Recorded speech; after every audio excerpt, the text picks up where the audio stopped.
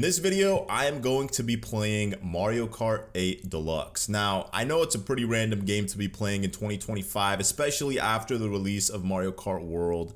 However, I have a backstory with this game specifically, and the TLDR version of this is that I wanted to play this game after Nintendo released the final wave of the booster tracks.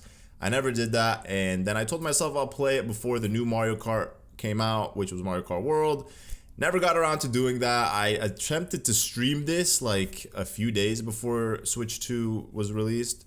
And I only got through like the first 12 cups. I think it's a good opportunity for me to play this game. It's obvious, as you can see, I haven't played it since the Switch 2 came out. So we're gonna be playing Mario Kart 8 Deluxe in this video, and I'm actually very excited about this because Mario Kart World is vastly different from Mario Kart 8 Deluxe. As you can see, this is the whole virtual cartridge thing where now I have to eject my cartridge from my OLED Switch and then move it over to my Switch 2. So it's very straightforward. It just automatically registers that your Switch 2 will now have the game versus your OLED Switch. Yeah, I had to cut that out. I didn't want you guys to see my games, you know. There's a lot of games that I don't want you guys to see. I'm trying to keep it secretive, trying to keep it saucy, you know, surprise y'all.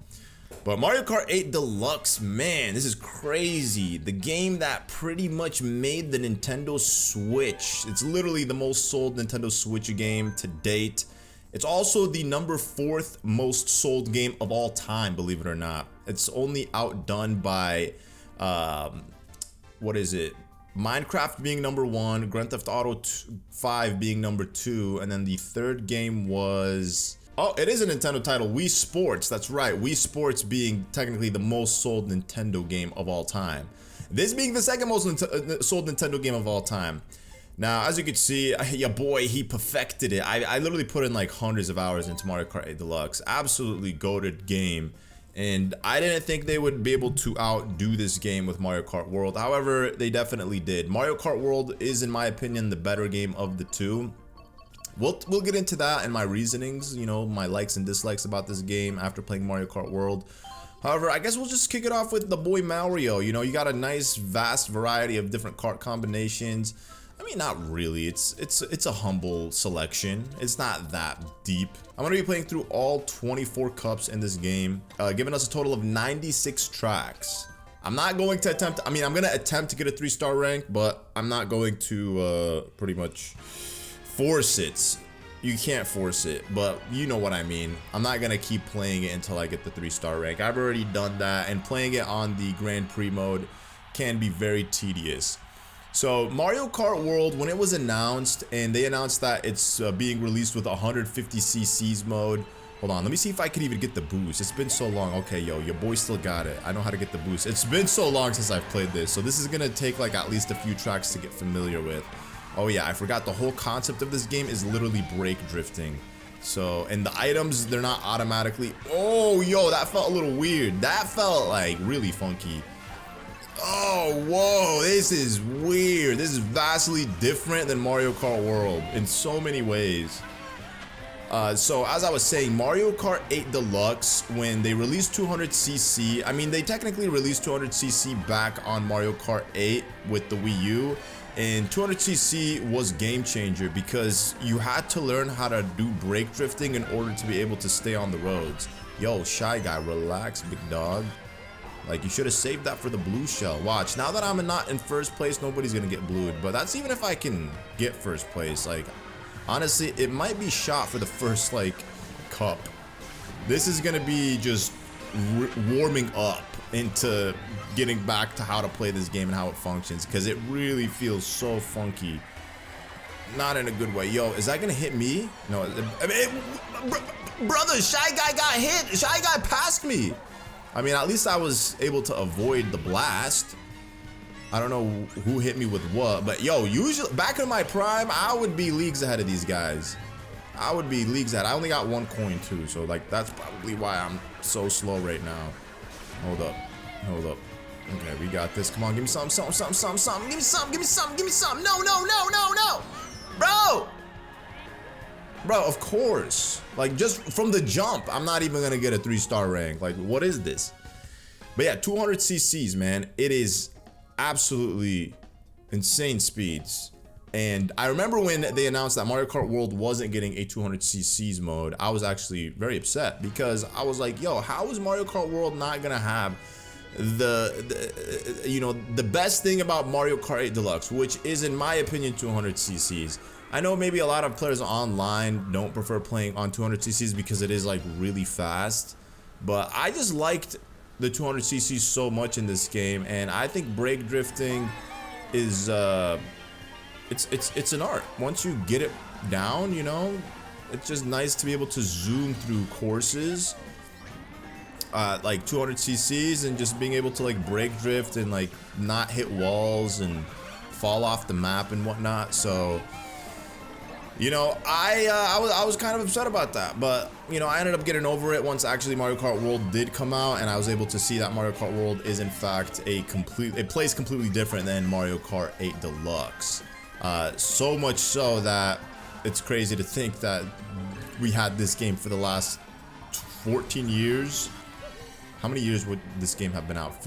Literally, actually 16 years thinking about it.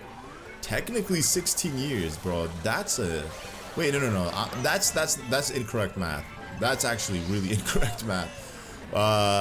It would be 11 years, because 2014 and then it's 2025. That's when Mario Kart World came out, so that's 11 years. I don't know where I got 16 from, but 11 years still. Like, the fact that this was the main Mario Kart game for the past 11 years is in fact kind of crazy.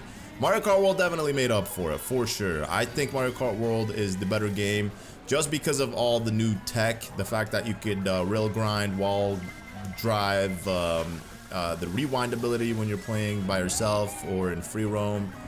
Obviously the open world free roam experience, the intermissions. Even though people hate that online, I think the intermissions are a really cool idea. The fact that you could get to the same course but through different routes is really nice. Obviously there's not really much competition when you're playing the intermissions. You're just pretty much driving straight lines, so I understand the criticism from that aspect, but you know, overall, Mario Kart World is a much better upgrade than Mario Kart 8 Deluxe, but not to take away from the goodness of what Mario Kart 8 Deluxe is. Mario Kart 8 Deluxe is still a fantastic game. Don't get me wrong, incredible game. I think the tracks in this game are, I mean, I can't say that they're better than Mario Kart World. It would kind of be unfair because Mario Kart 8 Deluxe has 96 tracks, whereas Mario Kart World only has 30 tracks. If you're not taking into consideration the different intermission tracks, you know, because then in that case you'd have like a bunch. But I wouldn't consider those as like actual tracks. If we're just talking about like standalone tracks, like, you know, the 3-lap, the traditional 3-lap tracks, then yeah, this game has like obviously better tracks if you ask me. Like overall, I'm not saying every track in this game is better than every track in Mario Kart World. Like, you know, don't start quoting me, misquoting me and twisting my words. That's not what I'm trying to say. But you know, I still love this game. I haven't played it since Mario Kart World came out. This is my first time playing it. My wife, though, she's been playing this game just because she doesn't have a Switch 2. So the Switch 2 is pretty much docked up always in my room. She prefers Mario Kart World, though. But like when she started playing Mario Kart 8 Deluxe again, she was having a lot of fun. So she's been playing Mario Kart 8 Deluxe on my OLED Switch, and she's enjoying it because she has a variety of tracks that she could pick from. Whereas the tracks from Mario Kart World, she's played literally every single cup. I would say, I could confidently say probably half a dozen times. And you know, she's gotten bored of them. So when I told her to play Mario Kart 8 Deluxe, at first I thought she might not like it because she's used to like Mario Kart World and spoiled by like intermissions and you know, the vast character selection when it comes to the outfits and whatnot, because they deceive you with their character layout when they put all the characters and their costumes as own standalone selections. It makes it seem like there's so many characters in that game when in reality it's just like all the character outfits in the game. But wow, I can't believe this, bro. This is horrible. Watch, I'm gonna start getting better at the like in towards the video. So don't judge the gameplay now. I don't want you guys to judge the gameplay now. You know, it's gonna get better, I promise. It has to get better. I mean, I'm probably just gonna stick to playing with baby characters. I mean, there's no way. I was gonna originally just do it on versus, where I just played the tracks on versus mode, taking away the items, but then I'm like, that would kind of be boring for a lot of people to watch. I feel like everybody likes watching it with items. I felt like I was the only one that enjoyed playing 200 cc's with no items. Whenever I played this game online, I always created lobbies 200 cc's with no items, because I feel like that's the truest way to test your skill. If you're a master brake drifter or not, you could just do the shortcuts without the shrooms. Especially on 200 cc's, there's a lot of shortcuts in this game that you could do without requiring a shroom, because you're already going super fast. Like, ow, yo, what was that? That was horrible. I was going way too fast, couldn't even control myself. Who's that, Bowser? Yo, Bowser, did I just take a shroom? I didn't take a shroom. Oh no, okay, yeah, see, that the problem is I'm not used to brake drifting, so I'm not brake drifting as much as I should, but I just gotta lock in and just remember that every corner, every crevice, I just have to start braking. Yo, Shy Guy, not again. Don't you dare pop that. He did that before earlier on the first track, and I'm not about to let it slide this time around. Yo, Bowser, slow down, big dog. All right. Horrible, horrible, horrible. I want to definitely replay through Mario Kart World.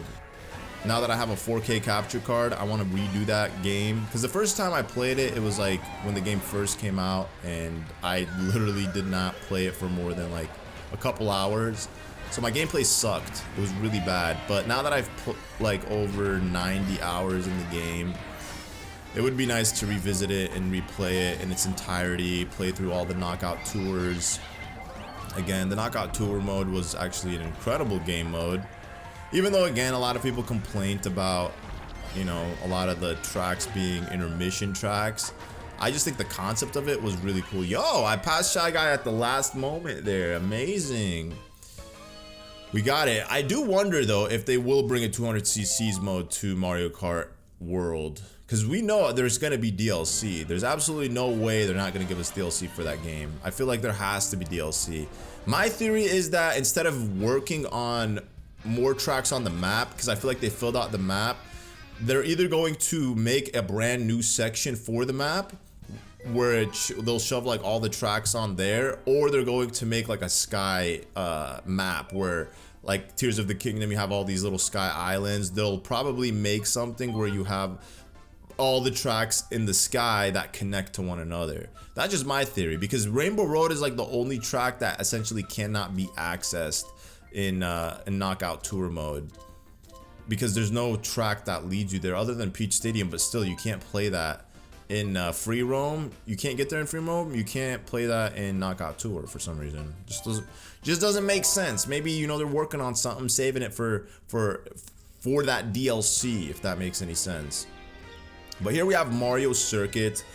You know, compare this Mario Circuit to the Mario Circuit, which is the first track in the Mushroom Cup in Mario Kart 8 Deluxe. I think this one takes the cake.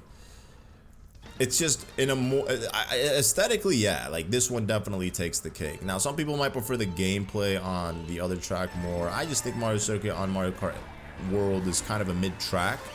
The opening track, of course, the one in the canyon area, area. Yo, this time I'm gonna lock in. See, playing with the baby character, that's actually the strat. I don't know what compelled me to choose Mario. See the babies? Oh yeah, see, they're smooth. Their handling is just impeccable. Look at that. Look at the distance I have between me and the other computers. That's a good healthy distance right there.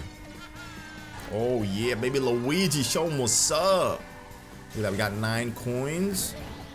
Ooh, slithering past these bananas too. Your boy is locked in. Oh yeah, bro, come on, man. You guys can't tell me that this isn't cool. Like the Need for Speed, you know, when you're playing Mario Kart on 200 cc's. I do hope they do release a 200 cc's mode. I think it would work out really well on Mario Kart World.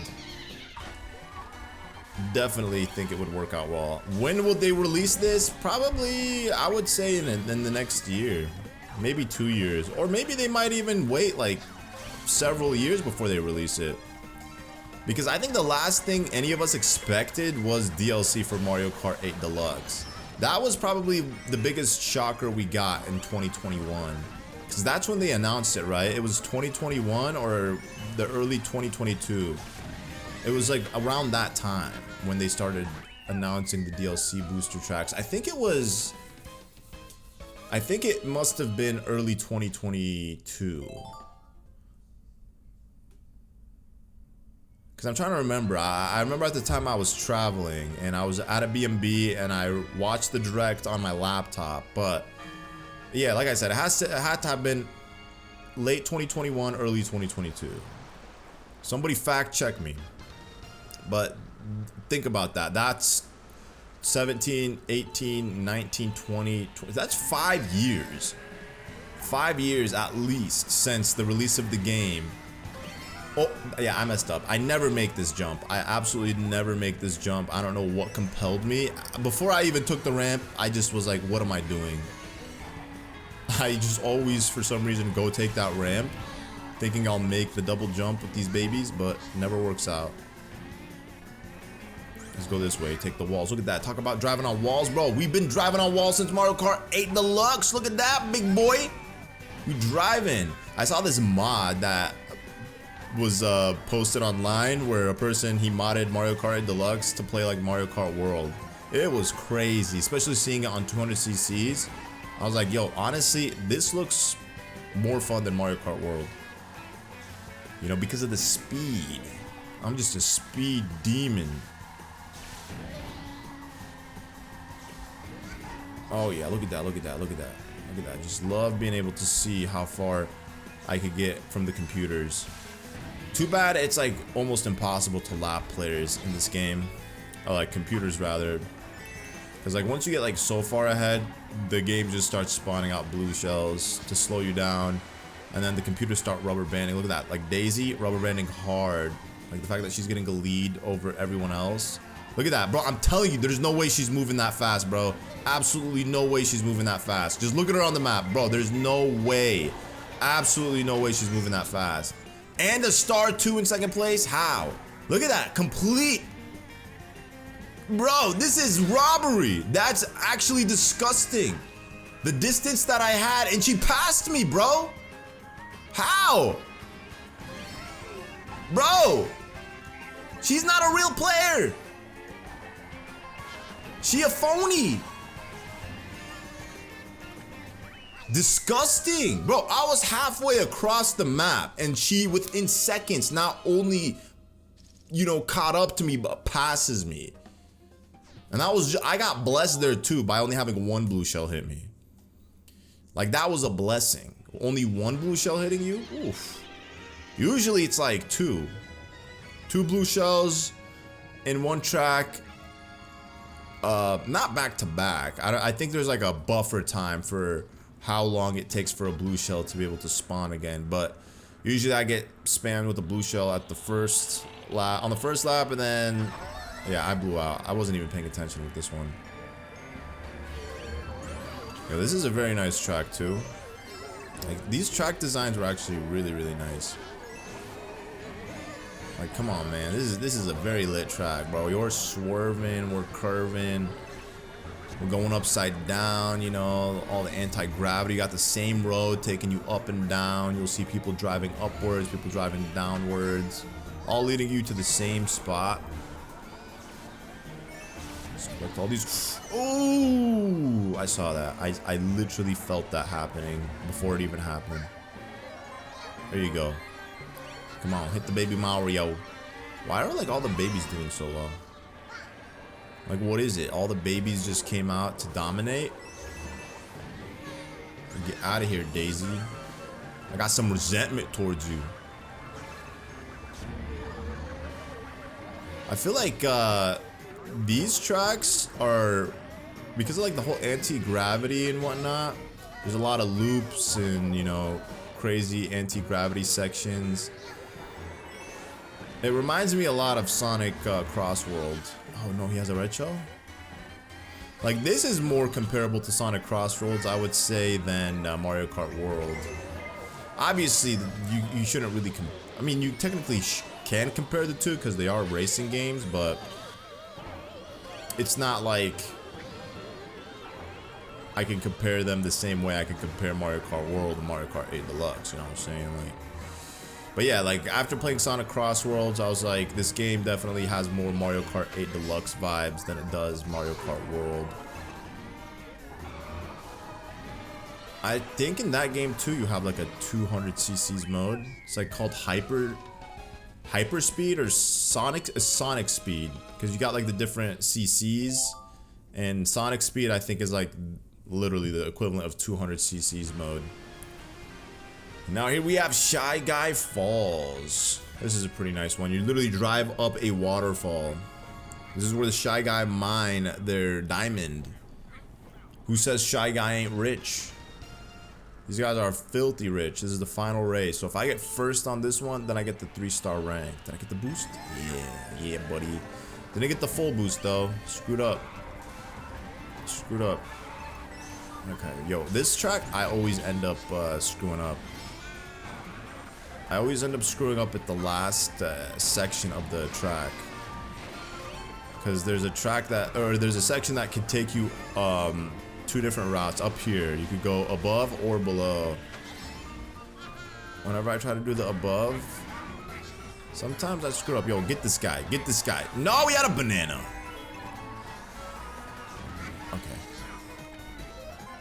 Okay, just gotta chill now. Ooh.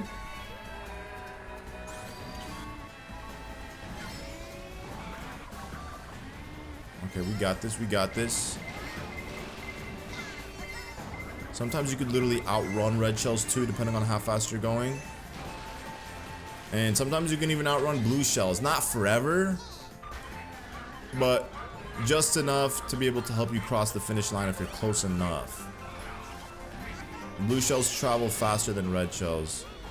And then as you can see, the lightning in this game lasts a little bit longer than what it does in Mario. I mean, not a little bit, a lot longer. Look at that, I'm still baby. That was a long lightning sesh right there. And then obviously being limited to 10 coins instead of 20.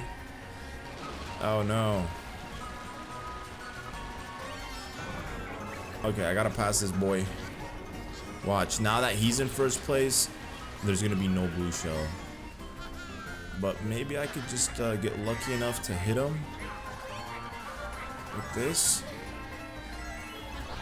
Oh, nice. And then I got the shroom. Hey! Clutch. But this game definitely holds up in 2025, 100%. I would say this game, without a shadow of a doubt, holds up very, very well. As I was saying earlier, my wife, when she was playing this game, because I needed my Switch for recording, because I had it out in my living room, it was docked and everything. So when it first came out, you know, we were playing Mario Kart World together every day.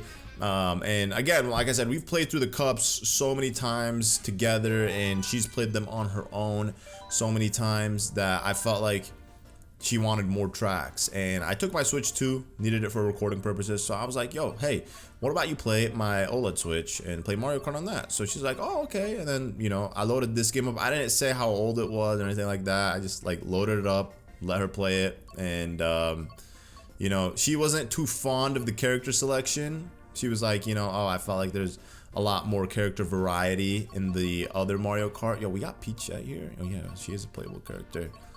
Let me play with Toad. I'm just trying to play with the babies right now, the small folks.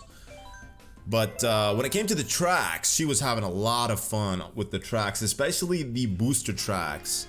She was enjoying those ones a lot, and I think, you know, based off of her reactions, and even she said this, that she prefers this game over the other one, meaning Mario Kart 8 Deluxe over Mario Kart World, just because of the variety of track selection that she had playing this game.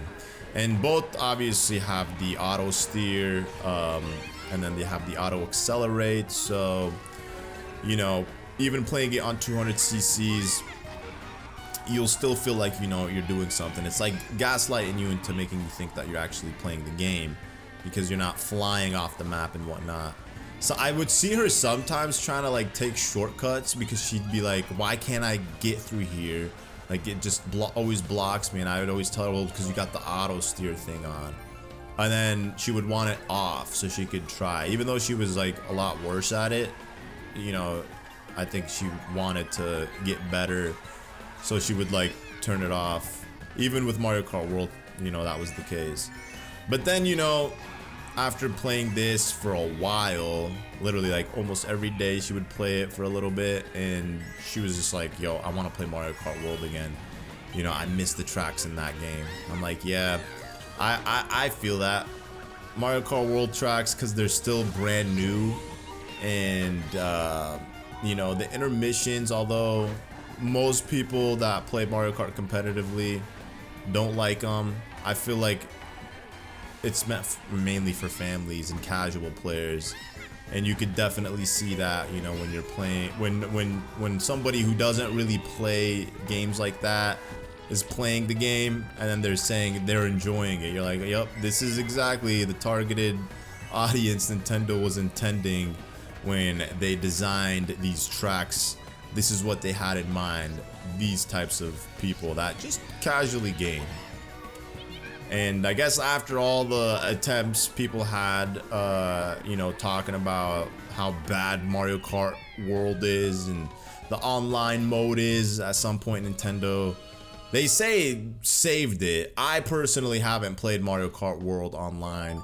I was intending on doing so. I wanted to play online. Originally, I was going to make content playing Mario Kart World online. However, just ended up getting busy, never got around to it, and I wanted to save my first reaction to playing the game online for when I recorded it. And surprisingly, it's been literally July, August, September, October, 4 months since the release of Switch 2, and I still haven't played a single online Mario Kart World session.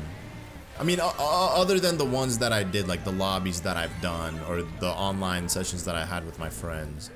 That I wouldn't say counts, but I'm talking about like worldwide, you know, just with like randos.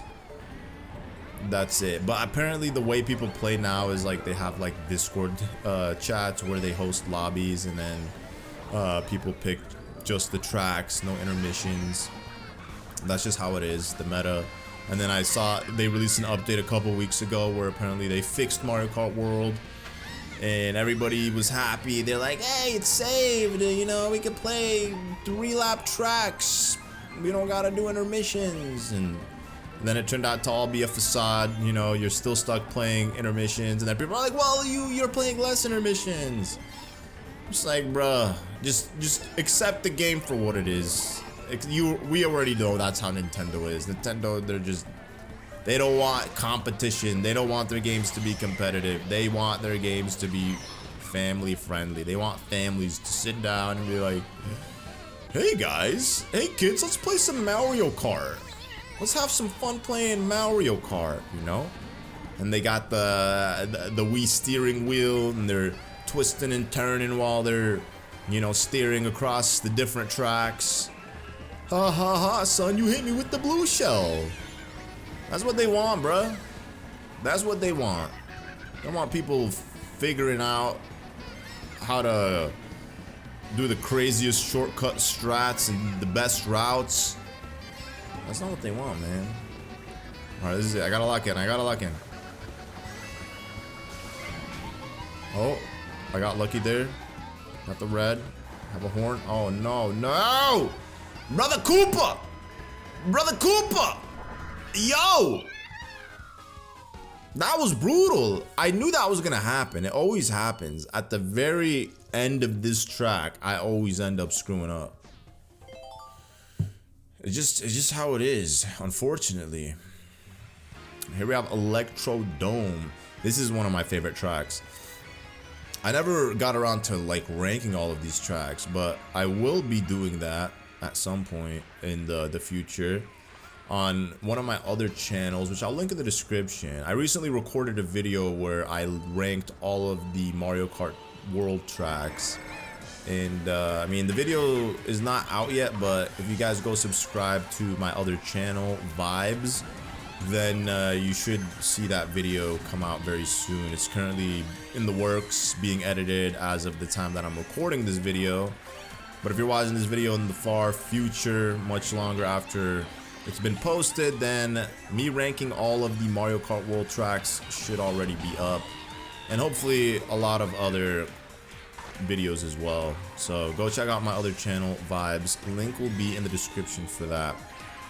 But at some point I do want to also rank all 96 tracks in this game.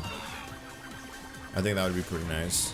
Yo, how is Peach, baby Peach, like on me like that? Yo, you could go, baby Peach. It's all you. You want first place so bad? I got you. You know, sharing is caring. I'll let you run it. It better not come my way. I was gonna say, like, there's no way I was gonna take my route when baby Peach took the opposite route. But this is definitely one of my favorite tracks in the game. I absolutely fell in love with this track in 2014 when I first played it. Like, the roads are nice and wide. You got like 2 different options, sections that you could take. I've been taking the green section every time, so here we're gonna take the pink section. One of them causes you to go right, the other one causes you to go left. Oh yeah, look at that. Oh yeah. Oh no! Almost fell.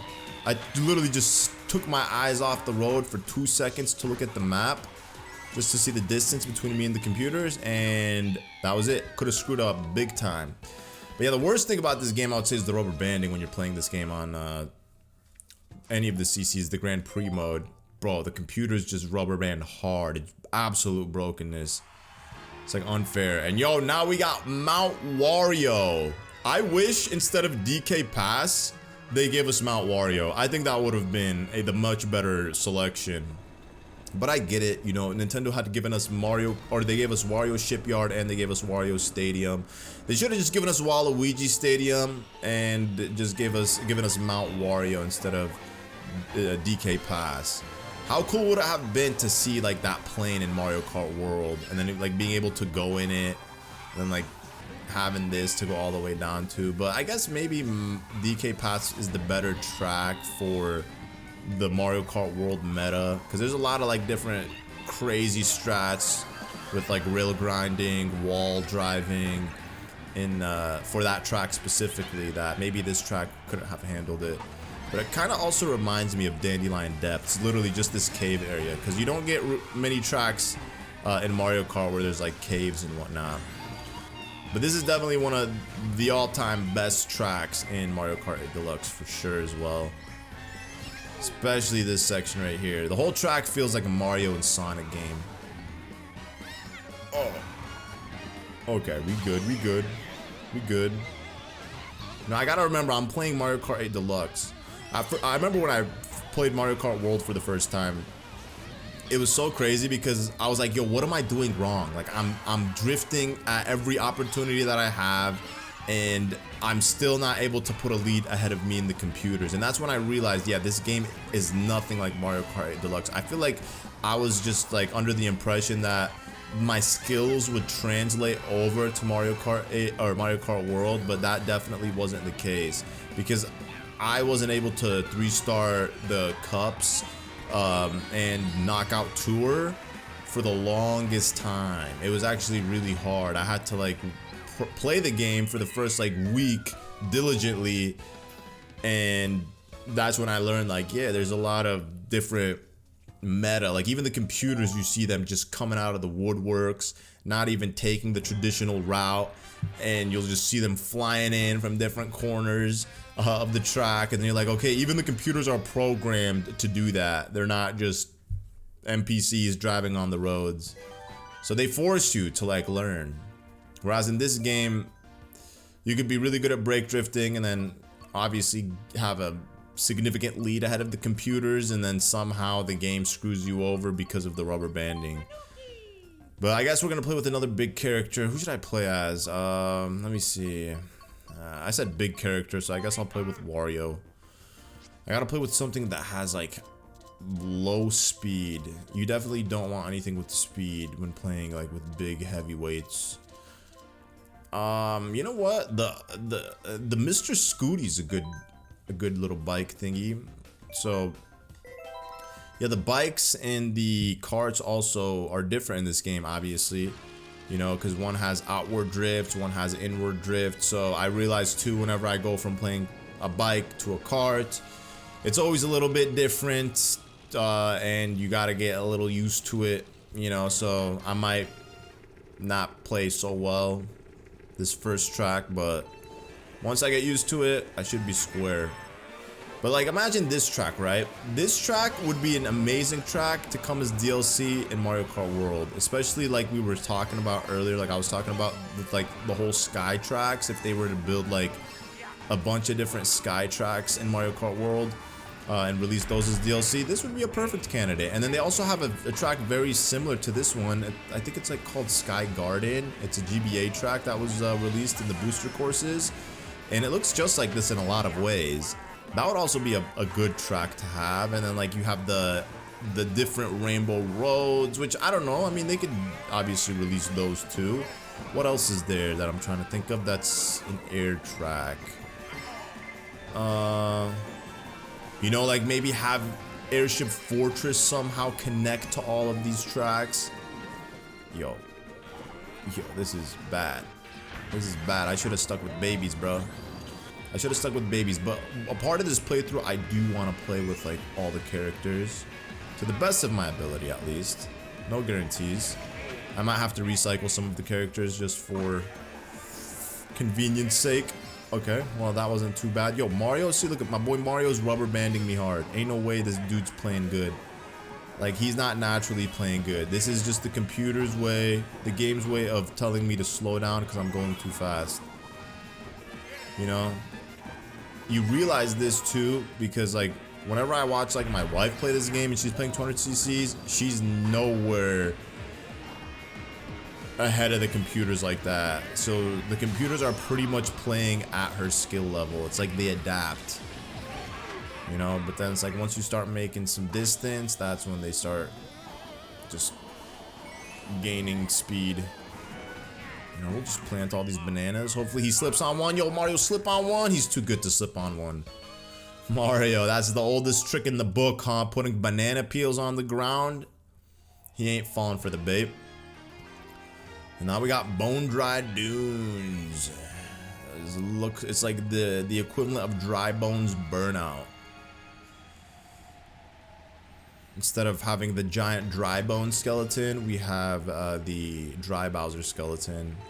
And this is more in like the desert area versus the Bowser Castle area. This is a very nice track. I never really was too fond of it. It's definitely one of the harder tracks playing on 200cc's because you have a lot of turns, like right here. And then you gotta have this turn, and they're like sharper turns too.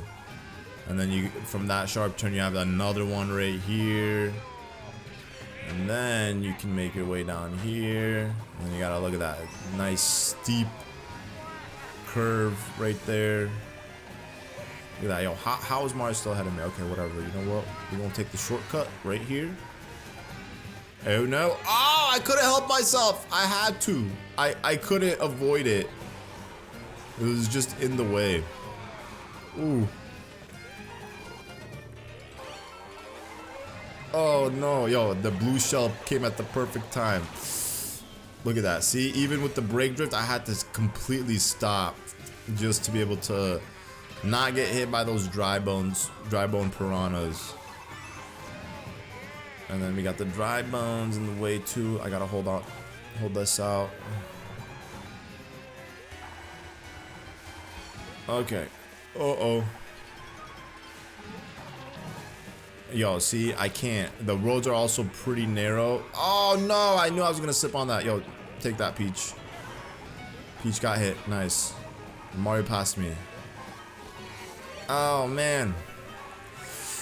Oh. Okay, here we go. This is actually a good route to take. This is a very good route to take. Ah! I'm not gonna be able, I'm never able to like make the bridge for some reason. And Mario's zooming, bro. He's out of here. It's GG. Not one singular coin that I had picked up. Like, It is a hard track. It's not a bad track, it's just a hard track. And that's why I never really was too fond of it. Because no matter how many times I would play this track, I always ran into the same exact difficulties. Just too many curves. Now we have Bowser's Castle. This is the official Bowser's Castle for Mario Kart 8 Deluxe. I think that Bowser's Castle in Mario Kart, I thought before that it was peak. I think it's the second best Bowser's Castle of any Mario Kart game to date, being outdone by Bowser's Castle for Mario Kart World, of course. But this one's hands down the second best. Before Mario Kart World, this one held the crown for having the best Bowser's Castle. On 200cc's as well, it can be difficult, but it's so satisfying once you master the brake drifts and you're able to like just perfectly drive on the track without hitting any obstacles or falling off. I wouldn't say falling off is like common. If anything, it's just hitting the obstacles. And then in this area, like getting in the dirt and hitting these rocks as they're coming down. Okay, we got it. We good. We good. Look at that. You know, we got the laser Bowser statues from the Super Mario Bros. Series from Bowser's Castle. Oh, we don't want to hit those fire rods. Ooh. Okay, we good. You see, I still got it in me. I still got that juju in me. Uh-oh. And look at that. We got like this molten Bowser on either side smacking the road. And like each road, as you guys saw, so the first time I took the right side, it made you curve left. And then the second time I took the left side and it's making you curve right. So the direction that you go is also switched. Oh no, oh no, oh no! Mario, you deliberately let me pass you, huh? Oh bro, you know what? I actually screwed up big time. I'm just realizing like why in the world would I choose Wario for this special cup? I genuinely wasn't even thinking, but I guess I'm gonna... I guess I already regret it. Oh, I can't see. Fortunately, his arm did not squash me. It just prevented me from passing. But yo, we're doing great. We're doing fantastic. What do we got here? Okay, we just throw that backwards. Okay, now the hardest track in this game is the track that I'm going to be playing next, and that's going to be Rainbow Road. From the jump, man, I never was a fan of this Rainbow Road. I think it's too futuristic. It doesn't feel like the other Mario Kart Rainbow Roads. Even like the road is like, you can see it's made out of like these electric panels. So it feels way too futuristic for me at least. And on top of that, it's definitely the hardest Rainbow Road in any of the Mario Kart series, because when you play this on 200cc's, you're just flying off the map.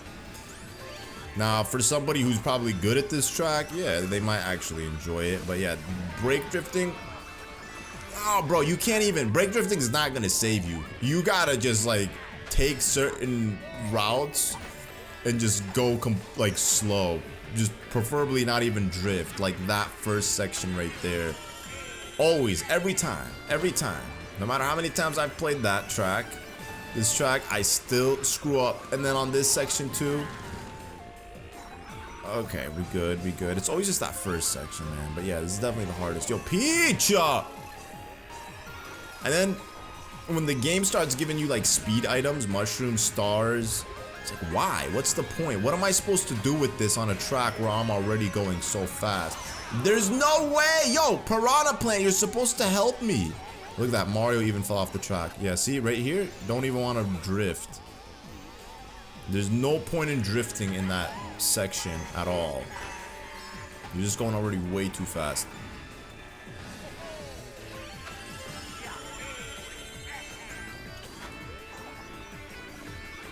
Ooh.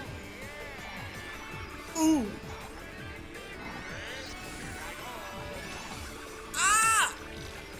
It's too much. Too much speed. No! Okay, let me get this mushroom. It's a nice spot to use the mushroom. You know, you got a little straightaway. Never thought I'd say I love straightaways. Okay, right here, look at that. Bruh. I literally just completely let go of acceleration right there. And of course, slipped.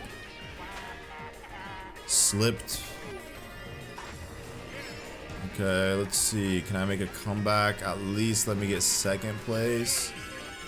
That'd be nice. Yo, I got a blue shell in 5th. That's amazing. I don't even see where the blue shell was.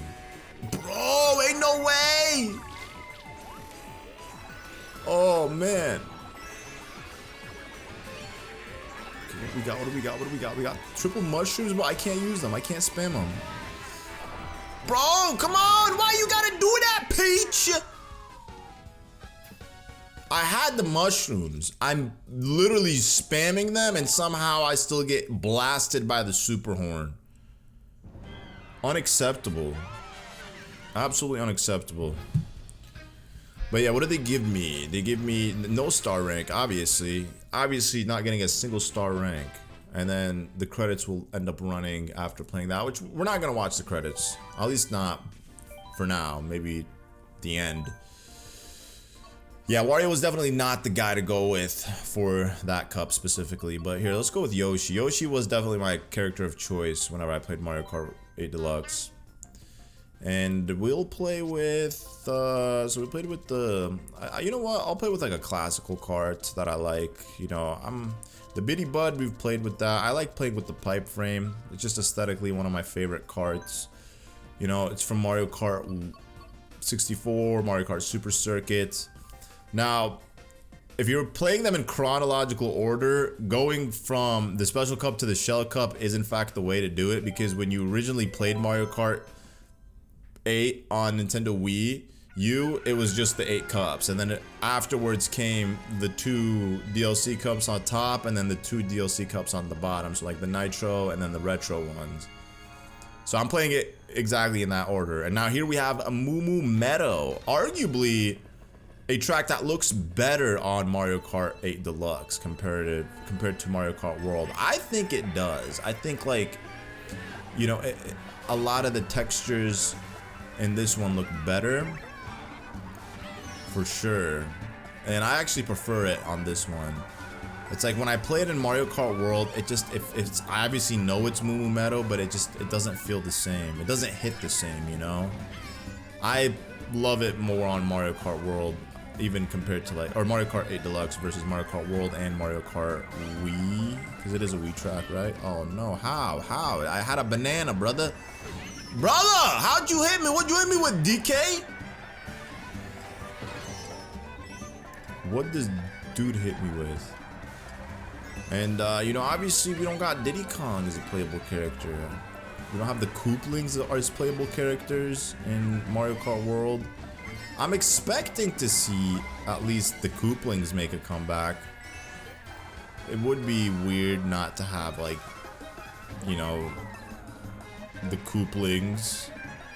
Maybe Diddy Kong. Diddy Kong was also in Double Dash. What else was he in? I think he was just in Double Dash. That was the only Mario Kart game aside. Well, no, he was also in Mario Kart Wii as well. So he was pretty much in Double Dash, Mario Kart Wii, Mario Kart 8 Deluxe. And then they just booted him out of Mario Kart World. And they gave us a bunch of random characters. But I think the whole story behind the random characters was that for, you know, just giggles and memes, they were like, you know what, let's create Moo Moo as a driver. And they liked it. The developers liked it. And it was essentially just like a troll. It wasn't like meant to be serious. And then eventually they ended up creating, you know, all the NPC characters as drivers. And then they were like, you know what, let's go with it. Let's have all of these guys as playable characters. And it's nice. You get a variety of different playable characters. And a lot of people, like, I would say Mario Kart World is one of those games that, like, even after putting like 100 hours into it, I wouldn't say I have a main. You know, I'm playing everybody. You know, Stink B, I'm playing with Goomba, I'm playing with Marios, I'm playing with different Peaches. Like, I don't specifically have a main. Whereas in this game, it was probably White Yoshi. And it was honestly, and then before that it was Link. Link was like pretty much my main for the longest. I was just like super happy to see Link in this game. And then they gave him his own track, you know. That was pretty nice. Yo, this game was pretty good, bro. This game was very nice. Got Animal Crossing characters. We're gonna have an Animal Crossing track.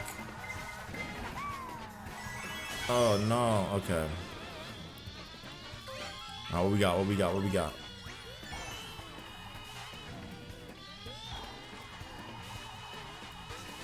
Look at that. Woohoo! Alright, first place.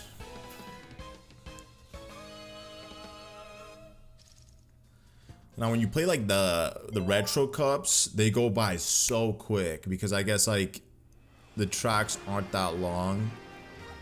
So comparative to the nitro cups, these ones just go by like in a blink of an eye. Now we have Cheap Beach. Absolutely love this track. I don't know why this track didn't make its way to Mario Kart World. I don't know why we got Koopa Troopa Beach. I feel like this would have been an excellent track to place in the game, especially with all these huts. It's very touristy, and then you have all the Piantas and the NPC characters. You know, this is a really nice track. Koopa Troopa Beach, you're just driving in circles 5 times. At least this one, you know, there's a little bit more than just driving in one little circle. It's not even a big circle either. Got a little bit of everything. And obviously this was the last game where they had underwater driving. I don't know if that's something they could even implement in Mario Kart World, even with DLC. I mean, it wouldn't be impossible, but I don't know how they would implement that, the underwater driving. Oh no. Uh-oh. Uh-oh. Uh-oh. See, at least the one thing when you're playing this game on 200cc's, when a blue shell's coming, just keep going full force, because it's not gonna catch up to you as quickly as if you were playing it on like 150cc's. Look at that, we're doing good. Sometimes the computers just don't rubber band. The game is just not forcing them. Ooh, yo, I literally slipped into that banana, but somehow I did not get affected by it. Just ghosted it. Alright, this might be the first cup where I get the 3-star rank. Or I think I got a 3-star rank in one of the cups. But yo, we have Toad's Turnpike.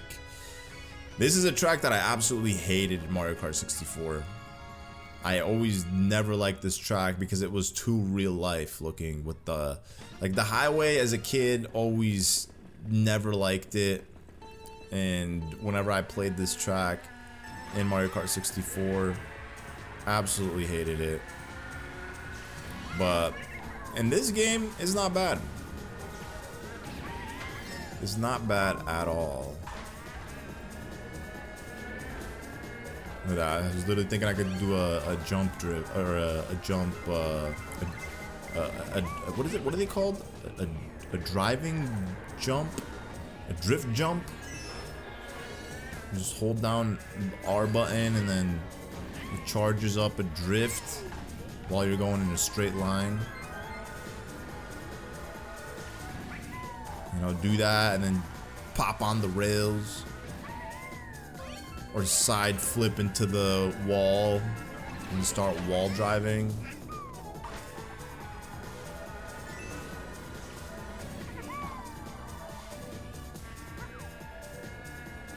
This actually might be the first cup where I get the 3-star. Yo, we got copy. Toad Services.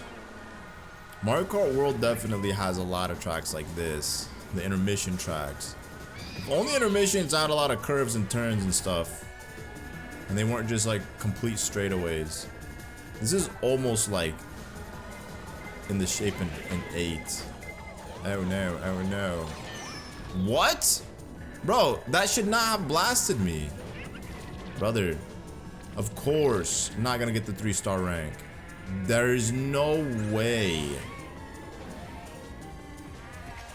There's no way! Yo, that's messed up, bro. That's absolutely messed up.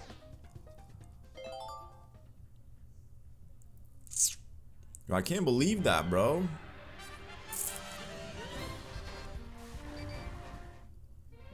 It's a 2-star rank. Literally 3 points short from a 60. And at the last lap too, Diddy Kong just had to pass me. Okay, let's see what else. You know what, we'll go for Koopa Troopa. He's very similar to Yoshi. And we'll play with the Teddy Buggy. Oh yeah, you know, the other rollers, I just can't help myself, you know. When it comes to gliders, I guess, you know, we can play with something with the lowest speed. Let's see. You know, this is good. It suits Koopa Troopa pretty well. Oh, we got the Banana Cup. Yo, this one has 2 goated tracks. Royal Raceway and DK Jungle. DK Jungle, definitely like S-tier track in this game. Also in Mario Kart 7, it'd be an S-tier track for sure. But Dry Desert from the GameCube. I don't really have much recollection of what it was on the GameCube because Mario Kart Double Dash isn't a game that I've played recently, and it's a game that it's probably the least played Mario Kart game aside from Mario Kart Super Circuit that I've played. I had the least time playing Double Dash compared to the other Mario Kart titles. Ooh. Ooh. Okay. Yo, Yoshi. Relax. Okay, we got some triple shrooms here. You know, we about to do some juju. Yeah, you see that? Oh yeah, that was some MLG strats right there. I'm driving into the wall. Look at this. It's activated. Yo, we gotta get after Toad. Yo, Toad, get him. Okay, that didn't work out. Ooh. Bro, I cannot stay on the road.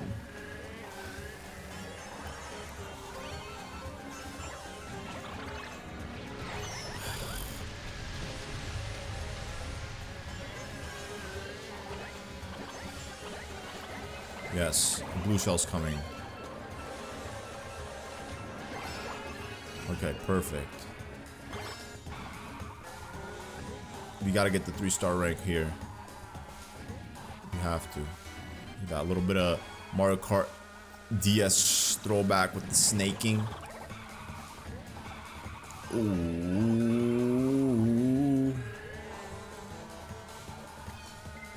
Ooh. Okay, gotta hold on. There we go. Well, I literally keep forgetting that this isn't Mario Kart World where the item automatically just held behind you. You gotta bring it out. We got to bring it out.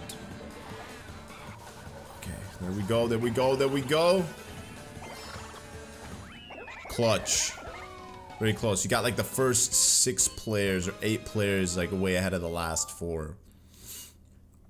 12 was a very good number of players to have in each race. 24 is not bad. I'm not saying that like it's a bad thing. I think 24 is also good to have. It makes the races feel more complete. But 12 wasn't bad at all. Definitely not.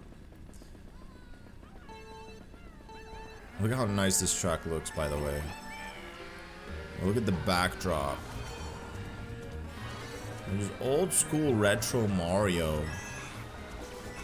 With the fortresses, with the Yoshis, got the Toad houses. Ooh, ooh. Ooh.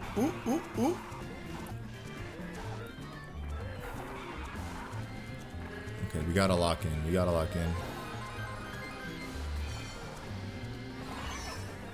Yoshi got slipped.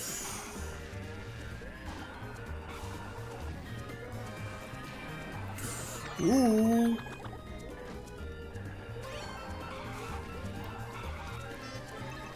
Okay, we gotta chill.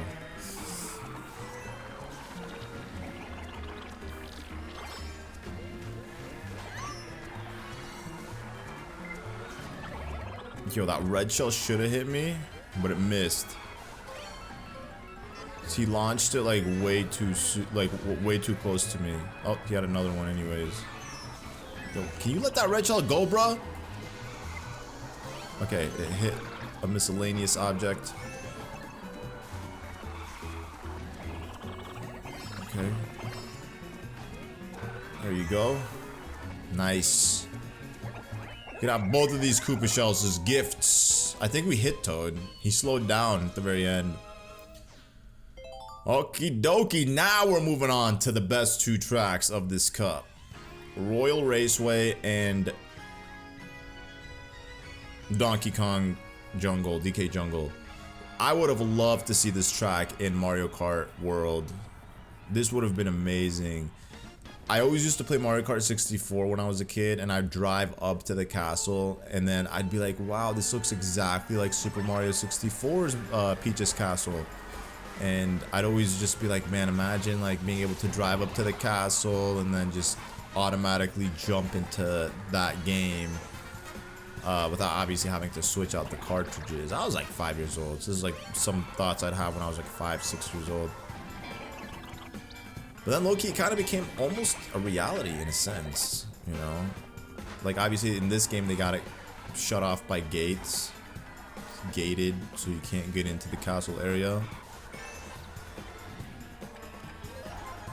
But if they had this instead of like Peach Stadium, I think that would have been a better choice. I'm not really too fond of Peach Stadium in Mario Kart World.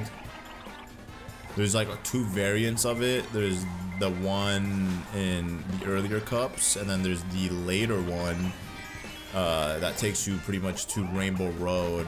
I'm not a fan of really either of the 2. I would have much rather seen something like this, you know, make its way to even the Peach Stadium in this game, because there's another Peach Stadium, I believe. I think. Which cup has it? Or am I thinking of Mario Circuit? No. I'm thinking of... Honestly, I might be thinking of Mario Circuit. Another Mario Circuit. Nah, there has to be a Peach Stadium. Okay, I'm definitely like tripping. I gotta look it up after this. But there is a track that's dedicated to this game. It's a really dope track. Let's see. Peach Stadium, Mario Kart 8 Deluxe. Peach Stadium. Let's see. Mario Kart 8 Deluxe. Yeah. Oh, it's a battle stage. What? No. Special Cup? Did I really play it in the Special Cup? Oh, I did. It's the one with the tires and stuff. Yeah, that's what I'm saying. And they have like a poster art of it. It was like one of the tracks that they used for the promotional art of Mario Kart 8. That one was a sick Peach Stadium. I like that one a lot. We got DK Jungle though. Oh yeah, this is one of my favorite tracks of all time in a Mario Kart game. Look at that, Koopa. You suck. You couldn't even get the shortcut. Well, neither could have I. But you know, it is what it is, bro. It is what it is. I'll get it on the next lap. And after playing Mario Kart 7 recently, I was like, yeah, the one on Mario Kart 8 Deluxe is so much nicer. You definitely got a glow up for sure. Oh yeah, look at that. Ooh, clean. Zesty.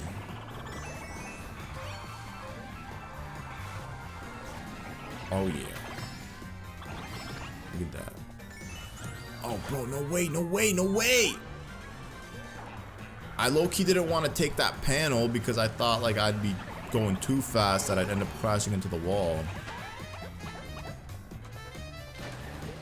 I guess Koopa Troopa's not that big, he doesn't get that much speed. He's a little too light. This is perfect. If we get a blue shell, we got protection. Unless we get zapped.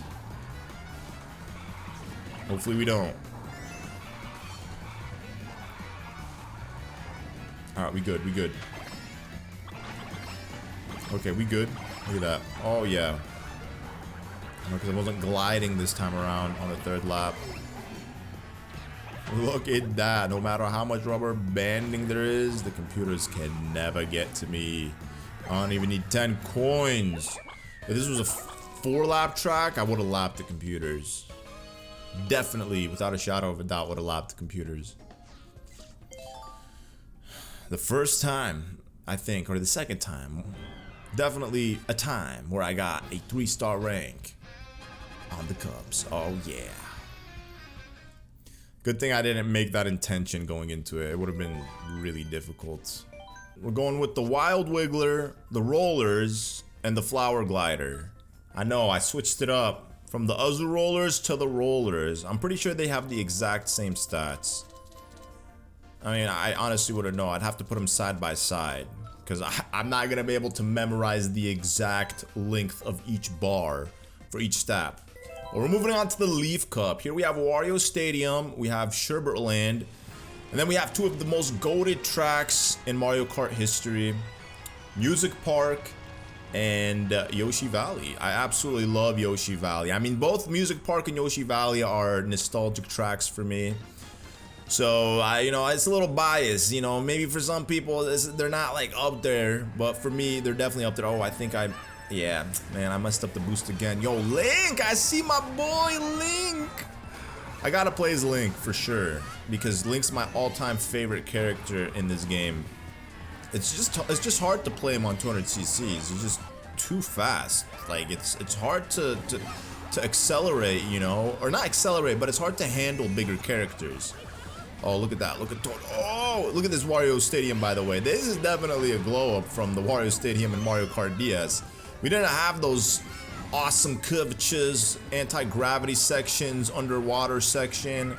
This got a massive, massive glow up. I mean, I don't know if this is a bigger glow up than Airship Fortress and Mario Kart World, because both of them were Mario Kart DS tracks. This honestly might take the cake for having the biggest glow up of all Mario Kart DS tracks. Even better than, even a bigger glow up than DK Pass. DK Pass in Mario Kart World is nice, definitely a glow up, but like this, bro, you're driving sideways at one point. And then you have these giant ramps. You got ramps underneath the water. And then you come out the water, gliding into the, or past the finish line. Oh, okay, yo, I gotta slow down. Yo, drop, bro, ain't no way. Okay, I got the super horn. Oh, brother. If a blue shell comes my way, I'm gonna blast it. I'm gonna blast it. Anything? I actually hope a blue shell comes my way. Like, this is the time I want a blue shell to come. Yo, blue shell, spawn. You know, if a blue shell spawns now, maybe I won't get one in the next track. Oh, well, this is... Oh, it was too late! I left the bomb for you, Toad. Toad hit it. He actually crashed into it. It's crazy how in like a split of a second, you can go from being far ahead of the computers, and then just one thing slows you down, and then before you know it, they're right on your tail. It's just how Mario Kart 8 Deluxe is. It just goes like that. So now we have Sherbert Land, which is also a track that got a massive glow up. I mean, any track that had water that allows you to go underwater is a massive glow up, because it really changes the atmosphere of a track. Now, would I call it a downgrade if a track allowed you to go underwater and then you couldn't go underwater in it anymore? Like, for example, Wario Shipyard? I mean, aesthetically, Wario Shipyard in Mario Kart World is a gorgeous track, but you're driving most of it on water.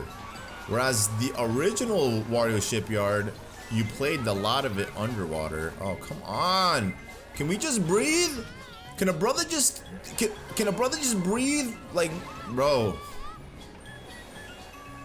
This is why I prefer not playing with items. Genuinely, I always play this game with no items. It's all about just brake drifting and just driving in synchrony with the roads. And to me, that's actually very fun. I very much enjoy it. It's therapeutic. Look at that. Look at that. Boom. See, I don't even need a brake drift on these segments. We moving, bro. We zooming. We flying. Ooh. Ooh. Look at that. Aww. Here comes a blue shell. No! No! And I slid on the ice, too. I was hoping that the ice... Okay. Well, at least everybody got shocked. And I was in second place when I took the shock, so I should spawn. Or I guess I should get bigger before... Bro, that takes forever, man. Oh my gosh. Like, is it just me or does Mario Kart 8 Deluxe's shock last forever? Like, it does not feel like that in Mario Kart World. Bro, there's no way she just stopped to hit me? Don't hit me, don't hit me, don't hit me. How did we get 2 blue shells like that? Like, isn't there like a buffer? There's definitely a time buffer. Bro, they hit me.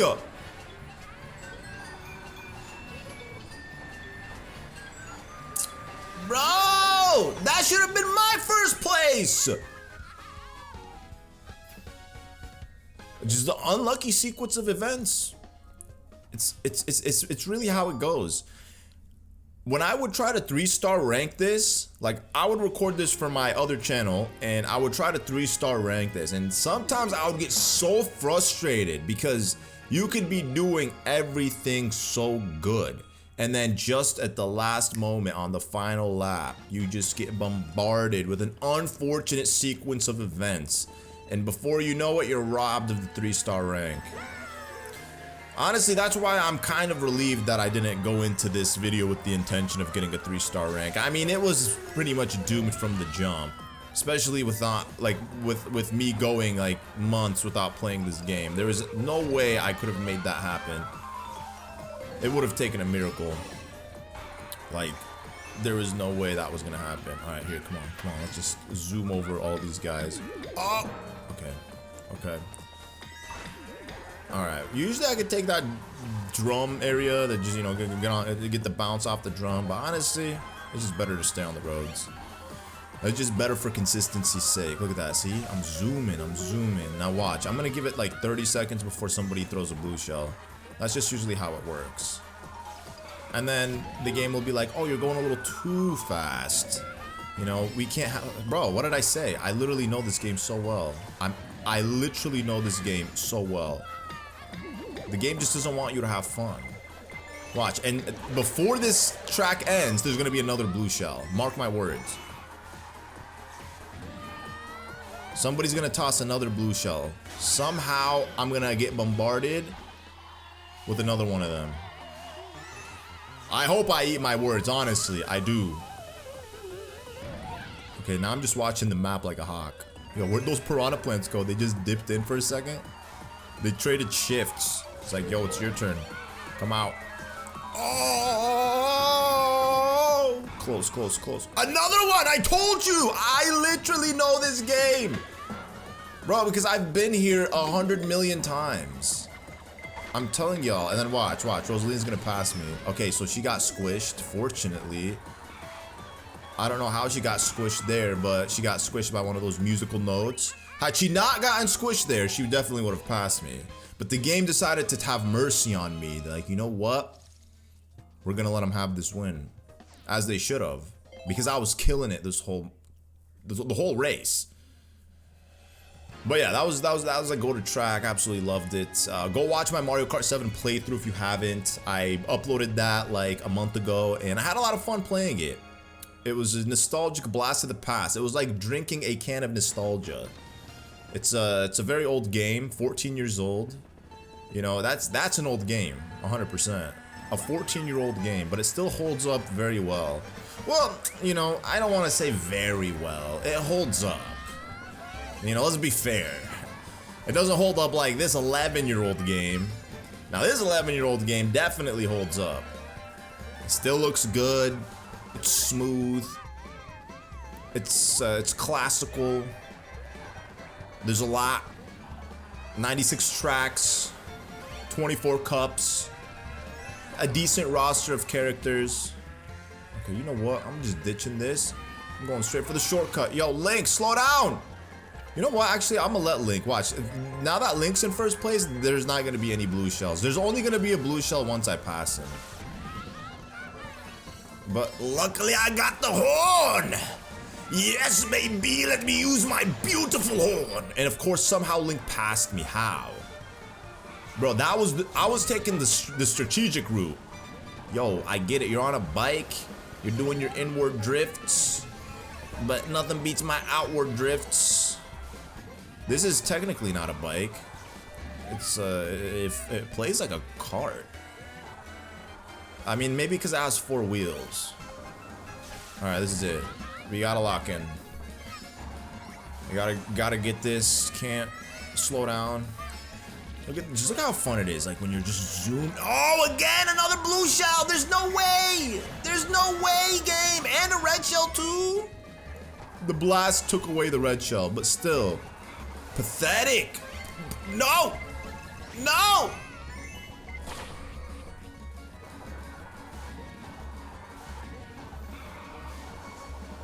No way. Who? I don't see him. I don't see him. Link, how? Bro, I got robbed. I don't want to see no highlight reel. I probably got a 1-star rank. I don't even care what kind of star rank I got. I'm just upset. Like, they definitely robbed me here. Like, come on, game. Have some mercy. I was literally saying this. Like, I've played this game so many times, and I would have to redo cup after cup after cup, and it was the most infuriating thing in the world to have to replay the same cup. Do you know how much cramping is caused on your fingers by playing this game on 200cc's over and over and over again just to try to get a 3-star rank on a cup? It's not fun. It really isn't, and I wouldn't wish it on my worst enemy. It's a painful experience. We're just gonna stick with the Bitty Bud, and you know what? You know, your Bowser Jr. We'll take a little bit of weight, and we'll do the Lightning Cup with Bowser Jr. We got TikTok Clock, Go to Track, Piranha Plant Slide. It's a good track. Grumble Volcano, Go to Track, and Rainbow Road N64. My only gripe with the Rainbow Road N64 is that it's a 3-lap. It's a 3-section track. 3 sections. When they should have done it 3 laps, because it's actually a really short track.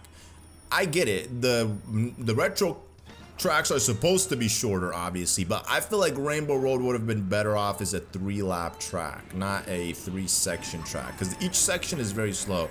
And I know I'm getting the boost wrong. I mean, how am I supposed to figure this out? I could test around different methods to get the full boost, or I could just accept the baby boost that I get, because I definitely feel like I'm not getting the full boost at the start of the race. Maybe I'm just like holding a little too soon or a little too late. But this is definitely a track inspired by TikTok Clock, obviously from Super Mario 64. I would love to see TikTok Clock in 3D like this. Like in Mario 64, TikTok Clock was one of the most annoying courses in the game. It's because it's like a very stacked track or course. You know, it doesn't have that open worldness to it, whereas like other tracks did. Like if you were to compare TikTok Clock to like Womp's Fortress, it would be like a bad comparison because they're both vastly different. Yo, I didn't even realize I had a mushroom. Okay, where do I gotta use this shroom? What's a good strategy for this? If I use it, I'm gonna fall in that pit, so we'll just wait. We'll hold off. Oh, no!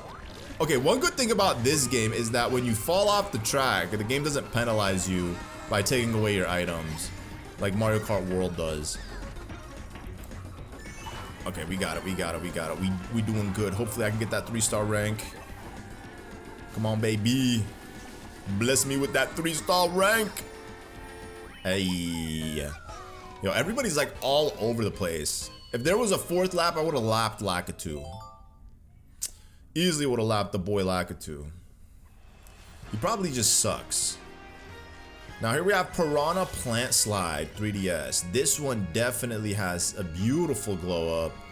Playing it on Mario Kart 7 recently, I realized it was very bad textures and just the hitboxes on some of the piranha plants were atrocious. I felt like, you know, you just pass, the piranha plant breathes, whiffs the same air as you, and then it somehow hits you. Whereas like here you can kind of get close. You can gamble a little bit, get a little close to them, and you know, you'll be fine. And then I feel like, I could be wrong, but I feel like the roads are wider here.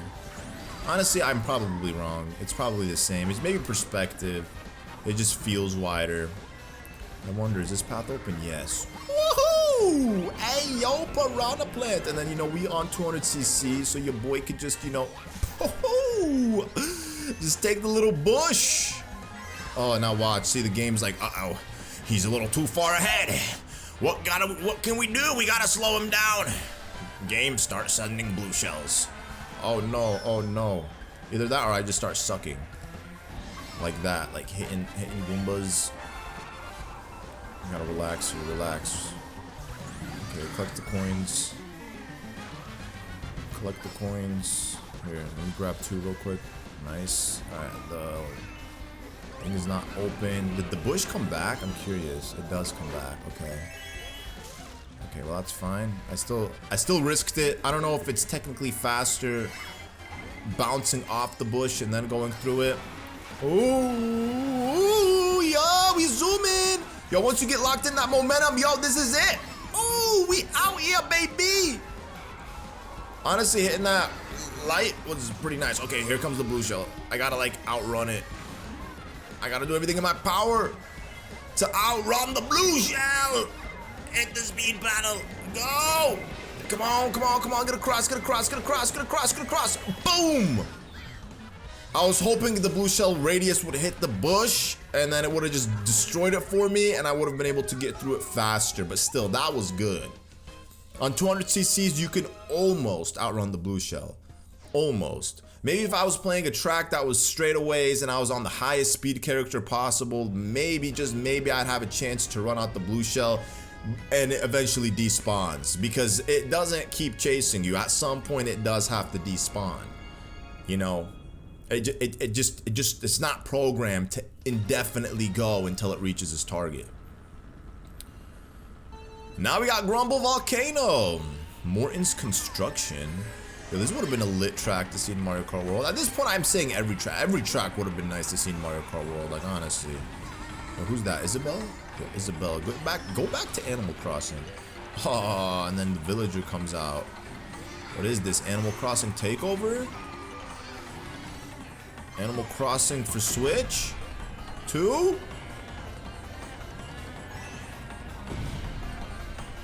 Okay, gotta watch out for this. Gotta watch out for these fire. Oh! I felt it.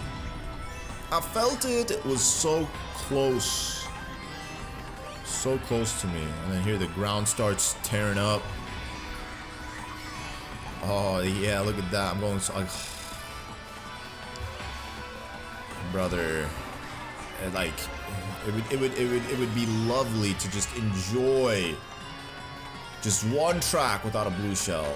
I swear, if the game could just allow that, I would be so immensely happy.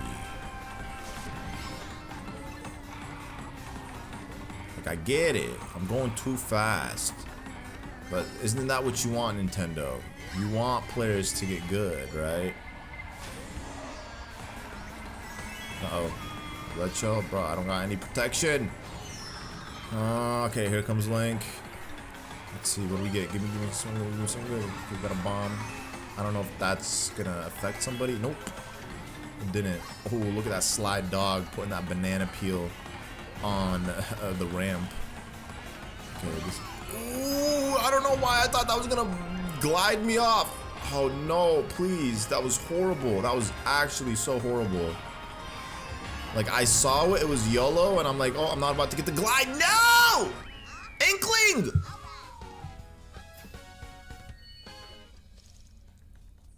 Why? Why would Inkling do that? I ruined my 3-star rank, man. And now we have Rainbow Road.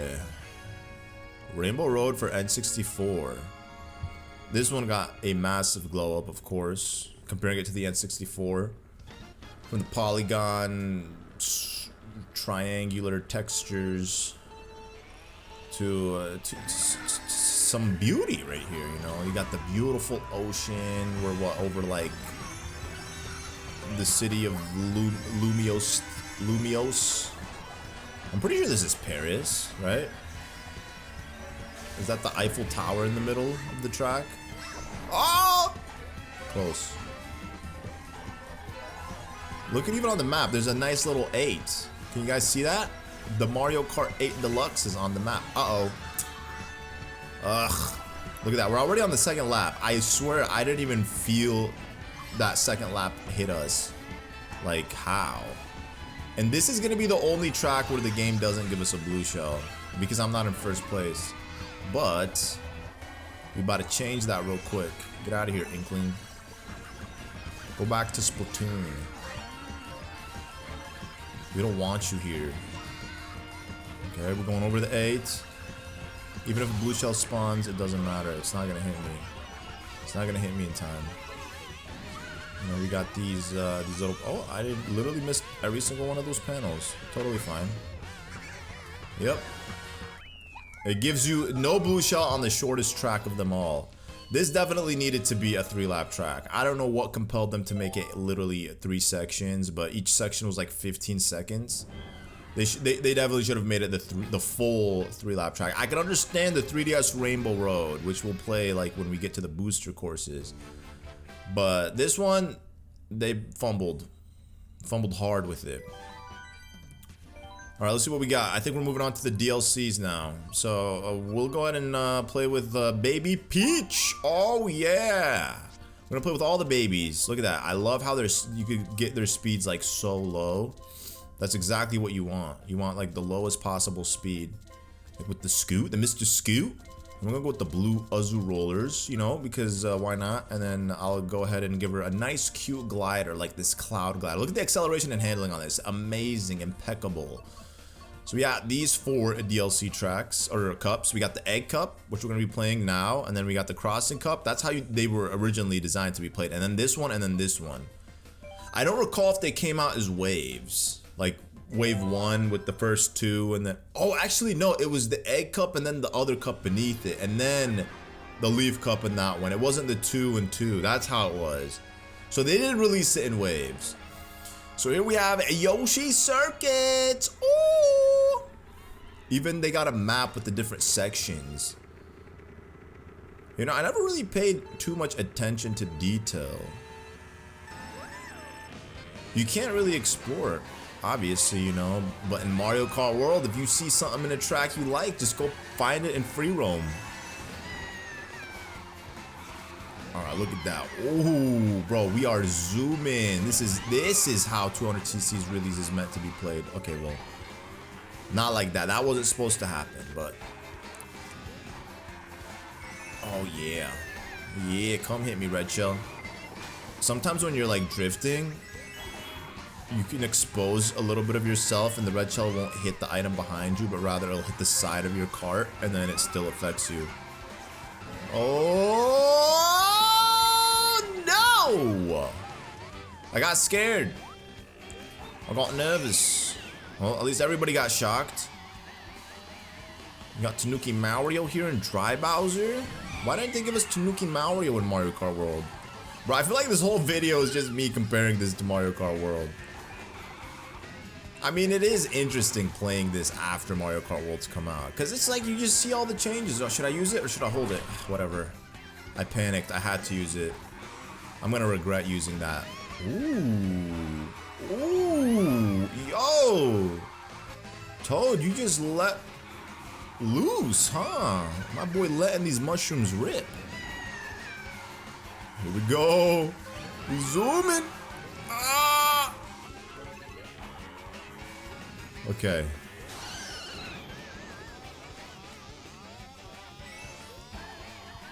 Gotta pick up these coins. Okay, fortunately no blue shell. I'm surprised, honestly. Even if one spawns now, it's not gonna reach me. It don't matter. Let it spawn. We did it! We did it for the Yoshis! Nice. You know, how come they're not giving us Donkey Kong? How come or Funky Kong or Diddy Kong to go up against, you know?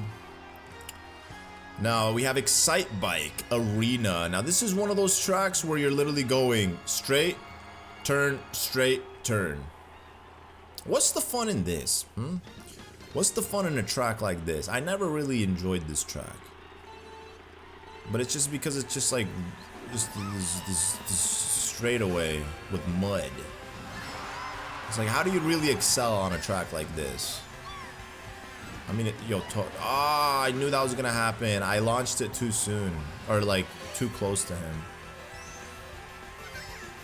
Is that New Donk City in the background?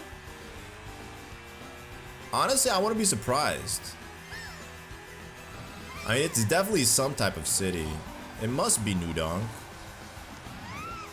There's nothing that gives it away as New Donk, but this predates Mario Odyssey by such a long time. Like 3 years. Which in my books is a long time.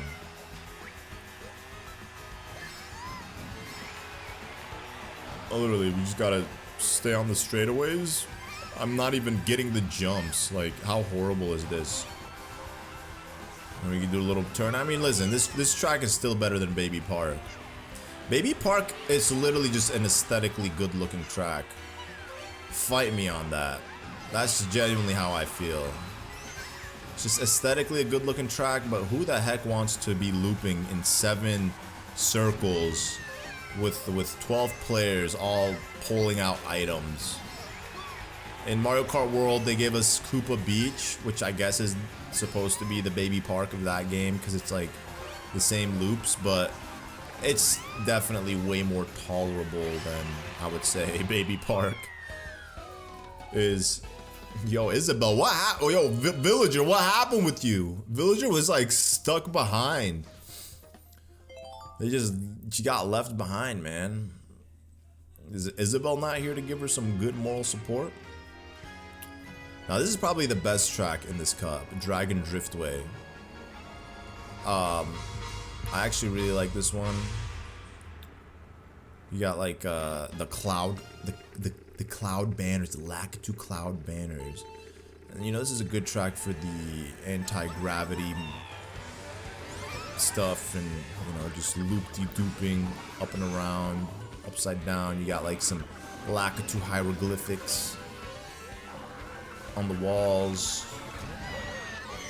You know, the only time we've seen dragons in Mario Kart, or I guess in Mario, it was in Mario Bros. Wonder. They brought some dragons in that game. Mario Odyssey, they had that whole ruined kingdom. Bro, that kingdom was so nice. The only problem about that kingdom was how small it was. But dang, that was a sick kingdom, for real. That didn't even feel like a Mario game. It felt like Mario meets Dark Souls. They need to do more of that, for sure. You know, they need to give us like some dark Mario Kart tracks. Some medieval Mario Kart tracks. This is like high-tech, medieval, Japanese track. Something like that. Okay, what we got? What we got? What we got? We got a coin, obviously. I'm surprised I was getting reds in second place. It's very, very interesting that they're giving me reds in second place. Uh-oh. Okay, we slowing down. Oh. Oh. Okay, we good. We zoom in. They rubber banding and we zoom in. Uh-oh. Comes a red. Come on. Come on. Okay, the red hit something. So sometimes we're going like really fast and you're passing by like different walls or objects on the track. The red shell will just tend to hit one of those objects and break. So if you see it coming and then it just disappears, then yeah, you got blessed. I might get the 3-star rank. Mute City. Oh yeah. I think they brought F-Zero GX to Nintendo Switch Online. I gotta check that out. I'm pretty sure they were bringing it or it's already on. I have to check it out. But like, they're also allegedly bringing Luigi's Mansion. Not allegedly, I mean, they confirmed it. Like, as of the time I'm recording this video, Luigi's Mansion was confirmed. It kind of is like a bittersweet thing, because I would have much rather seen Luigi's Mansion in widescreen. I don't want to play it in the old school format, the 4x3. I'd love to see it in a widescreen format. You know, I'd much rather just play Luigi's Mansion on 3DS, but still, I guess it's like classic GameCube Luigi's Mansion. I mean, that was literally the launch title for the GameCube. It was Luigi's Mansion, giving you a 4-hour game. I mean, 4 hours if you're good at the game and you know how to 100% it. But technically, it's like, I would say for first-time players, maybe 8, maybe 12 hours to beat it 100%. You know.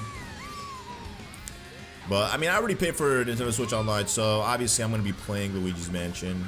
I want to also, like I said, play F-Zero GX. Uh-oh. Who's that, Link? No, that's Tanuki Mario. Yo, who is you? I can't tell. That's Tanuki Mario. Oh, somebody passed him. Link. Okay, yo. Can we get a blue shell? Can a brother get a blue shell? Yo, I don't even realize I can be getting on those speed panels and I can get coins out of it. Because I just realized there's no coins on this track. Like, I knew this, but it just kind of hit me. Like, yo, where are the coins? Here are the coins.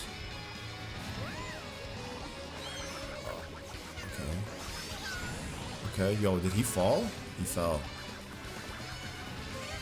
Okay, come on, come on, come on. We got the 10 coins. Yo, I didn't even realize I got the 10 coins. Alright, we did it! We got the 3-star rank, baby! Exactly what I wanted. Like, man, I was just longing for it.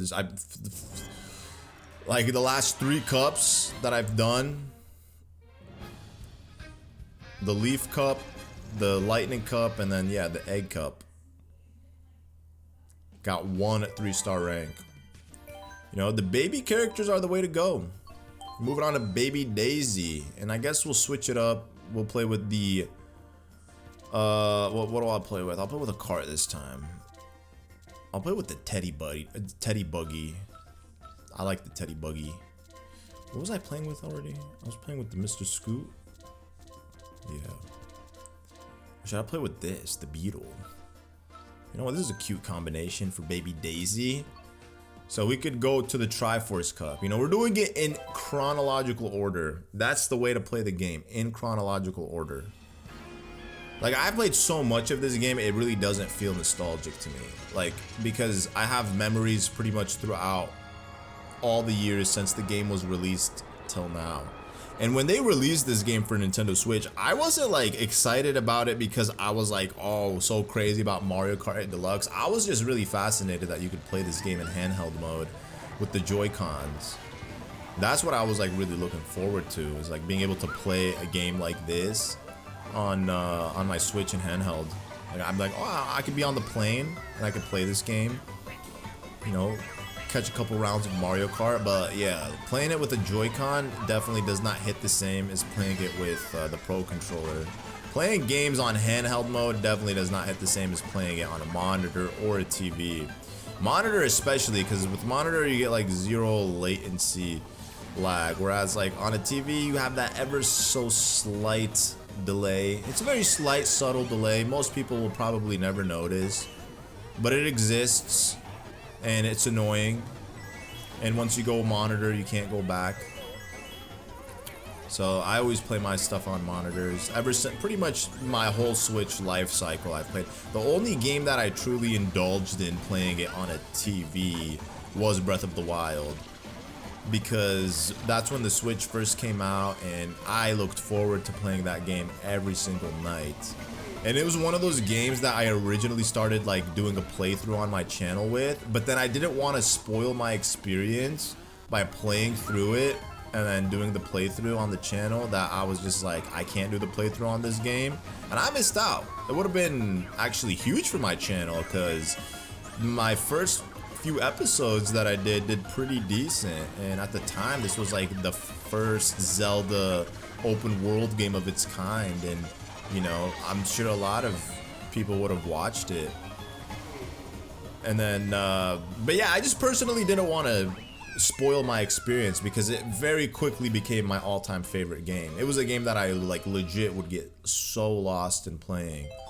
And I mean, I did play it handheld as well. Like sometimes I'd be chilling with the homies downstairs and we'd all be playing Breath of the Wild, and you know, I'd be like sharing like my you know, shrine locations that I found, and you know, getting shrine locations off of my brothers or my friends, and it was really nice.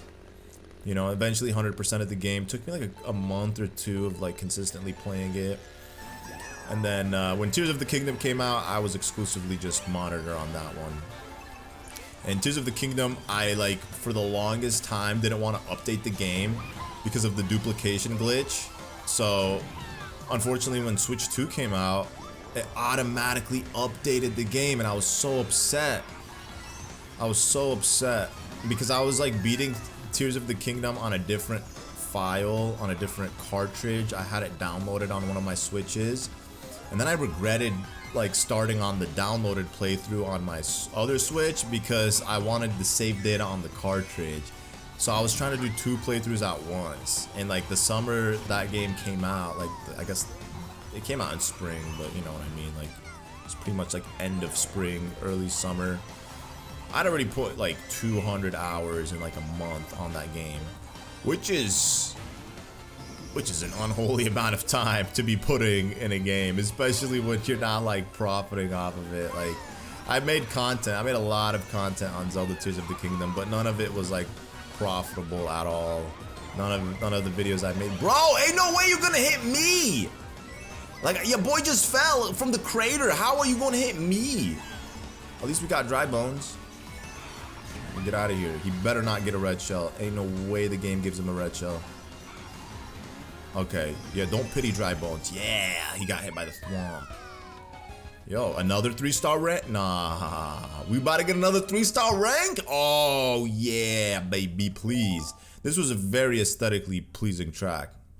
10 out of 10. Loved the way it looked. This track was like, what is this track? Ice Outpost. It's like the Snow Kingdom in Super Mario Odyssey meets, I don't even know what like these roads are, how to describe them. Like it doesn't even feel like anything Mario. Like what game would this, like this game, these roads feel like they're out of like a completely different video game, not even from the world of Nintendo. I don't really like factory looking tracks, and this is a very factory looking track. But it's alright. You know, it's alright. I'm gonna still play it, and I'm gonna still get first place on it. You know, we got some anti-gravity sections, nothing too crazy. You know, we just got a bunch of toads chilling. You know, we got like some snow, just little bits of snow here and there. But yeah, when Tears of the Kingdom came out, that was exclusively on the monitor. And I played a little bit of it handheld. Still haven't played it yet. Haven't played Tears of the Kingdom or Breath of the Wild in 4K on Switch 2. I didn't even download the DLC, honestly, for it. It's like those games are games that require commitment, like for you to really indulge in. If you really want to indulge in a game like that, you gotta have the time and the mental capacity for it. Because you can't just play it for like an hour a day and feel satisfied. You're not gonna accomplish much realistically if you play like an hour a day. You gotta put in the time, you know what I'm saying? Whereas like a game like Mario Kart 8 Deluxe, oh man, this game carried me through so much boredom. You know, sometimes you just want to be like chilling with your friend online and you don't know what game to play. They got a Switch, tell me, yo, hop on Mario Kart. Just mess around on 200cc's. No items, or play just different modes, different tracks with like specific items.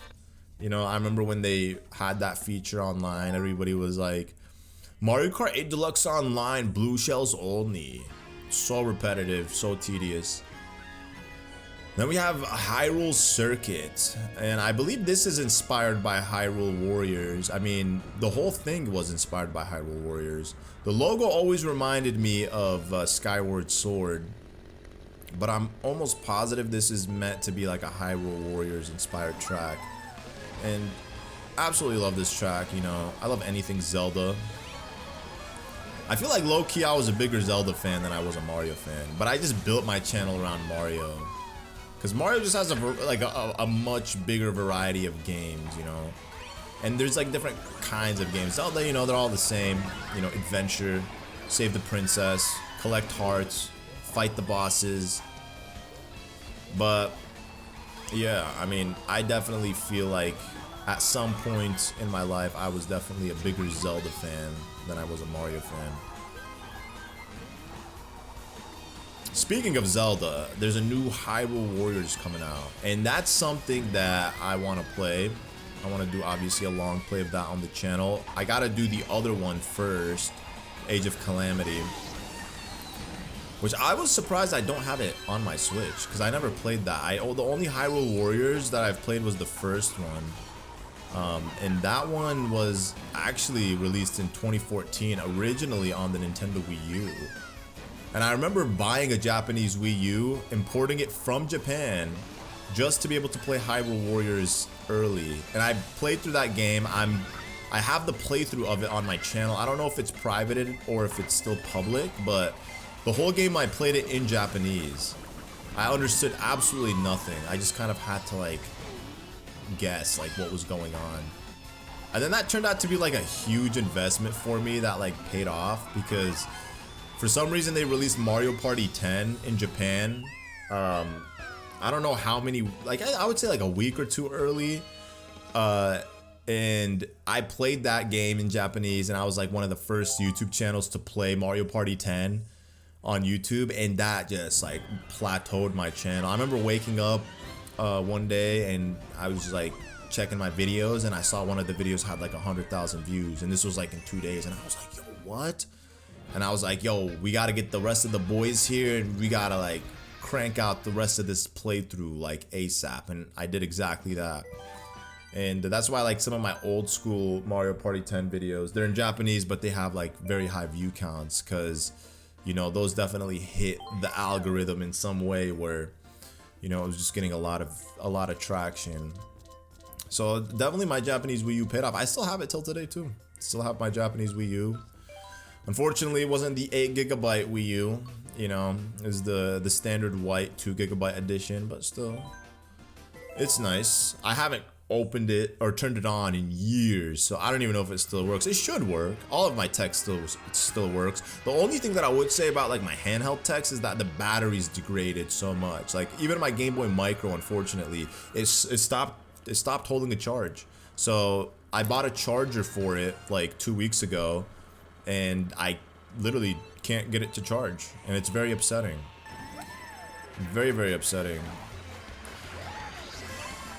Because, you know, I love my Game Boy Micro, and every time I like go to like a convention and I'm like at these booths that sell like old school handheld consoles, I always look for the Game Boy Micros, and there's no one that has the 20th Mario Anniversary Edition. I think it's the 25th Mario Anniversary Edition, which is like the gold and red Game Boy Micro. Then nobody has that in a good condition. I think in Japan they sell that in an abundance, but it just, I don't know if they're like authentic. Like in LA, when I was living in LA, I'd go to the mall, there would literally be vending machines that would like sell you Game Boy cartridges, and I'm like, okay, there's no way these are actual legit. They're probably just like knockoffs, because I just refuse to believe they're selling you mint condition Game Boy Advance cartridges of pretty much any game that you can think of from a vending machine. You know, I bought a couple. I bought like Minish Cap, I bought Mario and Luigi. You could tell they are too pristine and too mint condition to be real cartridges. You know, there has to have been some type of wear and tear and rust throughout the years, because Nintendo is definitely not producing them. You know, so somebody is like essentially getting the cartridges and, you know, the little motherboard thingy, putting the game on it. And the problem with those style cartridges is that they can get shot out pretty quick. You know, and take it from me, I had very bad experiences with fake cartridges back in the day. Like, I remember when I was living in Egypt, imagine, like, you live in a third world country where Nintendo games are not sold in any store whatsoever. And my dad would come visit us pretty much like twice a year for 1 month or 2 months at a time. So twice a year I get to put an order, a request to my dad saying, hey dad, I want this game. So not only do I gotta wait, that's also if the request is accepted, you know what I'm saying? Like you don't know if like your dad's gonna get you like everything you ask for. So I really wanted Minish Cap for such a long time, because before I went to Egypt, Minish Cap was announced, but it hadn't been released yet.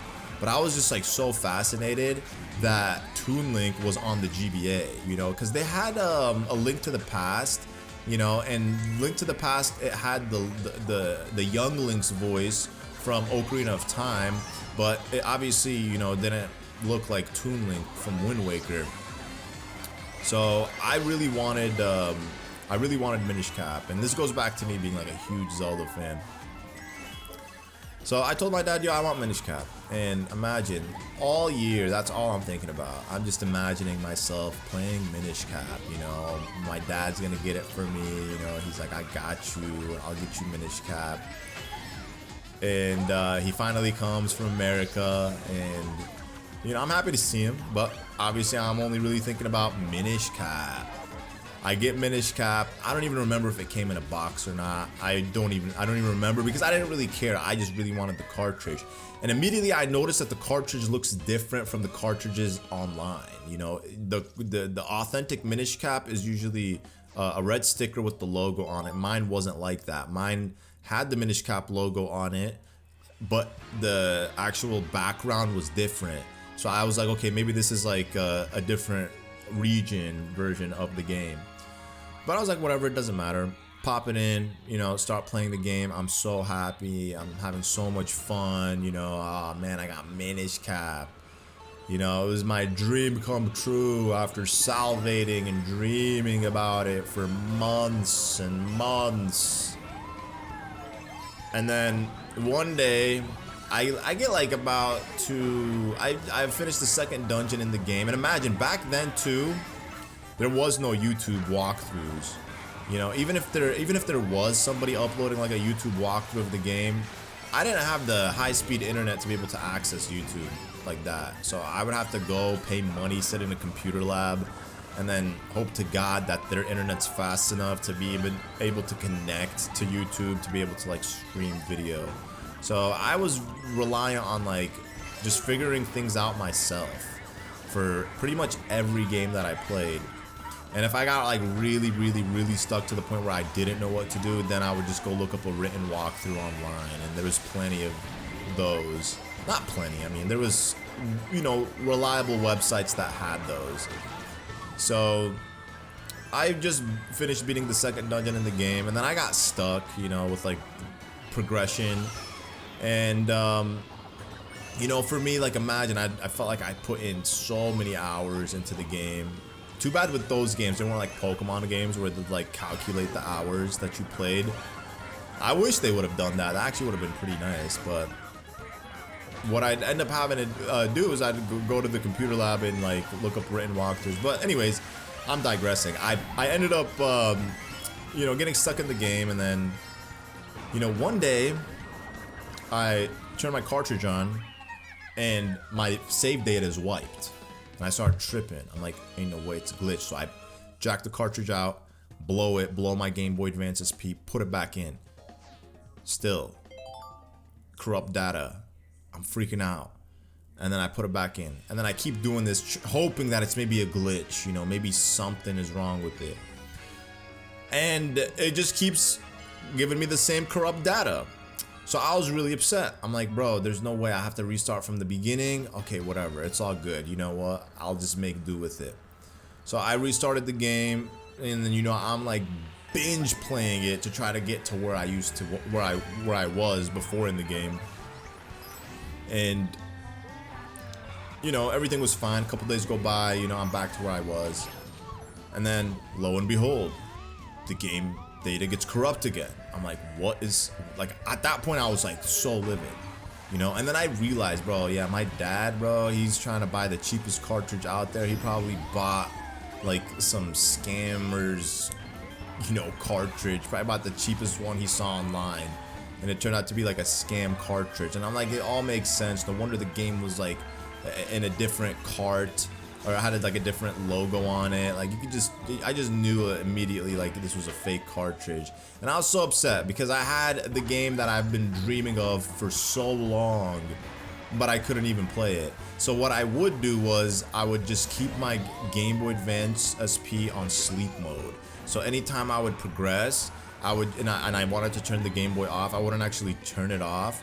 I would literally just put the game in sleep mode. But that's the problem with the Game Boy SP, or any Game Boy for that matter. If you, for example, dropped the Game Boy or it hit something hard, it would just freeze, you know, the game inside the SP or the Game Boy Advance, and then you'd end up having to like pull the game out and restart the game. You know, it's very common with like N64 games too. So it just became, it became just so tedious, and I wouldn't even be able to play any other games. And I was like, there's no way I'm gonna beat the whole game and 100% it and never be able to play another game, because the moment I take the cartridge out of the Game Boy Advance SP, it's GG. I'm never gonna be able to, you know, recover that saved data. So I just gave up, and it just wasn't meant for me. I'm like, I'm never gonna be able to play Minish Cap until I came back to America.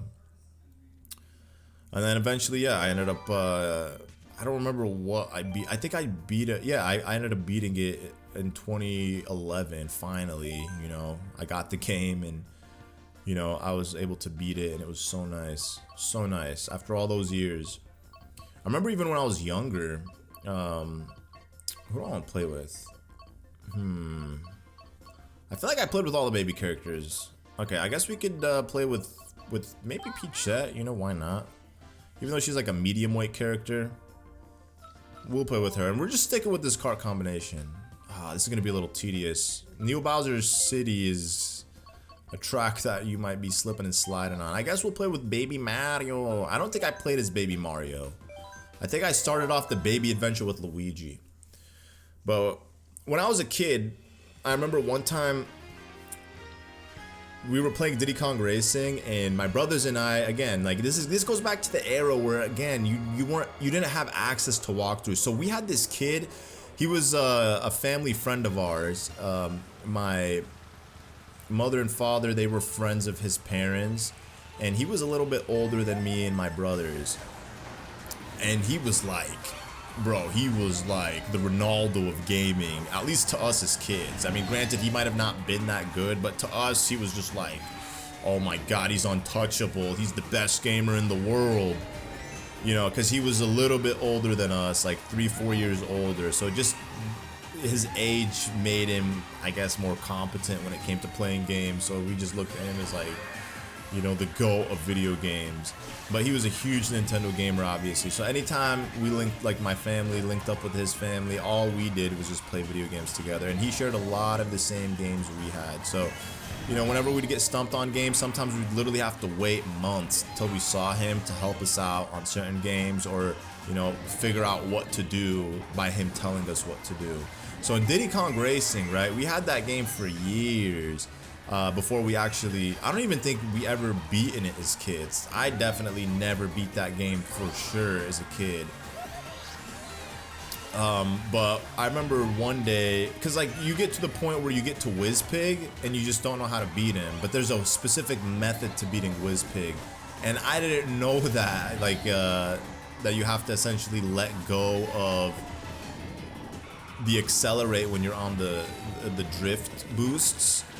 To get the green boost, and then you have to like keep your finger off accelerate until the whole drift is done. If you like click A once you get the drift or the boost, it cancels out the rest of the boost. So again, that's something that, like, how would you figure that out? You know, like, you know how to get the green boost, but like you just click A once the boost commences, so then you cut it short. So we never actually got past the point where we beat Whizpig.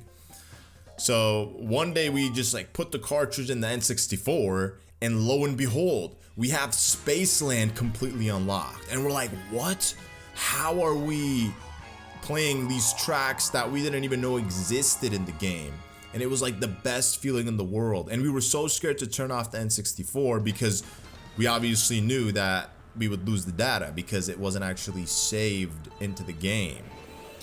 And eventually, like, when we would play other games and we'd want to go back and re-experience those Spaceland tracks from Diddy Kong Racing, bro, we just keep putting the cartridge in and out until eventually the game loaded up with all of the characters. And that's how we knew we could unlock that one character, Drumstick, because he was a character that we didn't even know was playable in Diddy Kong Racing.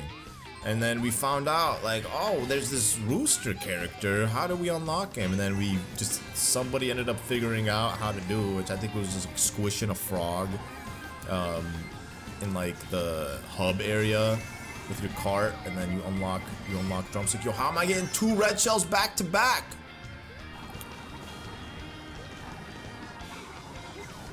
But that only happens really with the cartridges, you know. You don't see that with like DS. Like when I say cartridges, I mean like those like plastic. I mean they're all plastic. What am I saying? You know what I'm saying? Like Game Boy, SNES, NES, N64.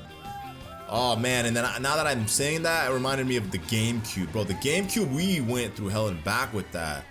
Like, cause the GameCube was our main Nintendo console when we lived in Egypt. But bro, we had issues with the disc reader itself.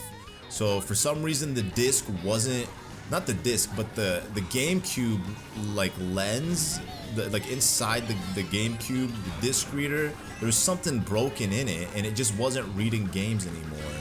You know, so our GameCube at one point became obsolete. And imagine, you know, you have like me and my siblings. We're like, I had 4 siblings, so we were 5 together. Like, there was a lot of boredom, you know, not having the GameCube. So with the GameCube, at least we had 4 controllers. You know, we had the Sonics, we had the Smash.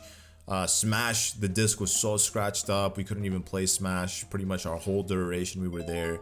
We were just blessed that we had an Xbox, you know. We had a family member come visit us, and they brought their Xbox, and I think they felt so bad for us that we were stuck there without like access to, you know, entertainment like that. They just left their Xbox with us, and then they left us Fable, The Lost Chapters, and that game's goated. I absolutely loved that game. It was like the first like RPG game that wasn't Nintendo that I played, because like the only RPG game that I played prior to that was like Mario and Luigi Superstar Saga, and then like the Thousand Year Door.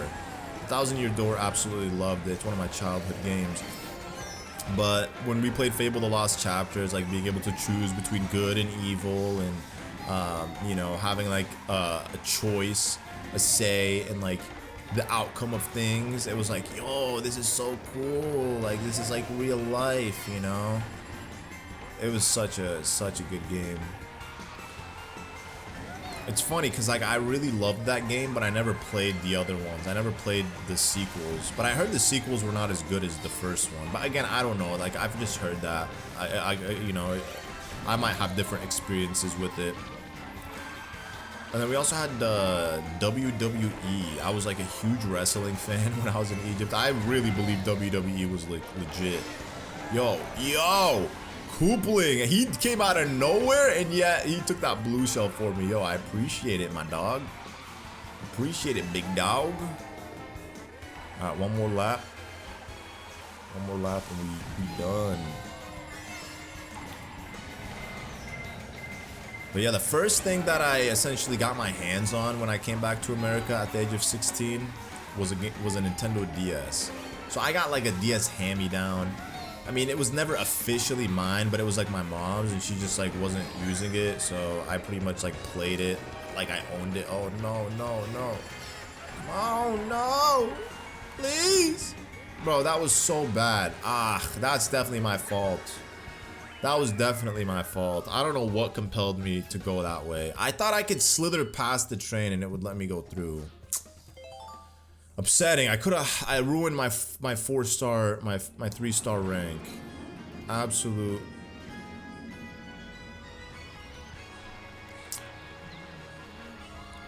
shame. So here we have Big Blue. It's literally like Mute City, except this is a 3-section lap track versus being 3 laps. I actually like this one more than Mute City. Mute City is still really good. Look at that. You got the full boost. Not me though. Not me though, but you know what? I'm gonna get the coins. See this one because we have the conveyor belts too. Oh yeah. Oh yeah.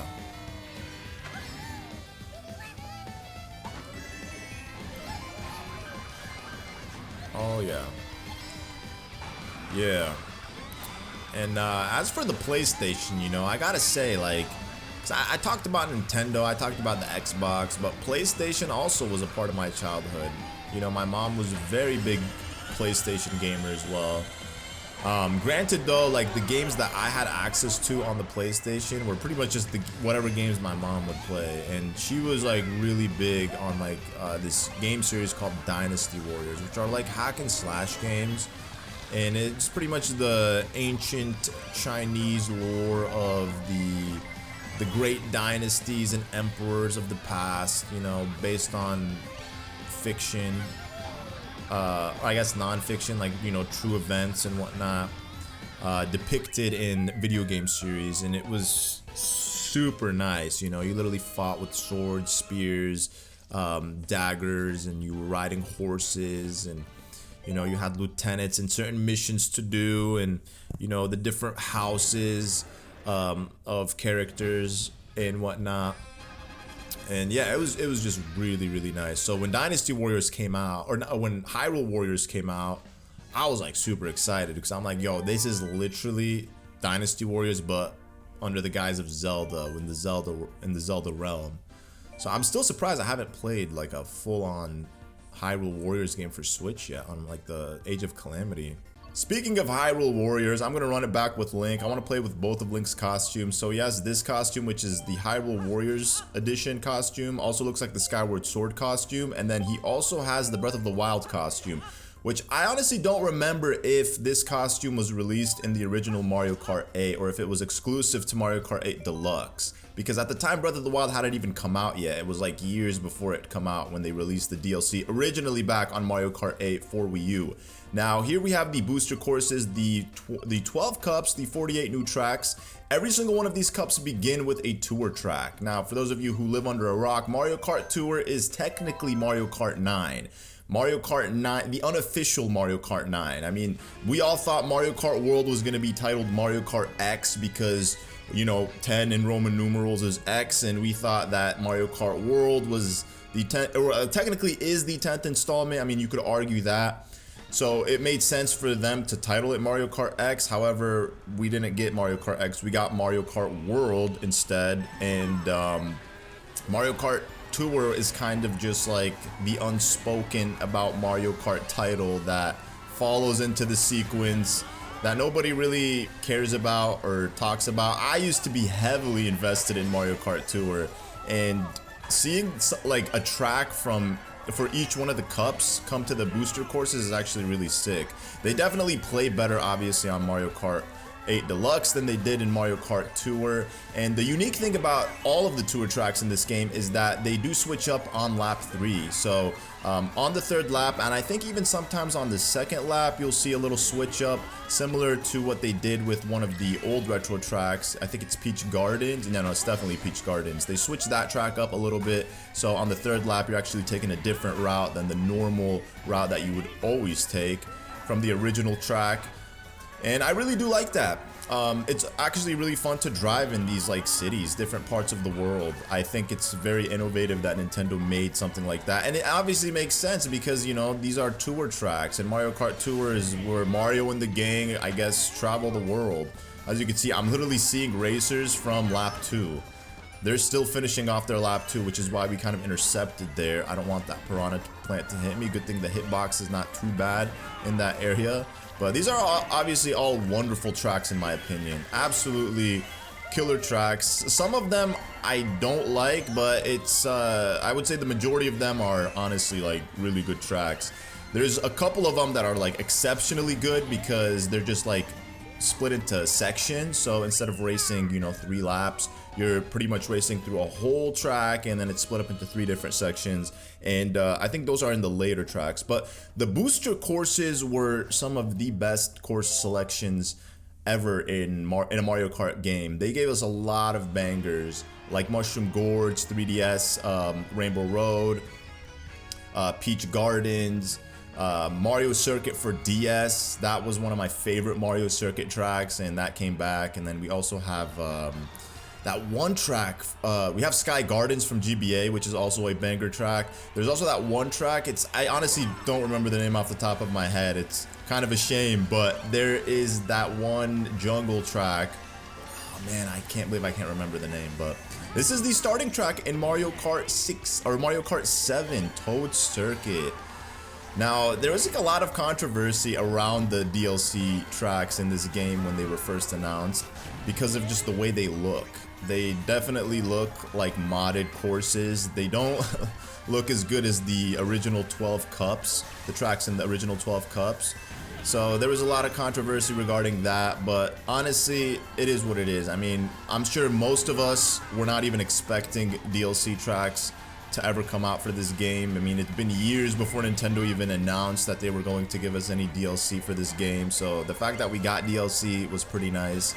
I think, I don't remember how much each booster wave was, but they were coming out, I think, in rounds of 2 cups.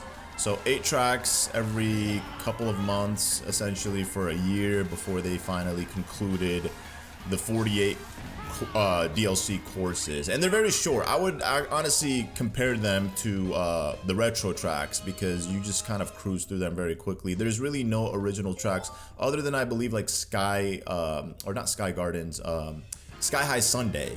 That's probably one of the only original tracks. I mean, oh, and there's that one Christmas Village track. That one is a really nice track. I'm surprised that one didn't make its way to Mario Kart Tour. But, you know, I do really like the DLC tracks. Even though, like I said, they don't look as good. They're not visually as appealing. They're definitely better than Mario Kart Tour in terms of visual and the way they play, obviously. Now, Mario Kart Tour, I believe, is like a niche type of game. I don't know, like, how popular it was amongst like Nintendo fans or hardcore Mario Kart fans. I do remember like my roommate Troy when I was living in LA when Mario Kart Tour was coming out. I don't think he was a fan of that. He didn't really like it, and it was a very interesting take, obviously, from a Mario Kart fan, but he had a lot, you know, to criticize it for. It doesn't play like a Mario Kart game. Like, obviously, you're playing with touch, and it doesn't feel like a typical Mario Kart game. I was really invested in it for years. I mean, we still upload on my second channel the weekly tour or the monthly tours.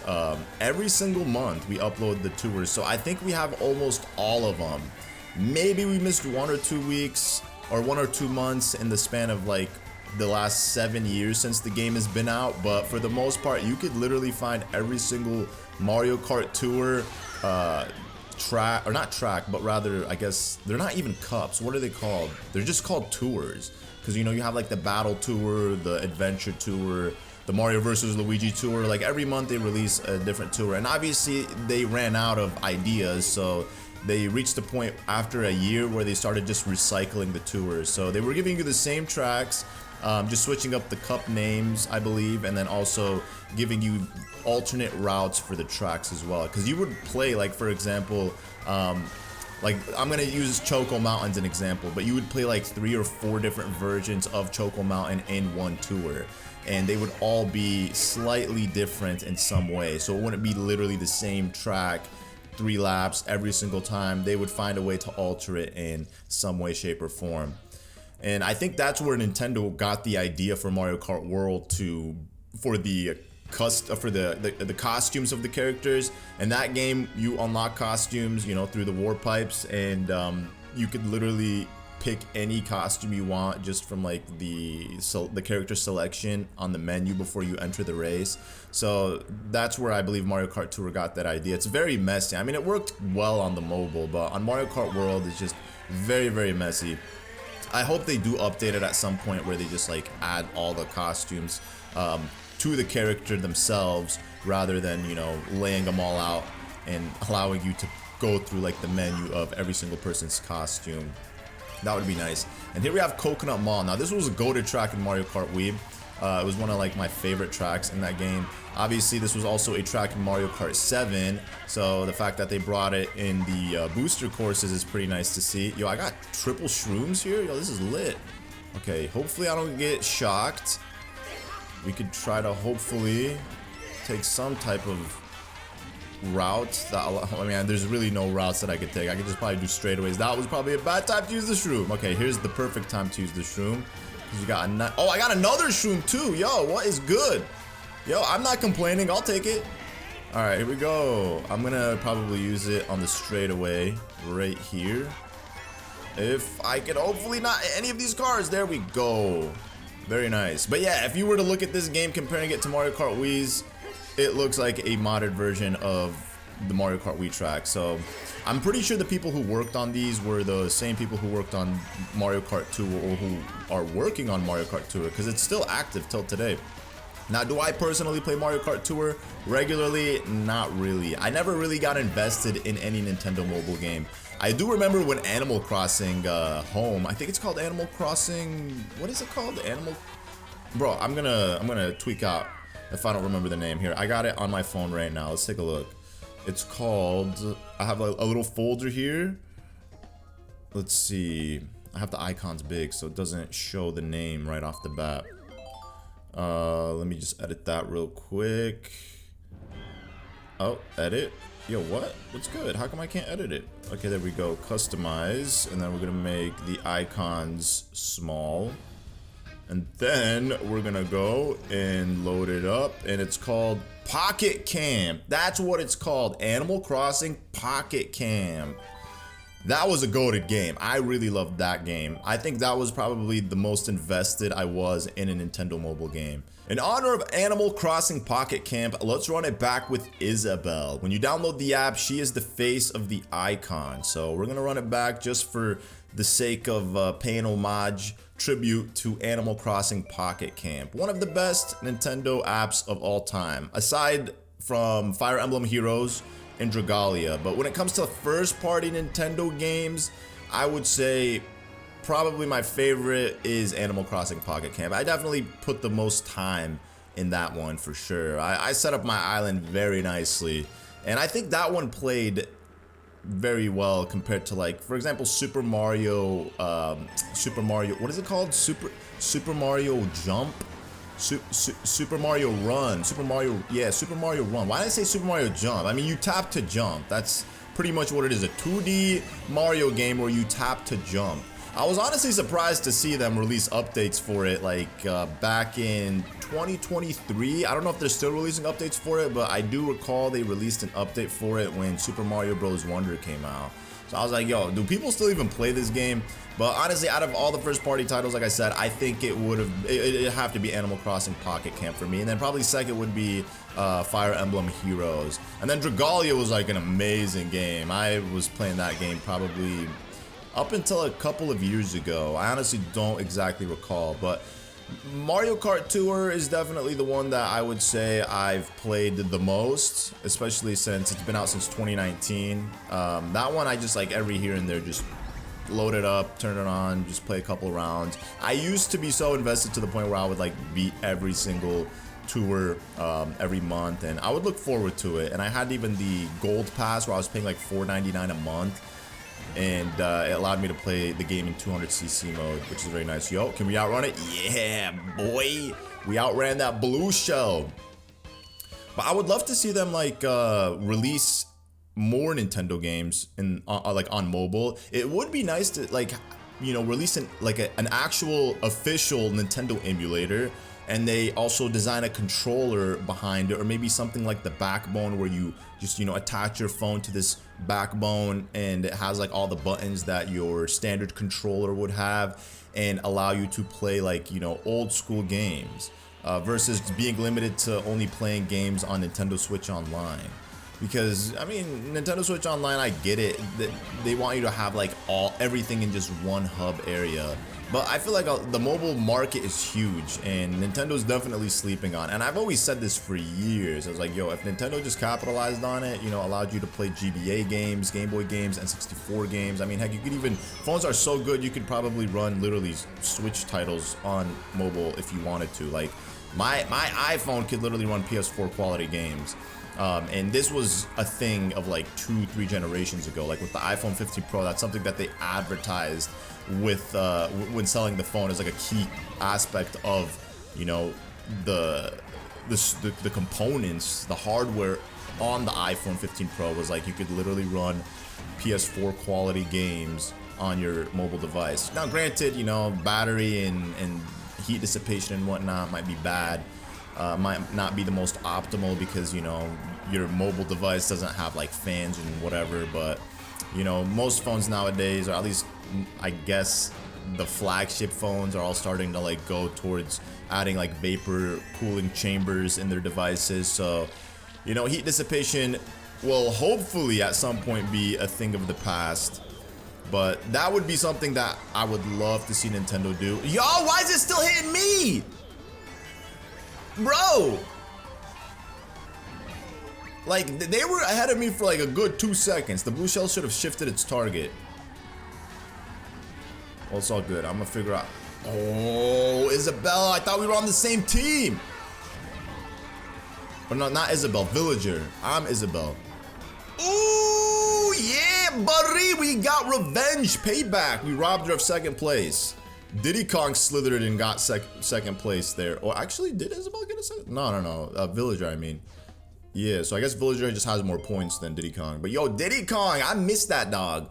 I miss him. I miss Funky Kong. You know, it's upsetting that they just booted him out of Mario Kart 8 Deluxe or Mario Kart World. But here we have GBA Sky Garden. Now, this is one of the best GBA tracks. And as I was talking about earlier in the video, I could totally see Nintendo, if they were to release DLC and making like, for Mario Kart World, they would like create like tracks in the sky, this obviously being one of them. It could work, you know. See how you have the airships in the background too? They can have it like connect in some way, like all the tracks. Have like routes or roads as well that connect you to different courses where they could keep the intermission stuff going. You know, it's not a impossible possibility considering that it took 5 years for Nintendo to actually give us brand new content on Mario Kart 8 Deluxe. 2021 was the year. 2021 or 2022? What year? I'm pretty sure it was 2022. So 2022, that was 3 years ago. So that means 17, 18, 19, 20, 21, 20. So 7 years after the game was out, they started giving us DLC. So I could definitely see Mario Kart World getting DLC in the future, even if it's not immediate, maybe in the far future, because Mario Kart World's not going anywhere. It's probably going to be the next mainstream, mainline Mario Kart game for the next, I mean, if they wanted to, they could probably do it for the next 8 years, decade. If they're really pushing it for a decade, you know. I feel like hardware, I feel like just technology in general, like hardware and just like games in general kind of like reached the ceiling, the plateau, you know. We were like advancing so much, so quickly, like year over year. The upgrades were very significant in such a way that, you know, people were almost incentivized to upgrade because there was like great leaps in technology. But we've reached a point where we've kind of gotten stagnant, and that's because I think technology's gotten to a point where it's so good, you know. And if the companies were not greedy or like trying to appease the shareholders, trying to squeeze out every last penny from their consumers, they would just give us the best of the best product right now. They would work on the best product they could possibly work on now, but then it wouldn't incentivize a person to want to ever upgrade or buy new products, and it would essentially like, you know, cause companies to like lose out on a lot of money. Like for example, if you look at like the mobile phone market, like every year you get like the most minute upgrades, especially in the recent, I would say 5 to 7 years, upgrades are so minute that you don't really notice an upgrade if you're, you know, buying the latest and greatest every year, unless you hold out for like 5-6 years, you know. Like if you're coming, for example, from, you know, the Wii U and then you're buying the Switch 2, like that's a massive leap.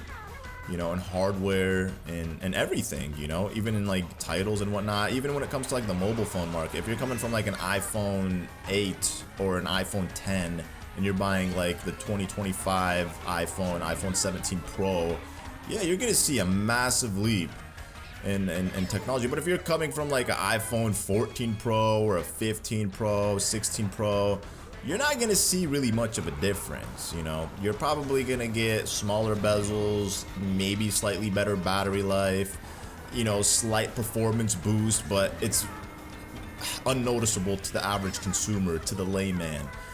They're not gonna notice it, you know. So if these companies were really trying to look out for us and they had our best interest, they would release the ultimate product today, a product that would last easily a decade without you feeling like you're missing out or you need any upgrades on it. But then for the next decade, they would not get any sales.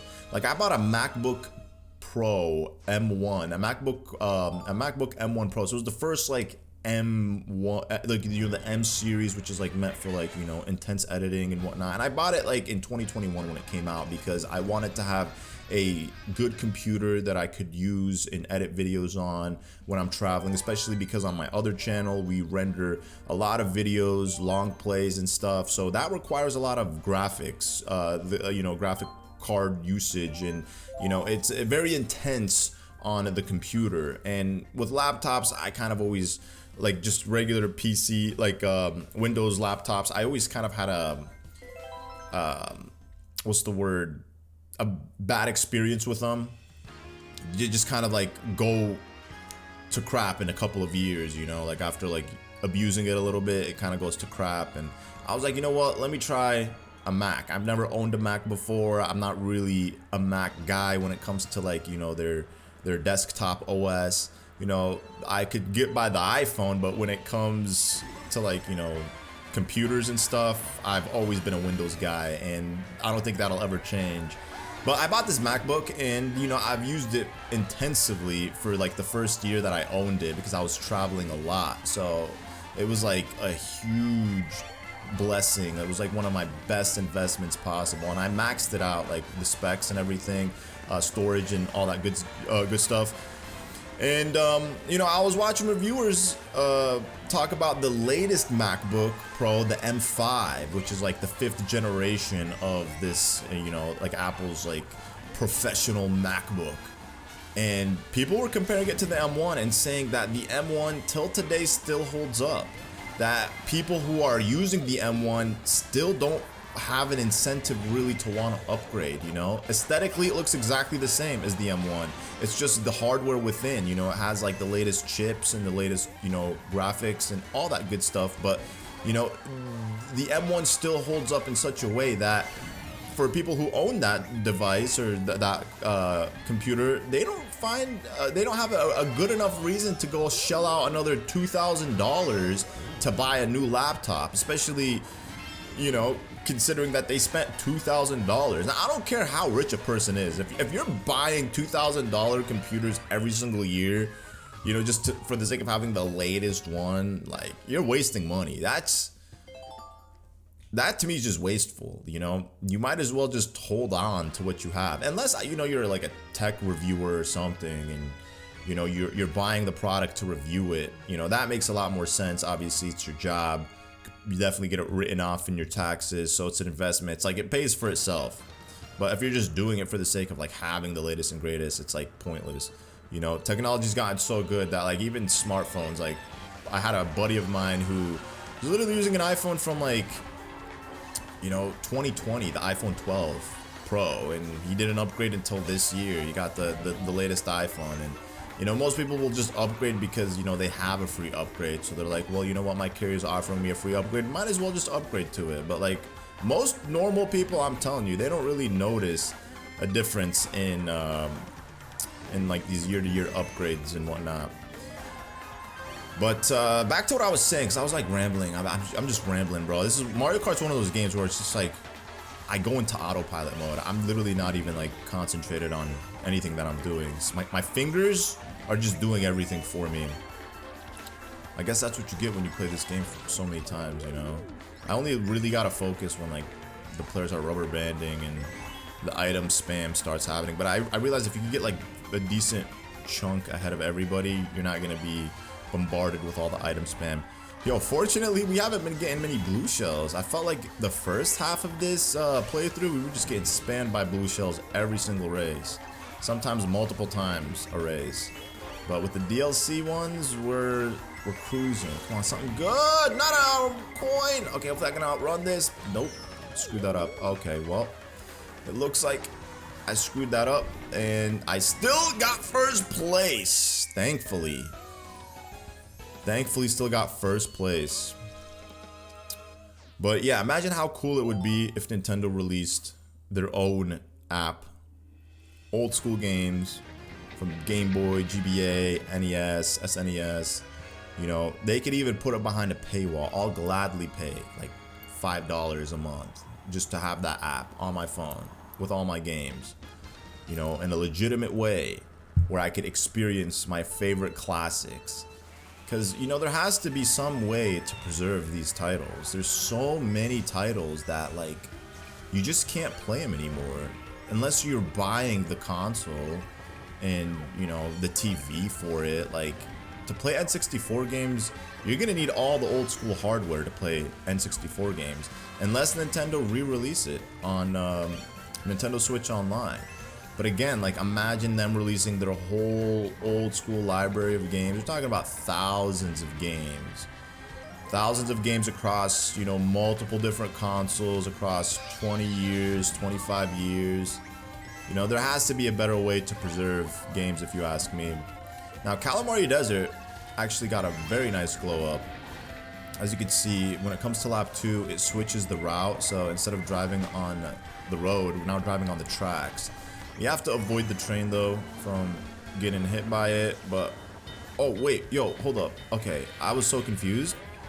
I was like, do I gotta keep going on the track or get on the road again? And then I think for the last lap, bro, I didn't even notice if on the map it's like the little the HUD map, if it switches up. I don't think it does. Okay. Yo, I do not remember it being like this. Oh no! Isabel, we're homies! You're supposed to be rooting for me. Not trying to sabotage me. When I was with Isabel, Villager was sabotaging me. Now that I'm playing with Villager, Isabel sabotaged me. What is this? And then we have DS Waluigi Pinball. This track was a go-to track in Mario Kart DS, obviously. They came with this track in Mario Kart 7, and then now it gets its time to shine here in Mario Kart 8 Deluxe. Alright, here, I gotta get this boost properly. I don't know if I'm doing it wrong. It's like, I'm pretty sure it's like whenever Lakitu's second light pops up, that's when you're supposed to start holding A. Like, I've tried different methods. I've tried doing it as soon as 2 appears, as soon as the second light turns on, as soon as the second light is fully on and settled. But I feel like every single time I still get the same result. Not that it really matters, I guess, because once we zoom in, we going. We zoom in. Alright, let me grab this one. And oh, close, close, close, close. Now, when I played Mario Kart 7 recently, I definitely realized that I prefer Waluigi Pinball on Mario Kart 8 Deluxe more. It just plays better. I feel like the roads on Mario Kart 7 were just a little bit more narrower. Like, I could be wrong. I guess the only way I would be able to truly tell is if I like did a side-by-side comparison of both. Like running both tracks side by side, but it just like, that's just how it is. Maybe because on a console they just made the road slightly wider. But it could also be the fact that there's 12 racers instead of 8 in Mario Kart 7. Ooh, yo, just had a lucky streak. No, oh! Oh, bro, it cannot be.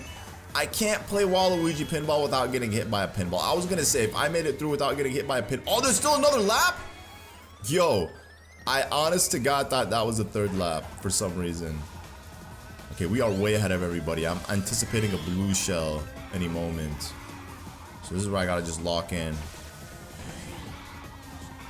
Try to slither. Maneuver. Okay, Here we go, here we go, here we go. Nice, nice, nice. Don't step on that banana. Bro, one of the items that I'm so glad they got rid of in Mario Kart World was this Inkling. Or this, actually, did they get rid of it? The blooper? I'm trying to think. Yeah, that's not an item in Mario Kart World anymore. It's been months since I played Mario Kart World, honestly. I had like this obsession with it when it first came out, and for like a month and a half I was playing it like every day. Let me ask Google, is blooper an item in Mario Kart World? Oh, it is. Huh. Why don't I remember blooper being an item in Mario Kart World? It's very interesting. Okay, now we could go ahead and play with one of the Kooplings. I want to play with Peachette, of course, one of these cups. But we'll play with Lemmy. They added all the Kooplings here just to remove them in Mario Kart World. Like, yo, these are first-party Nintendo characters. Why did they kick them out, boot them out of Mario Kart World? I mean, again, goes back to the theory that DLC will eventually come to Mario Kart World. But here we have Sydney Sprint. This is a very nice track. Honestly, like I was saying earlier, all the Mario Kart Tour tracks in this game are pretty lit. I don't know if like it was good cross promotion for the game releasing these tracks, or if it like really didn't benefit them. Yo, what is that boost, bro? Am I just so used to the Mario Kart World boost where it feels longer that these little baby boosts feel off? Yo, how? I was literally just gonna shame Boo for getting hit by his own green shell, and then karma hit me. Just gotta keep my mouth shut. Don't make fun of anybody. Never make fun of, bro. See, this is why not being in first place sucks. Okay, they already switched up the route. Now we're going inside of this boat. Okay, here we go. Can I? Nope, you can't. I was literally gonna see if I could take that route as a shortcut. Of course. Could barely hold on to my shrooms for more than like 30 seconds before I get shocked. Yo, is that Daisy Cruiser over there? What's Daisy Cruiser doing all the way in Australia? Sydney, Australia. Yo, it's crazy how like Australia have like the opposite seasons than like America does. So like it's pretty much, it's like late October as if I'm recording this video. For them, they're like already getting prepared for summer. That's so crazy to me. I gotta visit Australia one of these days. You know, God willing, I could go visit Australia in my lifetime. See what it's like on the other side of the earth. You know, I've always seen videos in Australia and it just looks so nice. It's just so peaceful. You know, I would love to visit. Heck, I mean, if I like it enough, I might even live there. You know, the benefit of being in Australia is you get games first. Everything launches in Australia first, you know, because they're just like so far ahead of everyone else. That would be nice. Oh. Oh. No! Always at the last lap, right before the finish line, I gotta screw up. Just lose my momentum. What does it say? Yoshi eggs? Yoshi's eggs? Yo, Yoshi, you selling eggs? People really out here eating Yoshi eggs in the Mushroom Kingdom? Now we have GBA Snowland. This is a very beautiful track. You know, all the glow-ups from the GBA games are just like immaculate. Like Ribbon Road. What else is there? Jungle Parkway or something like that. Not DK Jungle Parkway. It's that one jungle track that I was trying to. Something Parkway or something like that. I can't remember it off the top of my head, but we'll eventually get to that track. That track has a glow up. I mean, it makes sense because like all the GBA tracks were just like flat. You know, you can't add depth or 3D or hills or anti-gravity or any of that stuff. So it's like when you play any of the GBA tracks on a modern Mario Kart game, you're obviously gonna notice the massive glow up, or any of the SNES tracks as well. But Mario Kart Super Circuit was like, in my opinion, it's one of the hardest Mario Kart games. No matter how many times I've played it, I just never felt like I could get the hang of it. I feel like they I don't know, like, if it's just like back in the day, games were just like harder, but man, that's a game that I wish I could like play well. Okay, can we stop with the red shell spam? Somebody's getting punished. It was Waluigi. You know, that's karma, bro. He shot me with 3 red shells. Oh no! Come on! Bro, the game gotta give me some like defensive items, not just coins. There has to be a balance. Like every other item at least give me like a defensive item. But they're just spamming me coin after coin after coin. It's not like I can even hold on to these coins because I keep getting hit. Okay, and a bomb. I never understood why first place gets bombs. Like, I guess because they're not defensive items. You know, they can be useful if you could snipe them, but if you're in first place, you just gotta like throw them backwards and hope that it hits somebody. Yo, I'm competing with a Koopling now? That's wild. It's like the game knows. It's designating NPCs, NPC characters related to the character that I'm playing as. So like, why would they add Link and not Zelda? I don't get that. Like, is Zelda not good enough to be a playable character in Mario Kart? That would have been nice. I would have taken Zelda over Kamek or Wiggler, even Peachette. Would have been nice to see Zelda, another racer to keep Link company here in the world of Mario Kart. It just reminded me. It was like so funny how like when I would watch like theories of Mario Kart World before the game came out, we all thought that this was gonna be like Mario Kart 8 Deluxe, where you're gonna have like crossover racers and, you know, characters from different Nintendo IPs make their way to Mario Kart. I don't see why Nintendo wouldn't do that, like with their first party characters. Like, you know, I can understand maybe Smash, like the game being like not being like Smash in the sense that you have like, you know, different characters from universes make their way to Mario Kart, but still, Sonic Cross Worlds, I think did it really, really well. Oh no, oh no! And also, why did they get rid of this mushroom section over here? Like, that was like one of the best parts of Mushroom Gorge. I'm pretty sure they also got rid of it in Mario Kart 7 too. Like, they just took the track and made it worse, you know, in a lot of ways. What was that, bro? I don't even have like auto steer on. Yeah, that happens. What is that? Okay, hopefully I can make a comeback here. Oh, well, probably not if I can't get an item box. Oh, come on, come on, something good, something good, something good. Yes, this is it. Oh, no! They're too fast. On 200 cc's, it doesn't matter if you have shrooms or not, bro. Everybody's already zooming. Everybody's going fast. Well, whatever. That ruined my 3-star rank. I don't even know if I got the first place in the other 2 races, but here we have Sky High Sunday. This was originally a Mario Kart Tour track. I remember when this track, people were reacting to it. I was like, yo, I've already played this track a bunch of times, you know?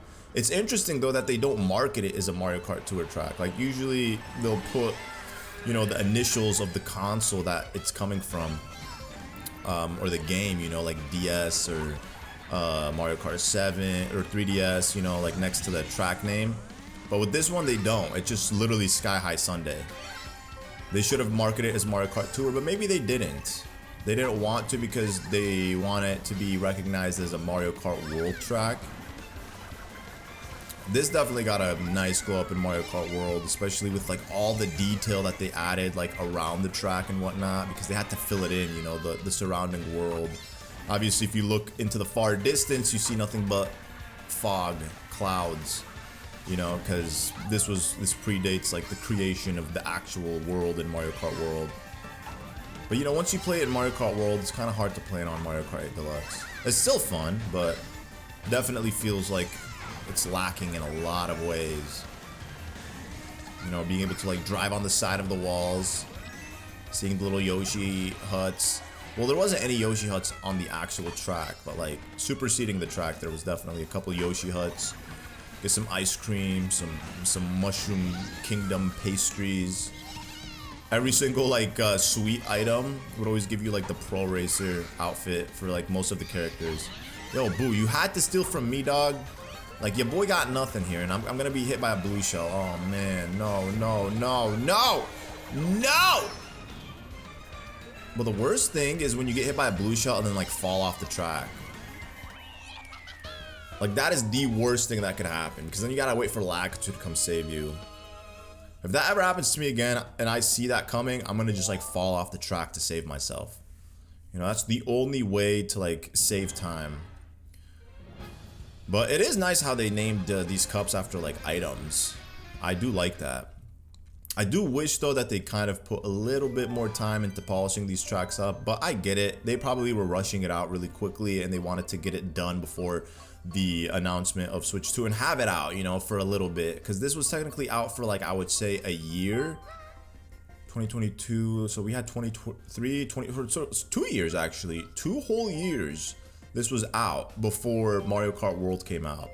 Here we have London Loop, Boo Lake, Rock Mountain, and Maple Treeway. It's just like crazy to me that most of the Wii tracks were also tracks in Mario Kart 7.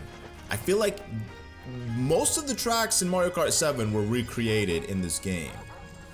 I'd have to like sit down and count them, obviously, but it just feels like that to me. Off the top of my head, it'd be really hard to, like, you know, figure it out. But I'd have to like sit and actually like do the calculations and see. I wonder why they didn't like add, well, I mean, I guess it makes sense. I was gonna say, I wonder why they didn't like add any of these like tour tracks in Mario Kart World, but these are not technically Mushroom Kingdom tracks. I wonder what like the thought process was behind this. Maybe they wanted to like, maybe they thought like with Mario Kart World it was gonna like blow up because, you know, they're catering towards like fans all over the world, you know. Mario Kart's coming to your city. You know, like it was going everywhere. I mean, they didn't come to Egypt, I'll tell you that. You know, I don't think there's any African tracks. I mean, the closest track we have to like the continent Africa is Far Oasis in Mario Kart World. You got zebras, you got giraffes, elephants. You also have elephants in not Desert Hill. What's it called? That one that one Daisy track. It's not a Daisy track, bro. How my brain is just like just farting, bro. I can't think. It's fried right now. Mario Kart's got me fried. But yeah, they got elephants in Mario Kart World as well, so I mean that's the closest thing we got to like any African track. Yo, where am I going? Yo, I'm so confused. Down this way. I was just trying to avoid the chomp that I literally wasn't paying much attention. I just nabbed a shroom off of Shy Guy right there. Nice. Alright, here. Can I like Daisy, use your banana. Use your banana, Daisy. Don't use your banana, it's all good. I got protection. So she legitimately just let me pass her. I had to double check if there's a blue shell coming. Okay, fortunately we go, oh, there comes the blue shell, but it will not reach me. I will pass the finish line before the blue shell reaches its destination. And see, it still went for me. Like, it literally should have went for Daisy because I had passed the finish line before it even passed Daisy. So it should have immediately locked in on second player, not me. And then we have another GBA track, Boo Lake. Like, look at this, bro. The glow up on these tracks. I'm telling you, man, the GBA tracks just have the most beautiful glow ups. Because again, you know, from just a flat race to like all kinds of hills and dips and water sections and anti-gravity sections. And that we have Luigi's Mansion, the original mansion it looks like. Luigi's Mansion coming out for Nintendo GameCube on Nintendo Switch Online. Isn't that crazy? Exciting. Like when they released Wind Waker, the original Wind Waker, I was like, yo, who in the heck would play this when there's Wind Waker HD? They definitely should release Wind Waker HD for Switch 2. I'm surprised they haven't done that. You know, they released Donkey Kong Tropical Freeze on Switch 2, so why not Wind Waker HD? It would just work way better on that. You know, like Twilight Princess HD as well. I think that game should also come to Switch 2. You know, they should make the Switch edition. Cause like I have a Wii U, I have multiple Wii U's. I haven't played my Wii U in ages. I mean, but for me, the main reason I guess I haven't played my Wii U was because my original Wii U with all of my games and investments on it got stolen. And unfortunately, I never went back and downloaded all of my contents. I don't know why. That's one of my biggest regrets, is not doing that. I knew, like, before you know, Nintendo were announcing that the eShop is closing, and I'd always tell myself I'm gonna do it, but then I just didn't have the capacity to like store all my games on like a white Wii U, because I couldn't find like the black edition one, the 32 gigabyte one, so I was stuck with the, I think it's 8 gigs, which is significantly less storage than the 32, and all of my games pretty much were downloaded games. I do have like a nice little selection of physical discs, but yo, that's also crazy too, the fact that games were discs. I was watching the show the other day, and there's this scene where somebody pulls out a laptop and then they put a disc inside the laptop. The disc tray comes out and then they put the disc in. I'm like, yo, the days where you had to put discs in your computer. You know, everything is just like streamed nowadays. I literally bought Dragon Ball Z in its entirety on Blu-ray like years ago. But I honestly, like, I bought it kind of as like a collector's item, just to have it. You know, I always tell myself like at some point I'll go back and I'll rewatch the series, but I never did. But it's like there's no way I'd be able to watch it unless I watch it on my PlayStation 4 Pro, because that's the only thing that I have that reads Blu-rays. You know, other than that, everything is literally streamed nowadays. Okay, I wonder if I can make it across. Why is there no gust coming out of that pipe? Ugh, here comes a blue shell. Bruh. These swoopers, man. Swoopers and being inked up, too? Alright, here, let me see if I can get this. Not fast enough. Okay, it's all good, it's all good. Uh-oh. Okay, perfect. The game finally had some mercy on me. Decided to give me a defensive item. Like, they just keep trying to slow me down. But this track also... come on! Well, I'm in the air, so hopefully, yeah, the red shell will stop. I don't know if the red shell probably hit like a boulder or something. Again? Okay, fortunately, it probably hit like a pillar in the cave. That's the good thing. Red shells, they target you, but it's not a guaranteed hit. If you could somehow maneuver in front of an object where the red shell will like follow you, then you'll be good. Here, I'm gonna drop this right here. I feel like that is a spot where somebody will hit it. Oh, come on, come on, come on, come on, come on, come on, come on, come on. Ooh, yo, we did it. Every time I beat this track, he always goes that way, like into the abyss of nothingness. I guess they all do. Wait, no, they landed on the road. What the heck? How come my character doesn't do that? Every time without an exception. Now we have Maple Tree Way, a gorgeous track. Mario Kart Wii, Mario Kart 7, Mario Kart 8 Deluxe. 3 generations of Mario Karts that got Maple Tree Way.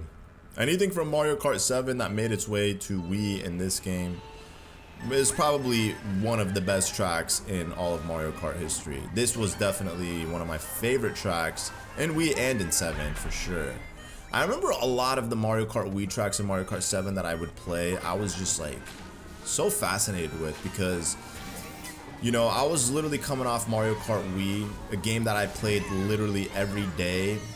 I would come home from school and literally just throw my backpack on the floor in my room, and then just without doing anything, without eating, without changing, literally just pop my Wii on and just get online and start playing Mario Kart Wii. And it was just like some of the best times, man, that I had with Mario Karts. And online was popping too back in the day too. You know, everybody, if you get in a lobby, everybody's Funky Kong. You'll finally. Oh, yo! Avoided the blast. The radius of that blue shell. No, that's my shroom. Couldn't get it. Okay, I'm gonna hold on to this banana. Oh, hey, it's my mama and papa. I'm a little baby Wiggler. I just realized that Wiggler's home. Wiggler, you're home, buddy. If this track got remade in Mario Kart Wii, that would have been sick. Like imagine, or Mario Kart World, imagine being able to see like all the surrounding places from Maple Treeway in free roam. I love free roam, man, in Mario Kart World. I think it's like one of the best things about Mario Kart World, to be honest. You know, although there is no like story or anything like that, I do think like the P-switch missions are really cool. I mean, you know, it might be like a very unpopular take, but you know, I do like it. I just like the ability to just drive around and do nothing if you want. Just like appreciate what the world that they built, you know? Like finally in a Mario Kart, it's not just racing. Like, not that I think people were asking for that, but I can't help but appreciate that, you know, like just being able to explore the surrounding area around a track, you know, without limitations. Because sometimes you wonder, like, I feel like it wasn't just me. I feel like a lot of people will sometimes, you know, be playing a track and wonder like what it's like to go out of bounds. Like, you know, what would be outside of this track if you could go outside of this track, you know? So that's technically what Mario Kart World Free Roam does. It allows you to explore the tracks and then also see what it's like to go out of bounds from the tracks. All right, you know, we're gonna wrap up the rest of the top ones with the boy Diddy Kong. So here we have like 3 really good tracks: Peach Gardens, Merry Mountain, and Rainbow Road. Rainbow Road 3DS, which is my all-time favorite Rainbow Road, aside from Mario Kart World Rainbow Road. Mario Kart World Rainbow Road definitely became my favorite. Even though Mario Kart World Rainbow Road is more like, it's more like a visual feast of a track and kind of like a reward for, I guess, unlocking it in Mario Kart World, because it's very long. It's a very long track, and it gives me a lot of previous Rainbow Road vibes. Like there's this one section where the track becomes like the roads kind of become like panels that are lit up in rainbow color, and that reminds me of Mario Kart 8 Deluxe's Rainbow Road. And then you have the section where the train and the characters from like the NPCs from the game, like even the dinosaur on the train in the background. And that gives me Mario Kart 64 remake from Mario Kart 8 Deluxe Rainbow Road. And then you have this one beautiful section where you're just like driving on this like watery road, kind of like Starview Peaks roads. It's a very nice track, very visual, appealing track. So when I played that one, I'm like, okay, yeah, this one's definitely my favorite. But Mario Kart 3DS's Rainbow Road was my favorite before that. Okay, we gotta like lock in, gotta put some distance between me and these guys, and I also gotta use this mushroom before it's too late. Ugh, bro, there's no way I hit that taxi twice. You guys remember this game called Crazy Taxi? Maybe it's beyond you guys' time. It was a PC game. It was a fun game, you know. You gotta work as a cab driver, driving around town, picking up as many fares. Every time you picked up a fare, you'd get a little bit more time on the clock. I should have saved that. I should have saved that for something.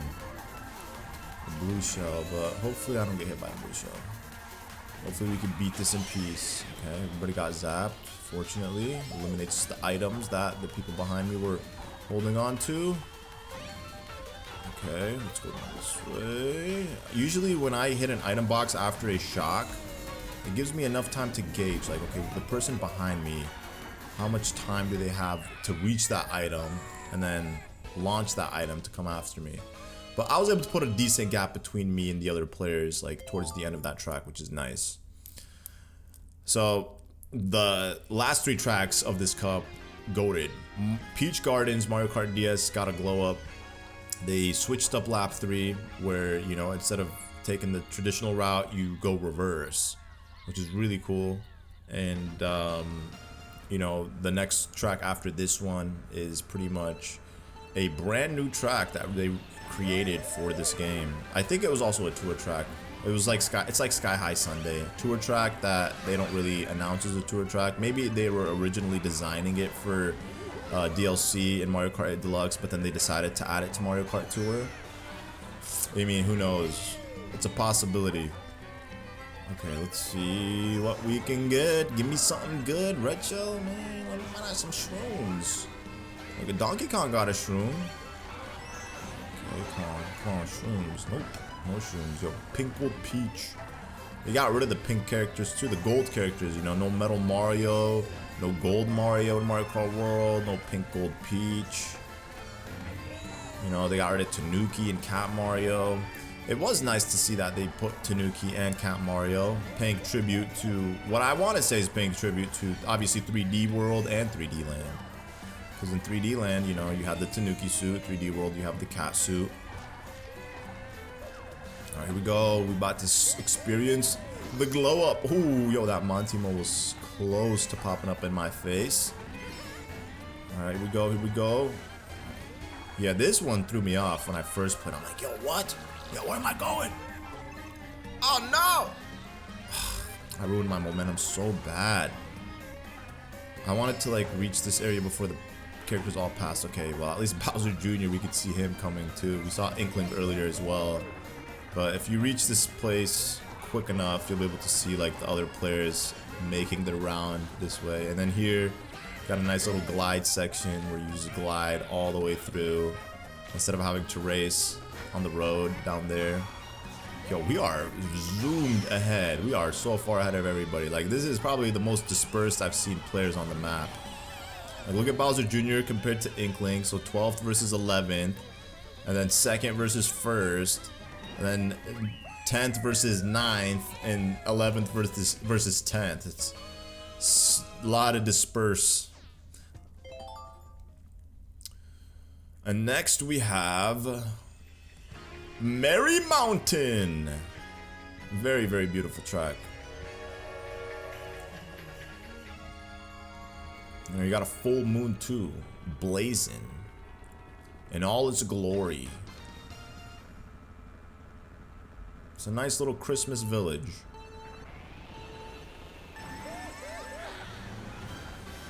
You know, they should have made the item boxes like present boxes. That would have been a nice little subtle touch for visual appeal. Oh, TK, where you be popping out of, brother? This isn't Mario Kart World. My man's out here doing strats like he just taking different routes. There's an item box all the way up there. How is one even supposed to get that? Oh, look, you got the toads on the sled dropping coins.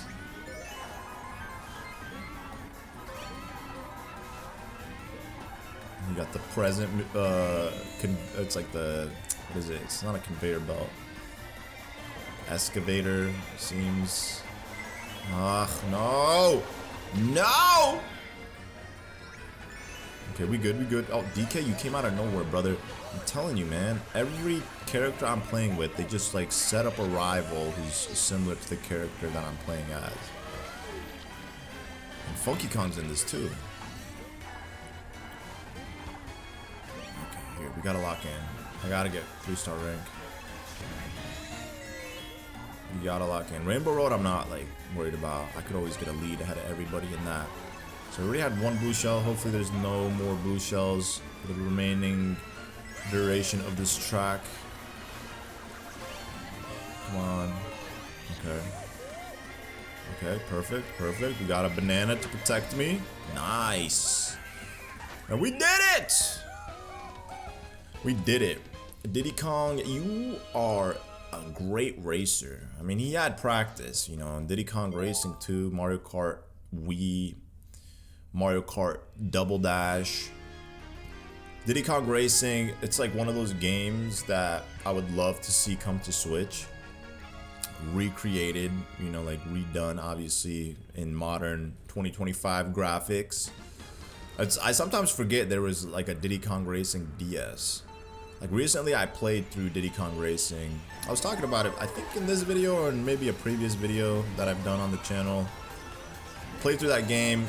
such a fun game. I think it was this video that I was talking about. I was talking about it earlier, but it's crazy to sometimes remember that they've also released it on Nintendo DS. Now on DS, they did it like Mario Kart 64. Mario Kart 64, you know how they no, not Mario Kart 64, Super Mario 64.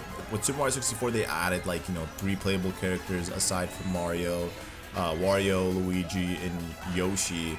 And then they gave you an additional 30 power stars to find on top of the original 120 power stars.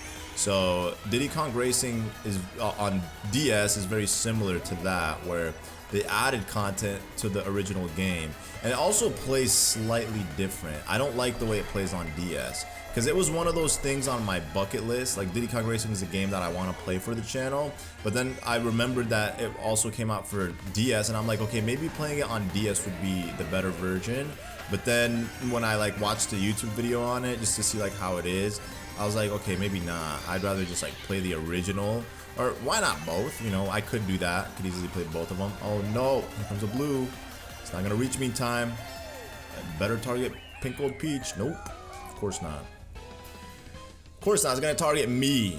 We got it, Diddy Kong with the perfect score, the 60.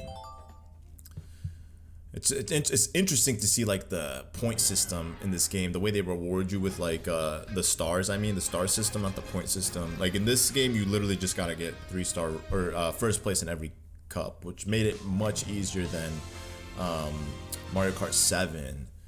Mario Kart 7, you had to not fall off the track, and you also had to get first in every single race.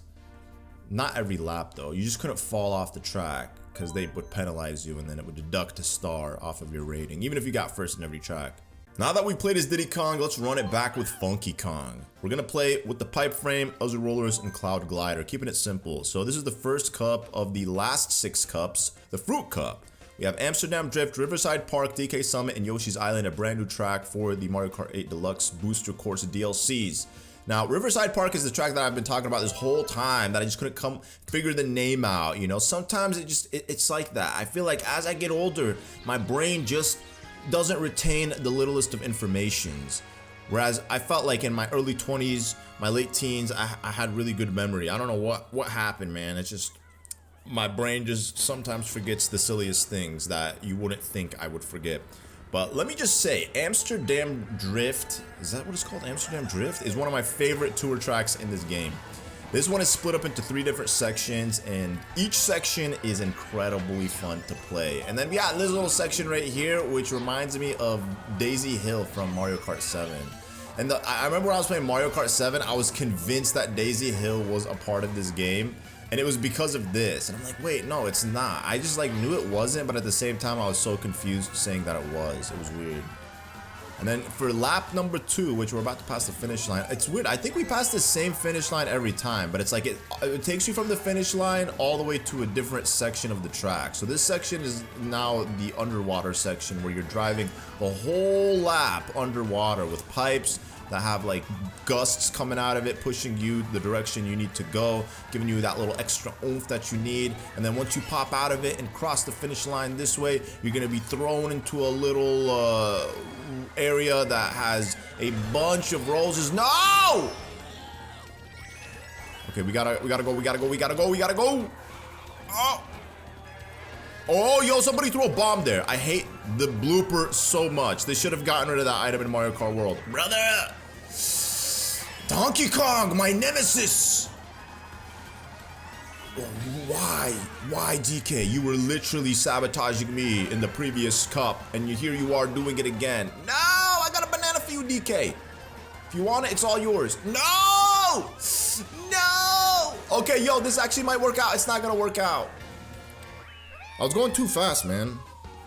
It was going too fast, and the thing is, it's if you just slightly get out of bounds where those arrows are, it's over. Lakitu has to come pick you up.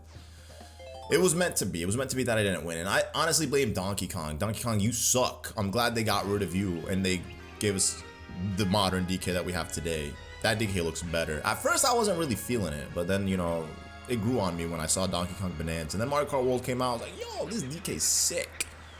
So here we have Riverside Park. Now this is the track that I was talking about earlier. It's one of the best glow-ups of a GBA track. Bro, I say this about every GBA track, literally. It was the best glow-up. It's impeccable. You see these curves? You see these 3D curvatures and these ramps that they placed? We have walking piranha plants with mushrooms on them. It's impeccable. We even have Shy Guy, which are jungle-like. But this is definitely a DK vibe track for sure, right? You know, I'm not the only one who feels that way. You guys probably must feel that way too. It reminds me of the DK track in Mario Kart 64. Now, again, it's one of those moments where my brain is just not functioning and it's not coming to me off the top of my head. It's like DK Jungle Parkway, I think is the name. Don't quote me. It's like when you don't play these games for years, sometimes it's just like, you know, hard to remember certain little nitty-gritty things. But I do remember the layout of the track, and it's giving me those vibes. I do like this one though more, I would say. I mean, I'd have to see the other one recreated in Mario Kart 8 Deluxe with Mario Kart 8 Deluxe graphics. Maybe I might prefer that one, but I like this one, man. Look at the waterfall. This would have been a nice area as well, a nice track to have in Mario Kart world. Imagine like the surrounding area, how they could have made it in free roam. Would have been an ambitious product. Yo! Ooh, okay. Yo, I didn't even realize I was a little bit further ahead from like the players behind. They're all like bunched up in that little area. Like we had like 4 racers all bunched up in that one little section. It's not gonna be a 3-star rank though, unfortunately, man. You can't get them all. You can't get them all. And now we have DK Summit for the Wii. This one, yeah, it made its way to Wii. Obviously, it's a Wii track, and then we see it here. Didn't make its way to another game after that. You know, Mario Kart 7 didn't have this. Mario Kart World didn't have this. Which one did Mario Kart 7 have? I'm trying to think. Maybe Mario Kart 7 did have DK Summit. No, it didn't. Wait, did it? No, it didn't. I think it did. Okay, I gotta look this up now. I actually gotta look this up after this race because I'm curious. Oh, yo, we played Mario Kart World! You see that? I was driving on the side of the wall. Bro, how is that considered out of bounds? I was still in the snow. You meaning to tell me that's gonna take me out of bounds? I'm just like thinking so hard if this track was in Mario Kart 7. Bro, I just played that game recently too, so it's crazy how I can't remember. I can't remember, man. It's actually quite upsetting. I might have to go get like a brain scan or something, because this is not normal to be forgetting things like this.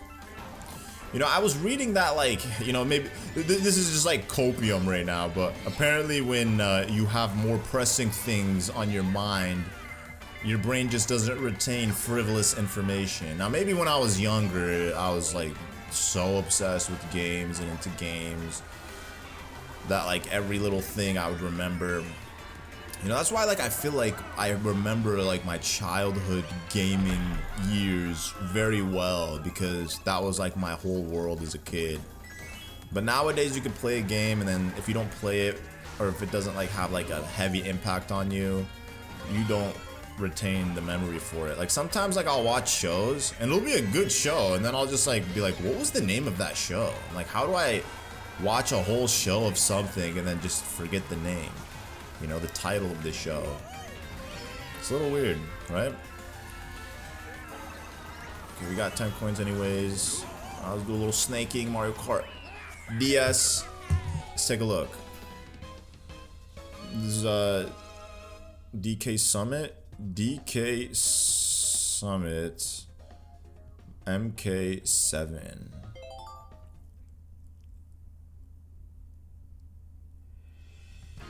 Was it? No way.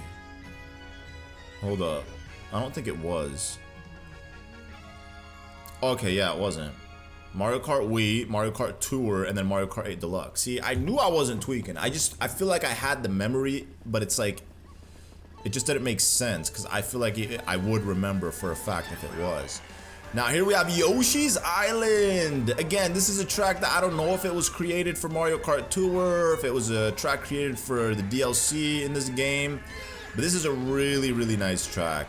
I don't know why Nintendo doesn't make a 3D Yoshi game, you know? All their Yoshi games are usually like side scrollers. It would be lovely to see like Yoshi get the love he deserves and getting his own 3D title like Donkey Kong Bonanza. Imagine a Yoshi world, how beautiful and colorful the atmosphere would be.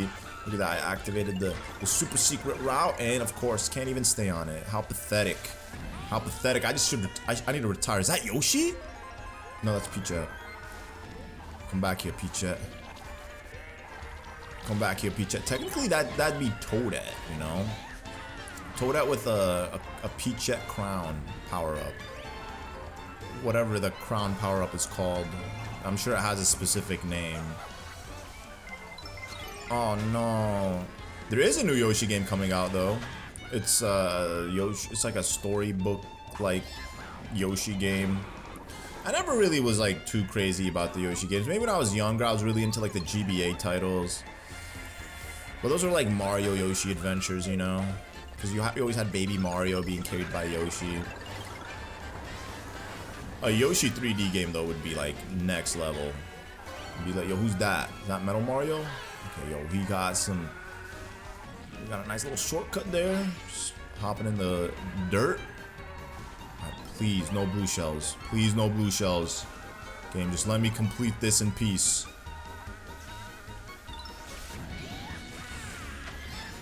I wonder if I'll be able to activate the egg section.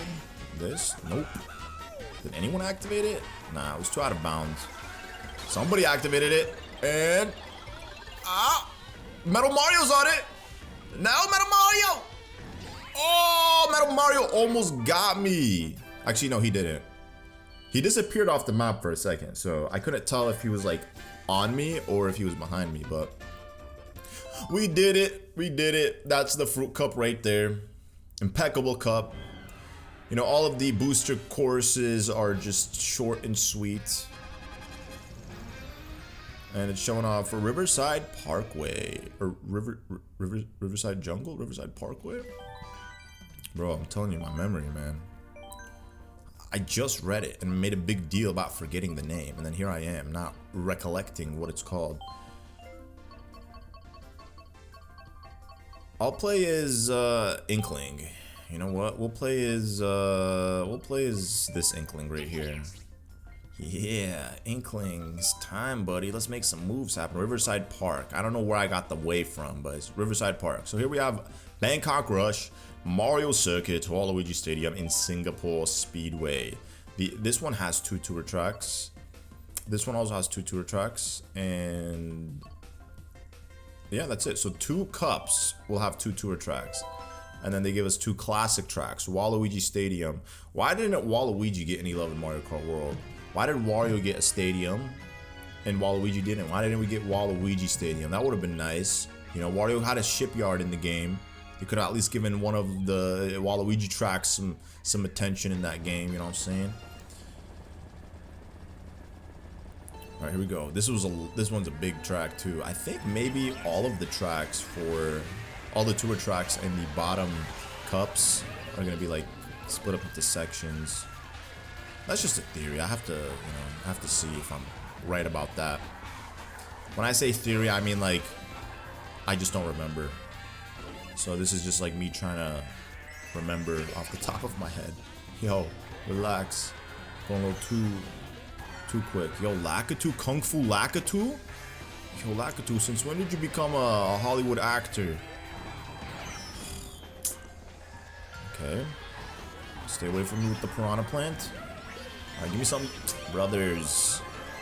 My brothers, relax. Okay. I'm doing really bad now. I just gotta get out of this chaos. There we go. We driving through the streets of Bangkok. Whoa, whoa, whoa, whoa. Where am I going? Where am I going? Just went through that. I'm gonna drop the bomb right here. Somebody's ought to hit it. I don't know if somebody hit it. Okay, I saw Mario spin out in that area, and then Inkling made a sound, but he didn't look back. So I don't know if he hit it. Okay. Oh no, again! No!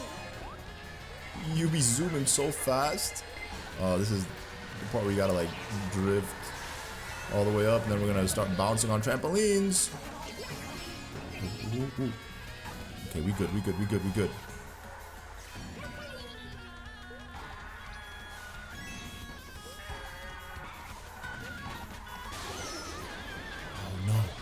Oh no! Oh! Right at the finish line too. And look who's competing with me, Inkling Girl.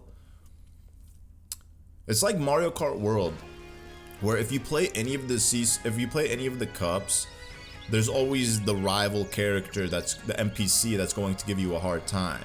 And it's already fixed. So like for the first cup it's Donkey Kong, for the second cup it's Daisy, the third cup I think it's Rosalina, like the last cup is like Peach. So every character, or every cup has a designated rival character. So I think maybe in this game it's like that. Just, it's not dependent on the cup, but rather the character that you choose. This Mario Circuit is very similar to the Mario Circuit from Mario Kart 7. Which I'm trying to think if it was a recreated track, or if it was Mario Kart 7's Mario Circuit. I think it was Mario Kart 7's Mario Circuit. So the atmosphere is very similar, and then they have like a pipe section. That's why I say they're similar. And then we have like big giant walking Goombas. It's like we have like enemies from Tiny Huge Island. I mean, the Shy Guy are normal size, but other than that, you know, you got the big Goombas and the big Piranha Plants. Wait, is there a pipe section here? Wait, no, there isn't a pipe section here. Why did I think there's a pipe section here? There is no pipes. Bro. Everything is just blending. Wait, is there? Oh, there is. Yeah. So, bro, I'm not crazy. It's a little pipe section. Just like a quick little segment. They just like let you enter inside of the pipe for like 2 seconds. Look at that, Peach's castle, man. One of Peach's millions of castles. This is a very humble sized castle. It's a very small one. It's a humble one, you know. It's just like on one of Mario's circuits where she trains Mario to become a professional NASCAR driver for her own interest, or maybe to ward off the Bowser Battalion whenever they come infiltrate Peach's castle. You know, you don't really know why she does that. Here we have like different signs: Galaxy Air, Lemmy, Moo Moo Meadows, Fuel. A lot of advertisements. Lemmy's Tire Service. What is that? Banana Baby? Banana Boy? But I actually really like this Waluigi Stadium. This is one of my favorite ones. I think there's one other version of it. I know Wario has multiple stadiums. Unless this is the only Waluigi Stadium, then obviously this is my favorite one, but I was always a big fan of this one. Always enjoyed it. On lap 3, actually no, we already have the ramp there. You can get up there somehow. I think you just gotta take the little boost panels on the side of the walls. Okay, gotta put some speed, gotta put some distance, I mean.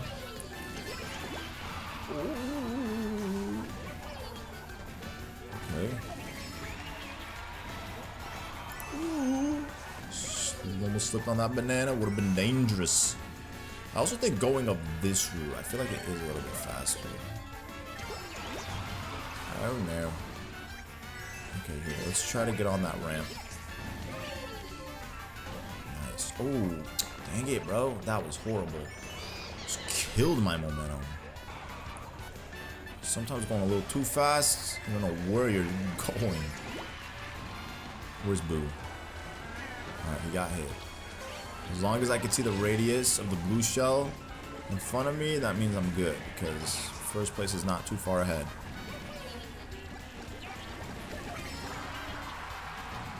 Uh-oh. Okay, I'm losing my momentum. Yo, Mario, that's a nice whip. I forgot they had the collab with Mercedes. And they had like Mercedes cars come to Mario Kart. There's like some weird collabs, man. Ooh! Oh no! Bro, I was flying everywhere. I did so well on the first lap and then just killed my momentum on the last 2 laps. It's whatever. You win some, you lose some. That's just how it be with Mario Kart.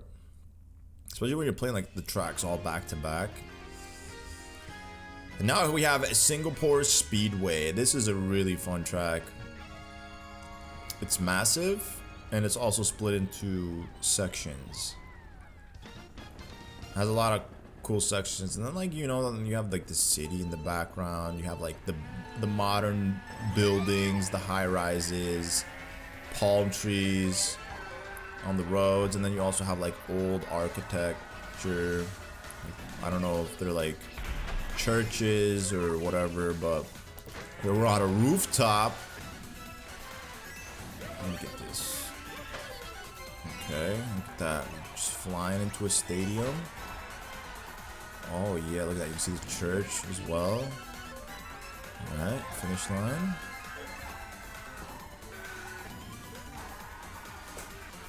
Oh, I gotta like concentrate on these ones, because I feel like the layout for these ones, because they always switch up every lap, you don't know like where you're gonna go, so you gotta always look out for the arrows. Dang it. Stinking blooper. Smelly little blooper. Alright, here we go. Nice. We zoom in. Alright, this is the best part of the track. Oh yeah. Whenever a blue shell's like on its way to hit you and you're in the air, you're just going so fast it can't catch up. It can't compete with the speed of air. And we're in the marketplace. Oh, Shy Guy Bazaar, bro. That's the track that I was thinking about that had elephants. I know I'm like so late with it, but as soon as I saw those little marketplaces, it immediately triggered Shy Guy Bazaar. So I was able to play, oh, Shy Guy Bazaar. But for some reason, it wasn't coming to me earlier. I don't know why. I don't know why. So let's see what I got. 2-star rank on the Boomerang Cup. What did I get? 2-star, 1-star, 1-star? 1-star, yeah. It's not that I got second in one of the tracks. I think I did worse than that. It's like 4th. Waluigi Stadium really screwed me up, man. We can go ahead and play as Link now in this outfit, because I really want to play as Link. And you know what? I'm going to be ambitious, and I'm going to play with his Master Cycle 0. This is the gift that you get when you 100% Breath of the Wild. Spoiler alert. If you haven't played that game yet, then you deserve to be spoiled. Is this a good... Yeah, I guess whatever. It's all good. Squeaky clean... Raceway Highway? I didn't even read the last word in that. But that's also a new track. Made its way to Mario Kart Tour. But also could have been exclusive to... Not exclusive, but it was designed for this. But got picked up by Mario Kart Tour. You just... I feel like you'll never really know. Maybe do some digging and I'll be able to find out. Usually when I play with the Master Cycle 0, I use the tires for this bike. But ain't no way on 200cc's I'm about to use the tires for this bike. That's just gonna be atrocious. Okay, it's gonna take me a little bit to get accustomed to this. Oh no. We are in Athens. Athens, Greece. Oh, yo, what happened there? I feel like I got hit by something, but it didn't affect me.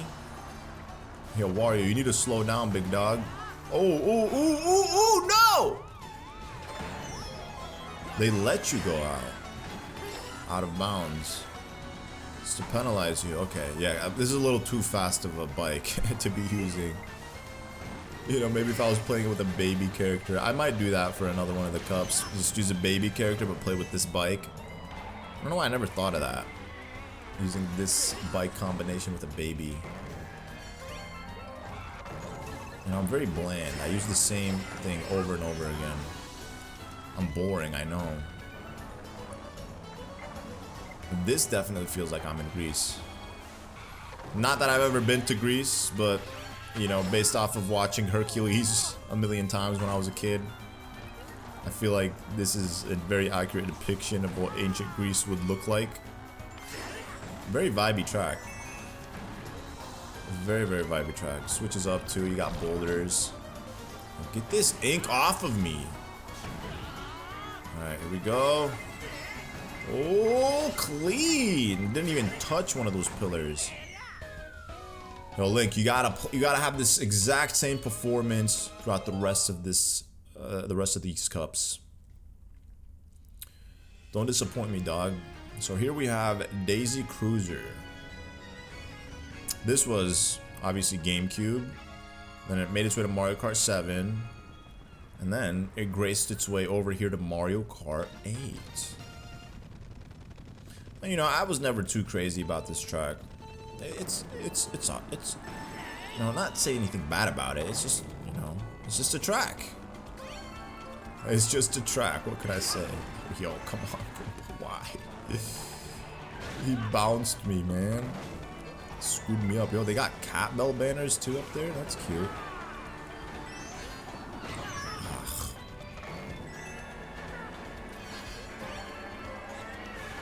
Ha!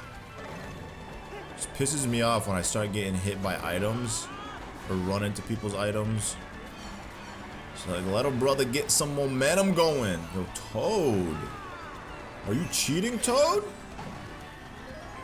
My boy out here is a whole mushroom. He is the golden mushroom.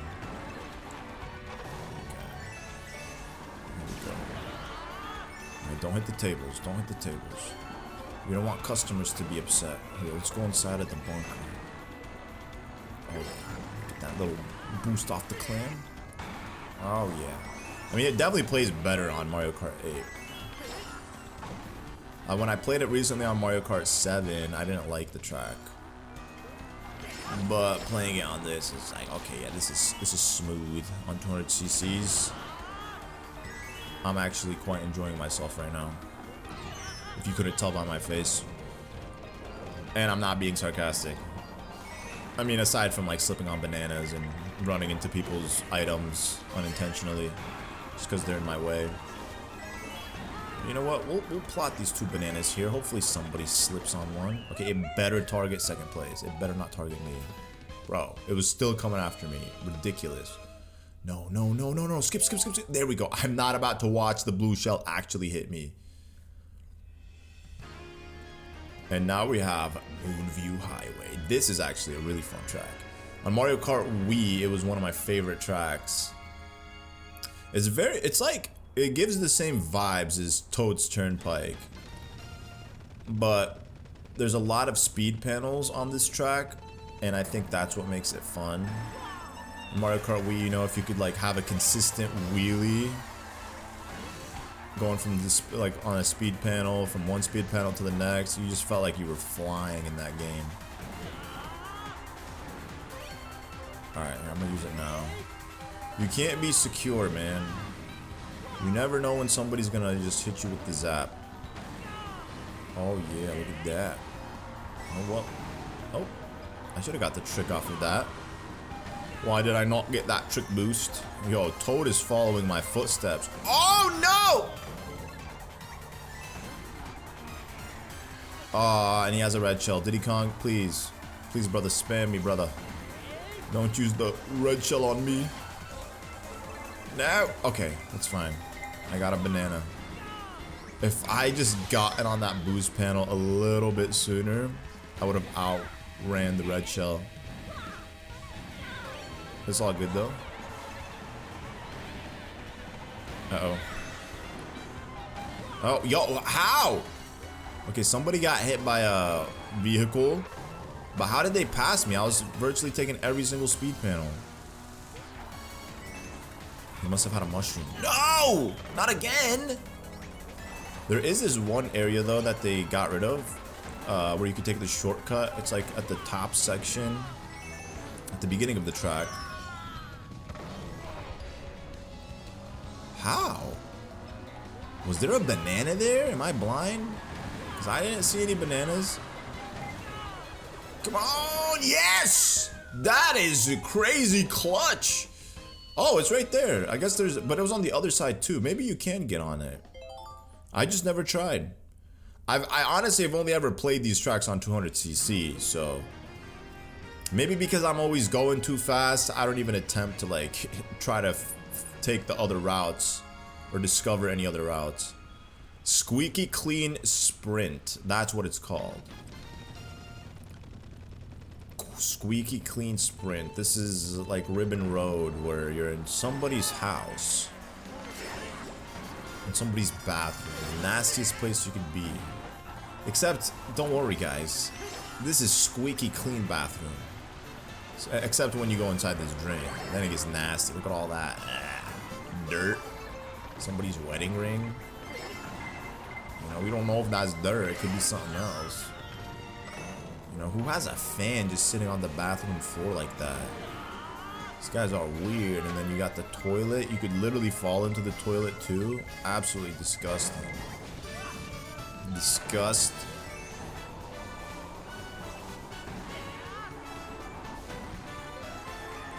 It's a very nice track though, don't get me wrong. You know, I'm just very OCD about bathrooms and cleanliness. Like, super OCD. Like, if I'm in public, I will avoid using a public, like a bathroom, no matter, unless I have to, unless it's like a dire situation, then even then I have to come home and shower. That's just how much bathrooms repulse me, you know. Except my bathroom, you know. Fortunately, I have my own bathroom. You know, I don't have to share a bathroom. I mean, when I do have people over, they have to use my bathroom, which is fine. You know, it is what it is. You could clean it, I clean it, my wife cleans it for me, so. Yeah, you know, first world problems, what can I say? A mecha coop of a mecha cheap cheap? Where'd that mecha cheap cheap come from? No, I'm gonna fall in the toilet anywhere but the toilet.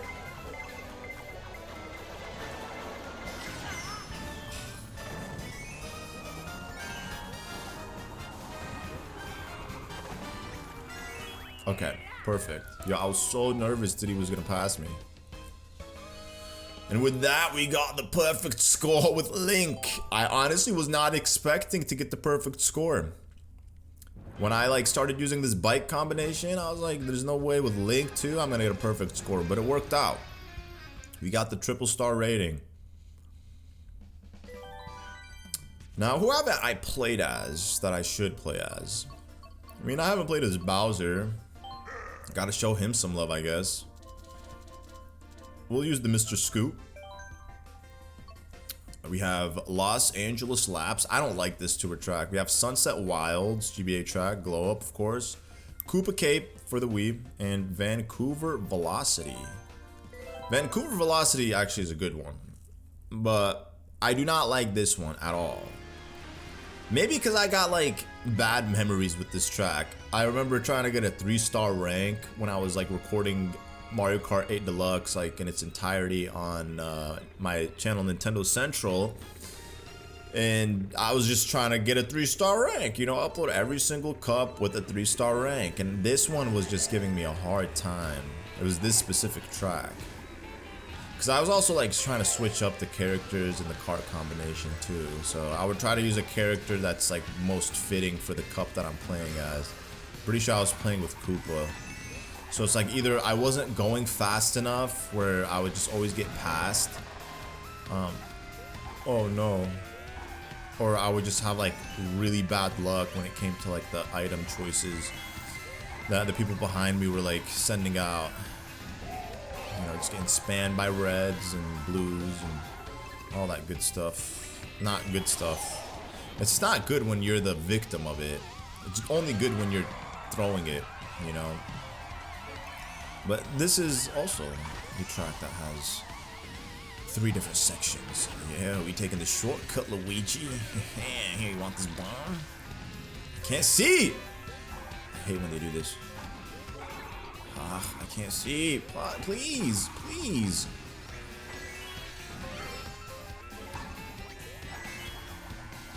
Yoshi, you need to get off the road. Bruh. Bro, I'm telling you. Actually, this is... Is this split into sections? It's not split into sections. It feels like it was. You know, honestly, I don't even know. It definitely feels like it is split into sections. But also, I feel like I'm replaying it.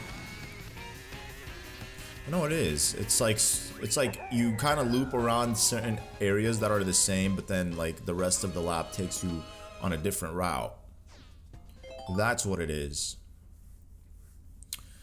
Giving me, I guess, yeah, it makes sense. Los Angeles. I was gonna say it's giving me Venice Beach vibes. Not Venice Beach, San Monica Beach vibes. That one was like the cleaner beach in LA when I was living there. I used to live close to Torrance Beach, like a couple miles away. I would walk there. It was really nice. And then Venice Beach was like, it wasn't too far from that one. But Venice Beach was dirty, nasty. Yeah. Santa Monica Beach was nice. Some of the best sunsets I've seen in my life were there. And then apparently I found out like the reason the LA sunsets look cool is because of the pollution. That's why like the sun gets like really tolerable to look at before it sets for like 20-30 minutes. It's like kind of like dialed down, you know, the brightness. Yo, we just screwed England badly. Okay. This is the only track too in the game that actually has time of day change. When Mario Kart World announced that there's gonna be a time of day change, I thought that it meant that one lap would have like the time of day change and then the other laps wouldn't. I think in the Grand Prix that's how it is, because when you play DK Spaceport, I believe, it starts out like in a dark vibe, but then towards the end of the track on the Grand Prix mode it gets lit, like the sun rises or something. It gets light outside, you know. But this one, towards the end of the lap, bro, I was literally in first place for like 2 seconds, man. Bro, for like 2 seconds. Wait, is there gonna be a time of day change? Bro, there is no time of day change. Why did I think there was a time of day change in this track? That is so interesting. I thought it was gonna become nighttime. Bro, I'm tweaking, man. My brain is fried. I've played too much Mario Kart. I'm just starting to like mesh memories together, stitch memories from here, there, all over the place. But it's all good. We're close to finishing this up. Trying to wrap this up, you know. Have all the 96 tracks in Mario Kart 8 Deluxe completed. Maybe I'll revisit this game in a couple of years, if I'm still making videos, which hopefully I will. I can see myself making videos for the long run. But yeah, revisit this game in a couple of years, see what's up, if it still holds up.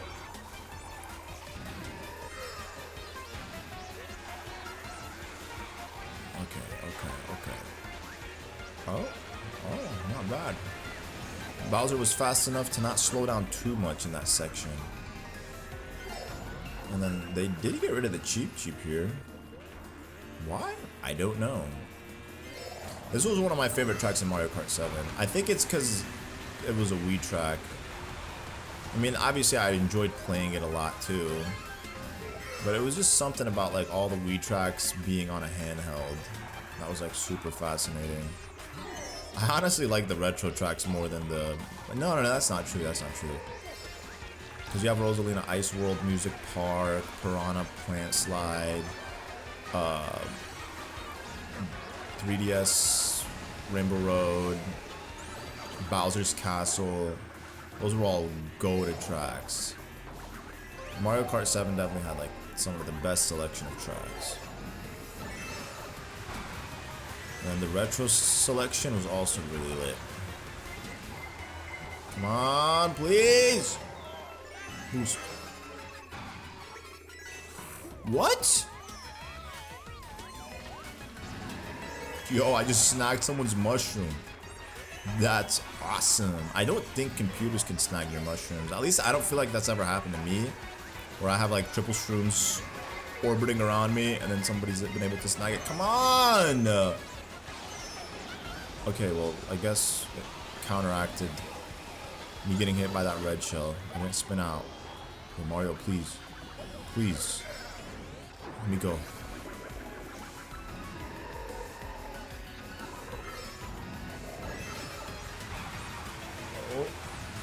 Okay. It's like always that turn. It's like depending on how you drift while going up that area, can either make it or break the race. You can just like screw up. But one more race and maybe we get another perfect score. I would say it's more 3-star ranks in this video than not. I honestly wasn't keeping count, so I don't know. But this track also gives me a hard time. Whenever I would play this cup, try to get a 3-star rank, I remember I'd have to like redo it. But here we go. It's like the worst feeling in the world too when you're like trying to 3-star rank them and then you just have to restart the whole cup because of something that happens on the last track on the last lap, you know, having to replay the cup again. I think that's why I just like preferred playing on versus mode with no items. Because then if you fall off, if you suck, that's literally on you. That's like, okay, you don't know the route, or you didn't drift well enough, or break drift at a certain spot. So it would be all on you. Whereas the items, it's all random, man. I don't know why people don't like playing Mario Kart with no items. I mean, I get it. It's like what makes this game, but still. Wait, how? Did I really use the mushroom? I honestly didn't even realize that I did. I was saving it. But yeah, this is a nice tour track. Just gotta plant these bananas. We're going into the arena section. Uh-oh. Uh-oh. Oh, of course. My rival is gonna be a Koopling. Yo, get back here. Come on, get that draft. How did I not get the draft?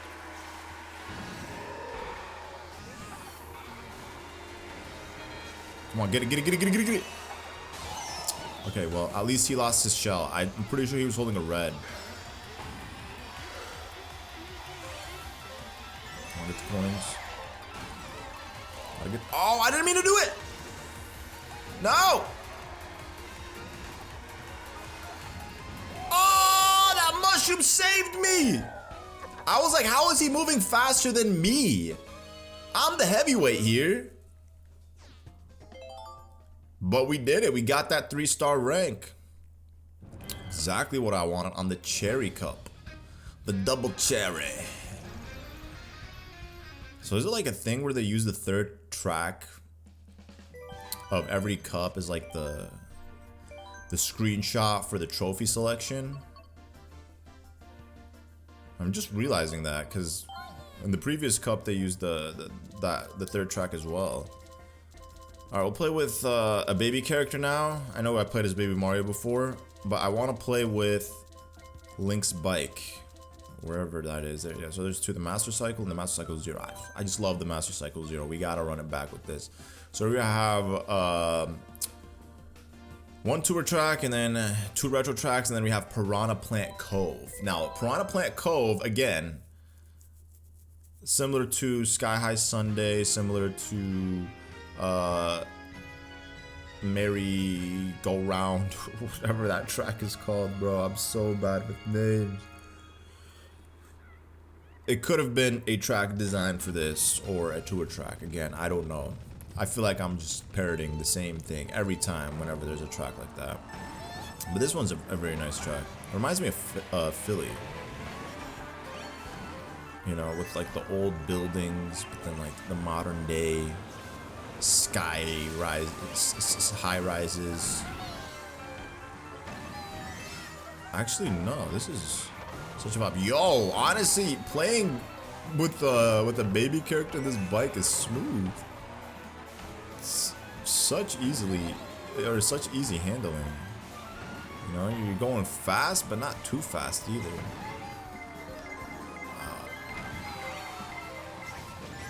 Brother, they could not give me a freaking banana. I had to ruin my momentum.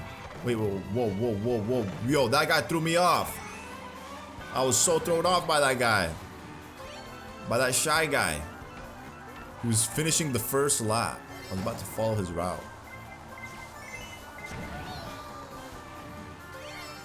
Ooh. Oh, bro.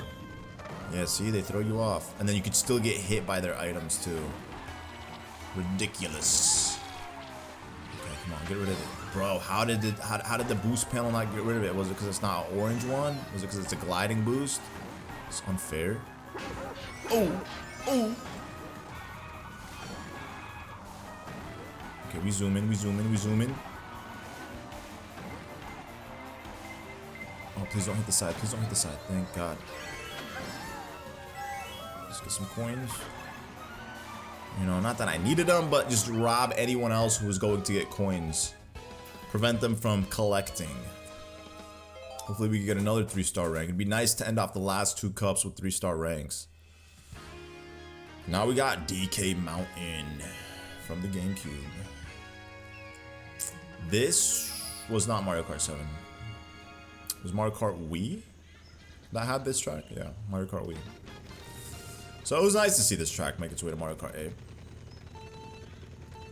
No, I kill it on this track. I feel like I'm gonna do really well with this combination here. And my rival is Peachette. Here, you can have it. I should have kept the banana. I don't know why I got rid of it. Watch, nobody's gonna slip on it. It's a rookie mistake to slip on a banana. Oh, somebody did slip on it. Nice. Mario? Yo, my brother, I'm sorry. I'm so sorry.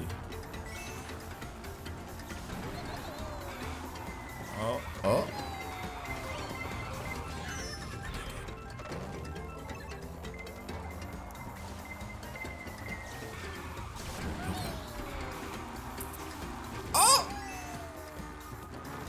I get to at least get one jump boost. That would be nice. On the bridge. Alright, I'm just trying to put as much distance between me and everyone else. Imagine this track in Mario Kart World. The surrounding lands around it. Maybe it was just like too ambitious to have tracks like this. Because they'd have to like recreate the map around it to fit the environment, you know. Fit the aesthetic of the world. Oh, come on. Yes! I love when that happens and a blue shell's coming. It's just like I only deal with the punishment of the shock. Now, honestly, being baby in this section is nice too. Okay, yeah, so I'm not getting any of the jumps because I'm not riding on the side of the bridge. I'm just trying to play it safe by just sticking in the middle so I don't accidentally fall. And we just complete the last 2 coins. Come on. Oh, bro, ain't no way. Just gonna miss all the coins now? Oh, I really am. Now that I put my mind to it to get the last 2 coins to complete them as 10, I'm gonna have a hard time getting them. Come on, one more. There we go. Oh, here comes a blue shell. That's all good. You see, that's the problem. When I try to do the jump on the bridge while it's like wiggling, it just kind of like forces my vehicle to tilt one way or another. Like I'm going for a drift, but I'm just like literally spamming R to try to get any bounds. Now we have Daisy Circuit. Daisy got a lot of love in this game. I mean, 2 of the booster courses were tracks after her. This one was a good track. I actually really enjoyed it in Mario Kart Wii. I actually can't wait to play Mario Kart Wii for you guys. That game is gonna be fun. I haven't played it in years. Mario Kart Wii was like such a good game. And I even did like a series where I played like the custom tracks on my channel as well. There's so much going on for that game. I don't know if it's like still a thing. If people are like, I mean, it has a niche audience, like, you know, like a really loyal audience who's like play the custom tracks and whatnot. But I don't know if like people are interested in watching that. You know, like it's funny. Mario Kart 8 Deluxe like was doing really well on YouTube up until Mario Kart World came out, and like all the creators that still make Mario Kart 8 Deluxe content just don't do well at all. It's probably because, like, yeah, all the viewers shifted from this to Mario Kart World. You know, I've yet to see somebody making Mario Kart 8 Deluxe content that is thriving. Maybe there's somebody out there. I mean, I'm not saying I know like all the Mario Kart tubers, but it's just from what I've seen.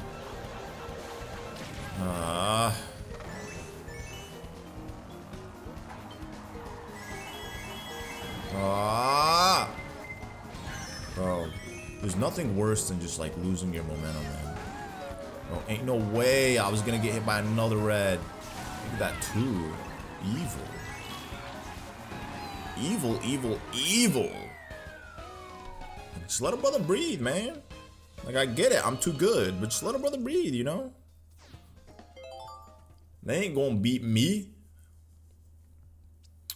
And the final track is Piranha Plant Cove. It gives me Wario Shipyard vibes. Not the modern Wario Shipyard vibes, but you know, the old school Wario Shipyard vibes. This one's really nice. I'd love to see a 3D Mario with like stuff like this.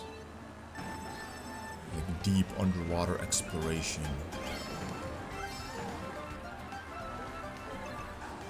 You know, old ancient artifacts. Very vibey track.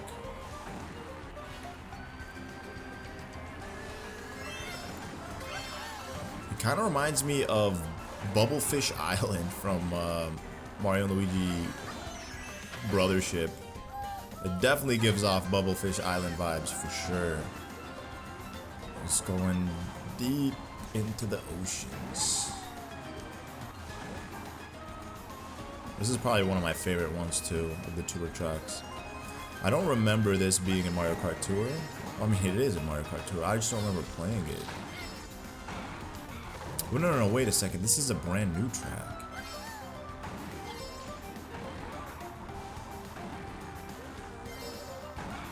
Yo. See, I couldn't tell. I couldn't see. They didn't have arrows there. Okay, I got slowed. Bro, ain't no way it missed all my bananas. How? I was popping them at the right spot. Like, usually it should just hit the banana when you drop it because it's like already following your tracks. But he just like zoomed past all my bananas. I'm like, nope, we coming for you. Just for me to get hit by a blue shell here. Like, what is this? They just don't want me to get the perfect score. They don't want to see me win, bro. And of course, garbage item. Do something good. I'm underwater. I shouldn't be dealing with this. No! Come on, game! You had to ruin my 3-star rank? Right up. Bro, final course, last lap, last section of the lap where the game gives you all this garbage just to sabotage you. I hate when that happens, man. It's like all beyond your control because it's like you can't dodge those items. You know what I'm saying? Like red shell, blue shell, red shell, red shell, red shell. Like, relax, game. You know, let a brother breathe. So annoying. Alright, you know what? I said I was gonna play this Peach Chat. I haven't played this Peach Chat, so we're gonna play this Peach Chat. And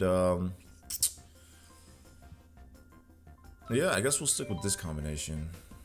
I like it. So here we have Madrid Drive, Rosalina's Ice World, Go to Track, Bowser's Castle, SNES. I love this Bowser's Castle. And then we have Rainbow Road. Wait, did I play as Bowser? I did play as Bowser. Actually, you know what? I want to play as a. I want to play as a. I want to play with. I'll play as the Pipe Frame. The Pipe Frame's a good card. You know, I want to make sure I get a 3-star rank on this one. End it off with a shebang, you know what I'm saying? This one I'm not a fan of. I'm not a fan of this tour track at all, actually. But all the other tracks in this cup are goated. 100%. Rosalina's Ice World, though, can be a little funky on 200cc's, especially that first area. But hopefully with the Pipe Frame, I'll be able to, like, do it properly and not screw up.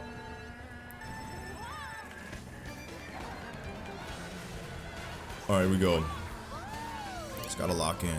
Oh yeah, see, this is smooth. It's not too fast.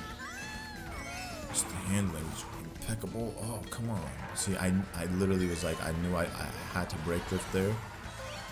Just my muscle memory took a second to catch up.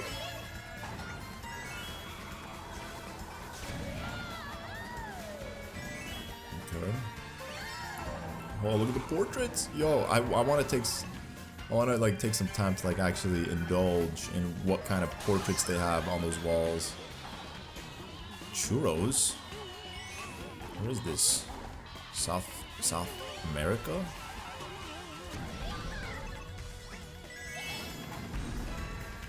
Oh, oh. Okay. No, come on, come on, come on. Brothers. Can I like get a defensive item?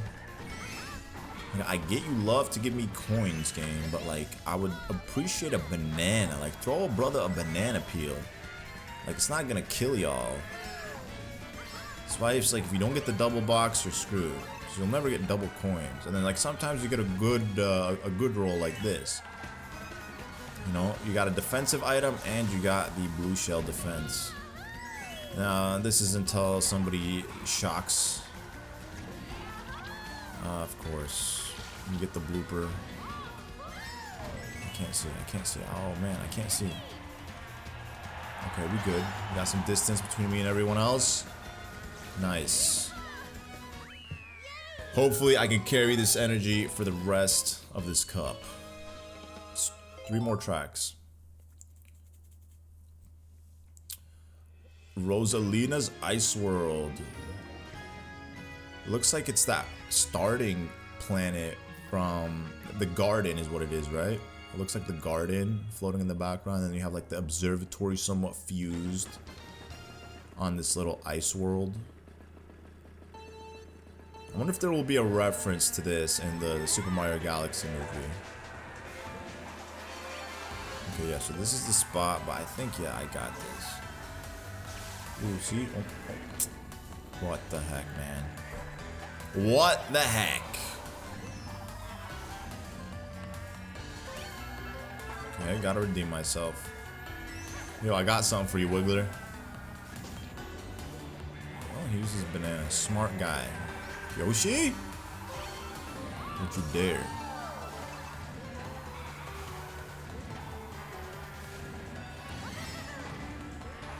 Okay, I could have easily taken that little shortcut. It's very easy to do on 200cc without a shroom. It's effortless. Uh-oh. Okay. A little bit better than the first lap.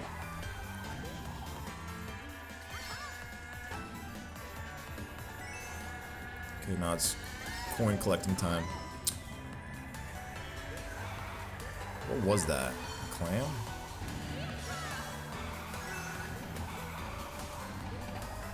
Alright, we'll take the shortcut. I don't know how much of a difference it makes. Yeah, not that much. But anything counts. No! Blue shell, blue shell, blue shell. Somebody send off a blue shell, please. Yes. Blue shell. No, penguin! Back to 0 coins. How bad is that? Dang it, bro. I choked. That's it. There's no more item boxes.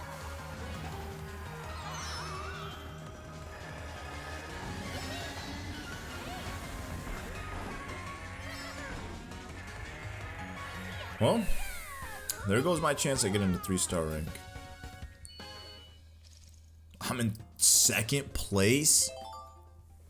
Bro, that's what I was saying. Rosalina's Ice World can be a little tedious. Also the items, man. The items do not help. But here we have a Bowser's Castle 3.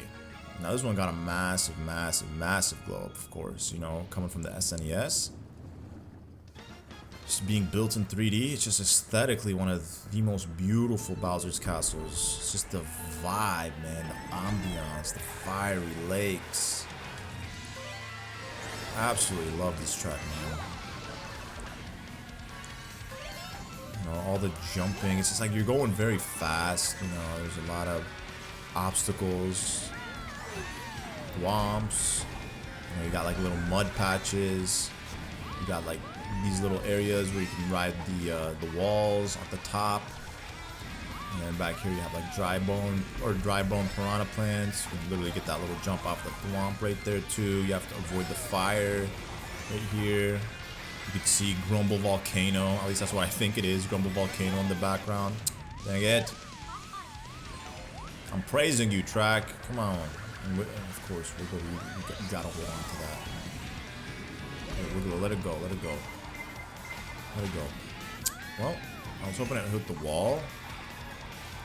It's close enough to the wall that it should have hit it, but it's all good. Okay. Oh no, my nose is itchy. My nose is itchy. I gotta resist. Gotta resist the urge to itch my nose. Oh, it's throwing me off. Okay, it's all good, it's all good. I feel like I move better when I'm baby because I'm going a little bit slower. There's a little bit better handling. Ooh. Okay, we good, we made it. Get the mushroom, get the mushroom. Oh yeah, she didn't get the mushroom, but still, we got that in the bag. Did I pass, yep, I passed both Wiggler and the Villager. And now, for the final track in the game, my friends, it's going to be Rainbow Road for the Wii. This one, it was obvious they needed to bring this back. So this one, in this game you have Wii Rainbow Road, you have 3DS Rainbow Road, you have SNES Rainbow Road, you have Mario Kart 64 Rainbow Road, and then you also have a Rainbow Road for Mario Kart 8 Deluxe. 5 Rainbow Road versions. As for Bowser Castles, you have SNES, Bowser Castle 3, I think there's like 2 of those. And then just Bowser's Castle, so 3. Bro, Bowser's Castle 64 would have been nice to see. What? How did nobody pass me? What? That's wild. I thought they'd pass me. Those star bits? Those are star bits. And you got the rocket too? Mario Kart 7?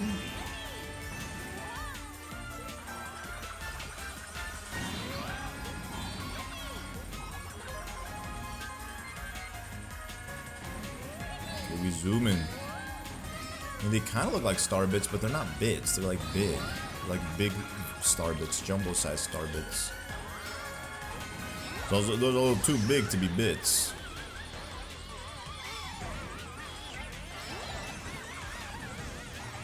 Okay, we good. Honestly, being baby helps. It helps.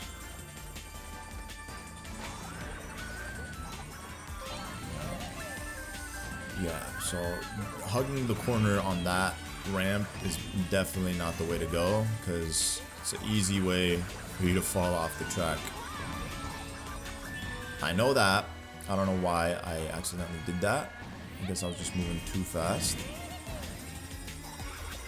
Alright, here we go.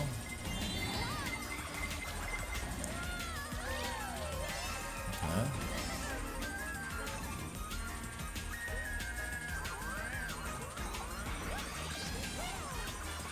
No lone mushrooms, huh? I guess we did get shot. There's no leftover items for me to pick up. Oh, again, did the same thing. A little too close, but it's all good. Look at that. Look at how far ahead I am from the rest of the players. Ooh, nice. Absolutely love this one. And there you guys have it. All of Mario Kart 8 Deluxe in 2025 after the release of Mario Kart World. Does this game still hold up? Definitely. 100% without a shadow of a doubt. Yeah, see, I told you. Third track of every cup is always the poster for the trophy scene. And then there's going to give me, yep, credits. So they literally want you to watch the credits like 4 times. After you beat the Retro Cups, the Nitro Cups, and then the first wave of the DLC, and then the second wave of the DLC. I actually don't remember if they released them in like 1-2s or if it was like 1-2s, like side by side or vertically or horizontally. I'm pretty sure it was 1-2 like vertically, not horizontally. I don't ever think I watched the credits, to be honest, of this. So let's take a look. This is very tour-esque. You know, it's you got a lot of different whatchamacallit, pictures showing off the different tour tracks, stickers, a nice little bulletin board essentially of the travels of Mario Kart World. So this game definitely holds up in 2025, I would say, 100%. I mean, I had a lot of fun playing this. I enjoyed a lot of the tracks. I feel like I know this game way better than Mario Kart World, obviously. I do want to play through Mario Kart World again, now that I have a 4K capture card, so I can capture it in the best quality. And then especially after playing it, you know, it being out for, since June, I don't know, that's like 5 months or whatever. It would be nice to like revisit it and play it again and see like, you know, the gameplay on that, like how much it's improved from the first playthrough. Not that I'm claiming that it's gonna be like, oh, amazing or anything like that, but still, like that first playthrough, bro, I was literally jump drifting, thinking that I was getting some boost off of that, but my whole playthrough is just like, when I'm driving straightaways, I'm just doing the jump drift, and I realized, yeah, very early on that you don't get any faster. If anything, it slows you down versus just driving in a straight line. So yeah, I want to replay through that. Obviously play through Mario Kart Wii. At some point, yeah, there's gonna be like every single Mario Kart game on the channel redone from start to finish. We did Mario Kart 8 Deluxe now, we did Mario Kart 7. If you haven't checked out Mario Kart 7 and you want a nostalgic blast in the past, definitely go check it out. It's on the channel. Played it on the 3DS. It was really, really fun. I also did the battle mode in that. I mean, that game is much shorter, obviously. It only has 8 cups versus having 24 cups in this game being very long. I don't want to play through the battle or coin runners in this game because to me, they're not really fun. And I just wanted to play through this game to showcase all 96 tracks because that's really where the fun is at. I don't really think anybody plays Mario Kart or played Mario Kart 8 Deluxe to play, you know, the balloon battle, coin runners, or Battle Renegade, whatever that game was called, that game mode, the cops and runners essentially. So, you know, if you really want to see that, you can go check it out on my second channel. I'm pretty sure I have multiple videos showcasing those game modes, so it's on the second channel. Lord Bowser's sticker, Bob-omb plugs, Wario's gold mine pointing down to Waluigi's pinball. Very nice. I love how they use the B-dasher for Mario in this little scene. It's a very, very good depiction of, I mean, it's accurate depiction of Waluigi pinball because it was a DS one, a DS track. And then we have like the different colas, the driver's cola of Mario, the, what does that say? The drinker lemonade, ginger ale for Luigi. Oh, that's cool. I think those are like the same drinks in Sweet Sweet Canyon.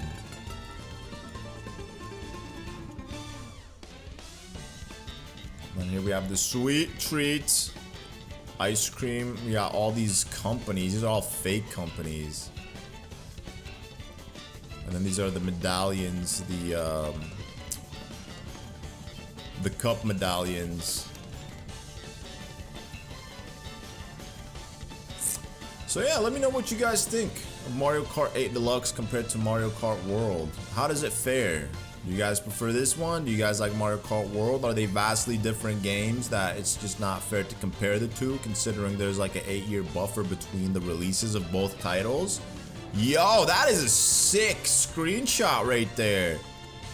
That is nice. Bro, that is so cool. With all the racers. Wow. Thank you. That's it. Thank you, Nintendo.